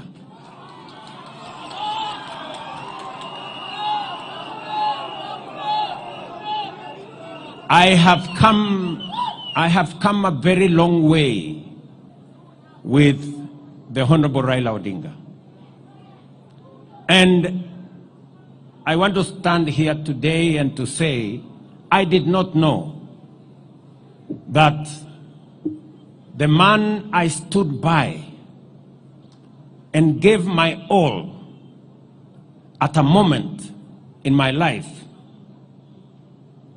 we would eventually become competitors, and that he would eventually come and anchor my leadership. And so, the Honorable Prime Minister, I want to tell you, I am truly grateful that just the same way I stood with you when you needed a man to stand with you, you have equally come to stand with me when I needed a man to stand with me. I am truly grateful.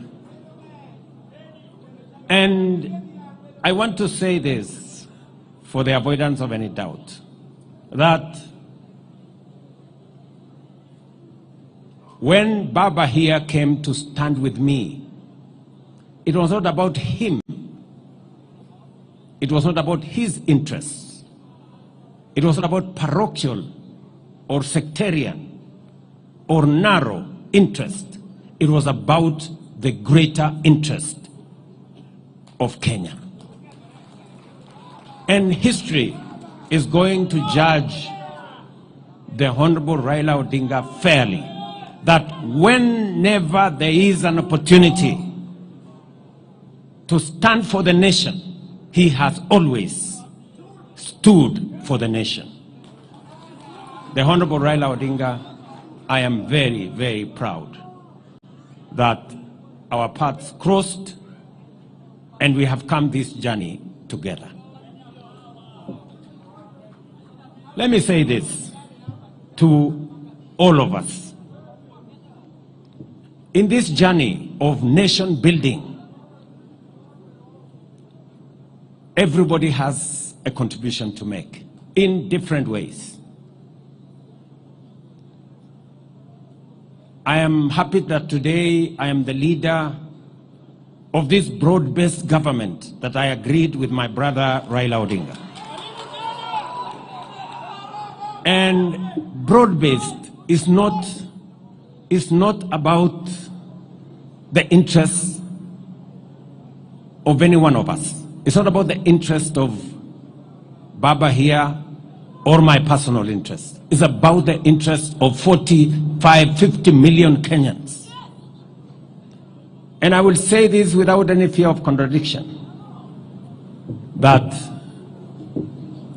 because of our coming together, because of forging this relationship that has stabilized the country, that has created inclusivity, eliminated the things that divide us and the negative ethnicity that threatens our country, today we can proudly say our economy is stable. The dollar, which was at 160, is now at 129 shillings. Inflation, which was at 9.6%, is now at 3.5% because we have come together and we are working together. I can proudly say, without fear of any contradiction, that whether it is our electricity, and I am very proud of what Opiyo Wandayi has said.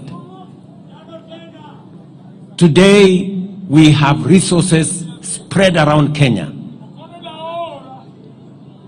This Siaya alone has 1.2 billion shillings to connect close to 15,000 new households. Something that has not happened before. It has happened under broad-based. because we are conscious about leaving no part of Kenya behind. I am very proud that in the last 2 weeks, we have released for the first time 60 billion shillings to our roads. 4.6 billion has come to this region. And the 9 roads in this Siaya,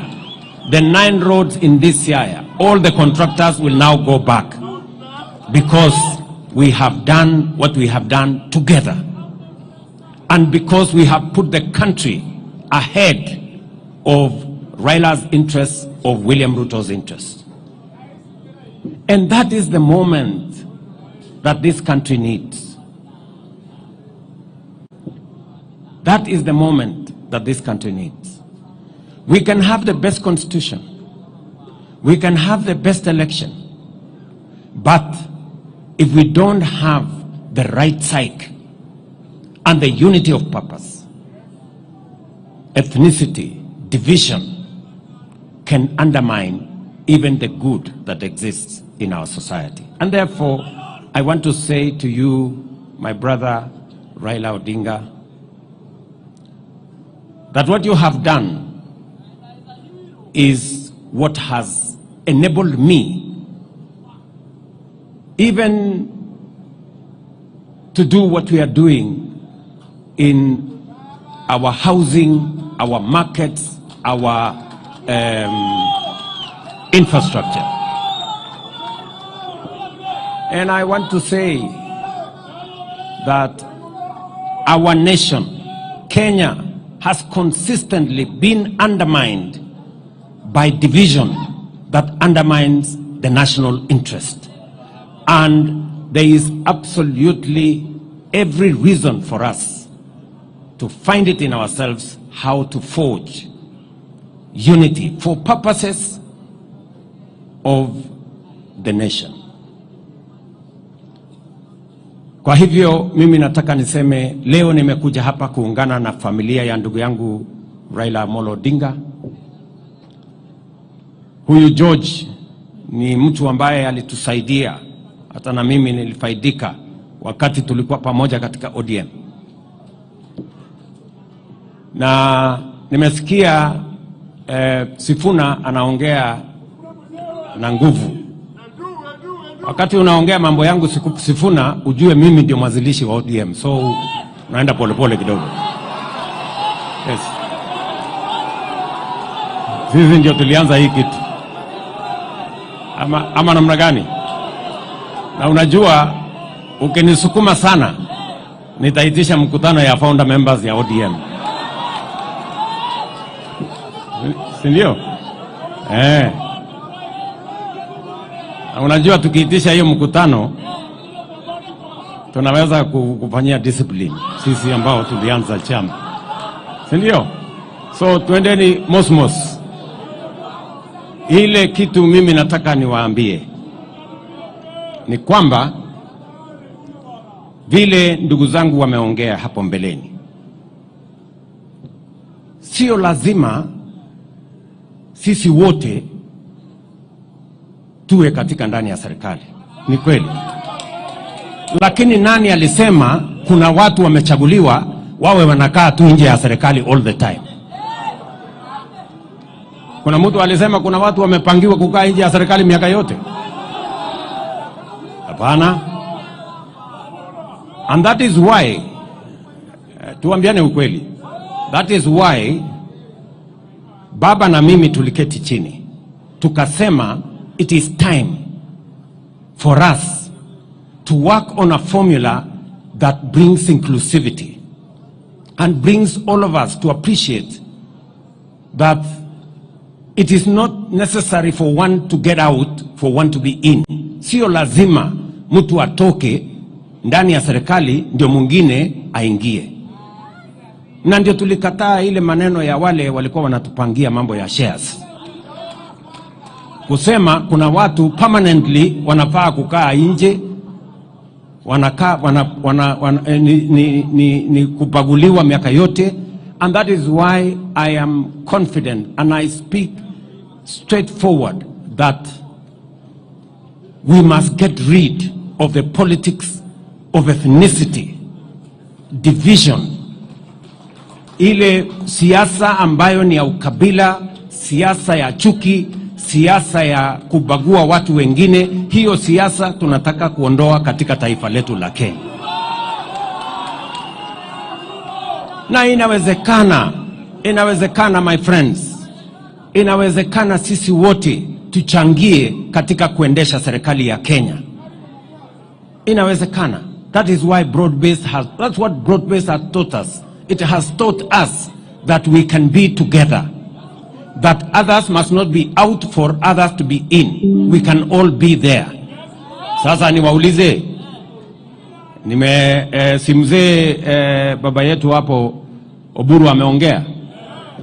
Amesema anataka watu wa hapa wapate share yao.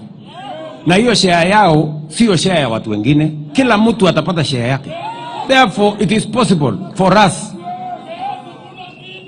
watu ya bara wapate share yao, watu ya mlima wapate share yao, watu ya bonde wapate share yao, watu wa hapa wapate share yao. It is possible for us to have a nation where all of us partake of the national resources and national development. And we must get rid, and I agree with Junet, we must get rid of the past formulas that skews development to one part and against other parts. We must do it right. And that is why hata huyu chairman wetu sasa wa budget, huyu Mungwana Atandi, mimi namwambia Atandi, hata kama wewe sasa ndio utapanga mambo ya budget, uhakikishe na sitakuruhusu ubague mtu yeyote. Upange vizuri, kila mtu apate haki yake. That's what we want. Tunaelewana jameni? So mnasema tupange pamoja. So tuendelee namna hiyo, tushirikiane namna hiyo, tupangane pamoja. Na katika hii harakati baba amesema ya kwamba lazima tupange mambo ya devolution ikae vile tulikuwa tumeikusudia. Kumekuwa na msukumano na mvutano. Even as we talk today, National Assembly na county governments wamepelekana kotini kwa sababu ya kuvutana. We must have a conversation as to where are the limits, so that we can allow parliament to do what it's supposed to do, allow governors and county governments to do what they are supposed to do, so that we can move the country forward together. So tunataka tushirikiane hivyo, tufanye kazi pamoja, na mimi niko tayari kushirikiana na sisi wote. Na mimi naamini ya kwamba kati ya team ambaye mimi naongoza na ile team baba anaongoza, we are going to make this country great. And united together. Sisi tumesema kama ni kazi ya barabara. I have just said here, and John Buddy is my minister, that out of the 60 billion we have raised, for the first time this region is getting almost 5 billion shillings. And it is because they have few roads. We are going to build that into the future. And we cannot deny, we will be living in denial if we don't correct the mistakes of the past by making sure that we balance the country and balance the development of the country. So I want to invite all of us, yes, wote, tushirikiane, tukubaliane. And criticism is mimi sasa nyinyi mnaniambia Ruto must go. Mimi nimesikia hiyo mara nyingi. Kulikuwa na Moi must go, kulikuwa na mwingine must go, kulikuwa na mwingine must go. Hii must go ni wimbo tu ya kawaida, there is no problem. Ndio shida iko wapi? So there is no problem. Mara wananiita sijui nini Zakayo, mara Kasongo, mara nini. I am not bothered. Hii ni majina tu ya kawaida, lakini I am focused. I am focused. We must get our education right. And I am very proud of what we are doing with our education. We must get our electrification right. We must get infrastructure right. And we must handle devolution properly so that we can all move the country forward. And I welcome any assistance from anybody so that we can make Kenya great.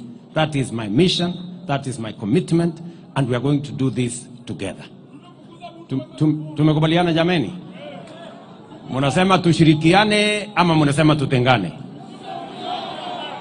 Tushirikiane pamoja, tujenge Kenya pamoja, tuache ubaguzi, tuache ukabila, tuache chuki. Huyu George ambaye amelala hapa, he would have agreed with us that tuachane na chuki, tuachane na ukabila, tuachane na ubaguzi, tuunganishe taifa. That is how Kenya is going to be great. Kwa sababu umoja ni nguvu.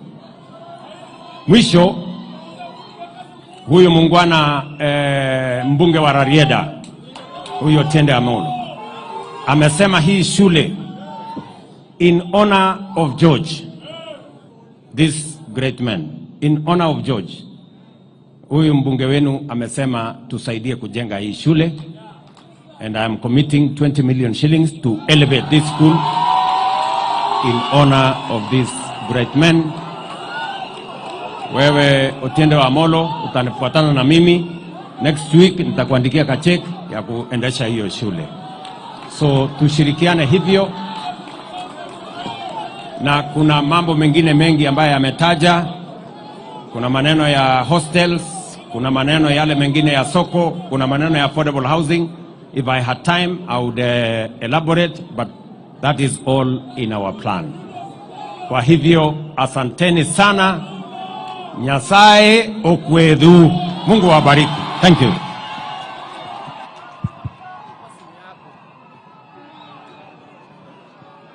Asante Mheshimiwa Rais kwa hayo. Niombe tuketi. Niombe tuketi. Asante. Kabla tuelekee kumaliza kwa kanisa, Mheshimiwa Otiende, matangazo maalum. Thank you, Your Excellency, the President, for everything. Thank you, Your Excellency, the Right Honorable Prime Minister. Thank you, Caro Oduor, for your patience. Thank you, Dr. David Murithi and the entire clergy team. Thank you, Governor Orengo and the Siaya County. Thank you, Governor Sakaja, although he's not here. Thank you, Governor Wanga. Thank you, Professor Nyongo. Thank you, all the members of parliament. Now, this is the order in which we are moving. As we leave here, before we leave, the clergy will say the final prayers. Once they are done, we will allow His Excellency the President and the Right Honorable Prime Minister first to leave. And as they are leaving, then the procession to the home will be led by the clergy. After the clergy will be the casket. After the casket is the family. And after the family, His Excellency the President and the Right Honorable Prime Minister. And then the others will follow. George Oduor'S home is not big. And therefore, we will only allow His Excellency the President, the Right Honorable Prime Minister, the clergy, the Cabinet Secretary and PSS, elected members of the Senate and the National Assembly, and the family into the home. For the rest of us, we thank you for attending this ceremony, and God bless you. May I now hand over the microphone. Thank you very much, Your Excellencies. Allow me to thank all of you for your patience. It's at this moment I ask all of us to be upstanding for the final prayer. Let us pray. Our Father in heaven, we thank you for thus far you have been with us. Thank you, Lord, for your presence, which has been very real. Thank you, Father God, for the words of comfort.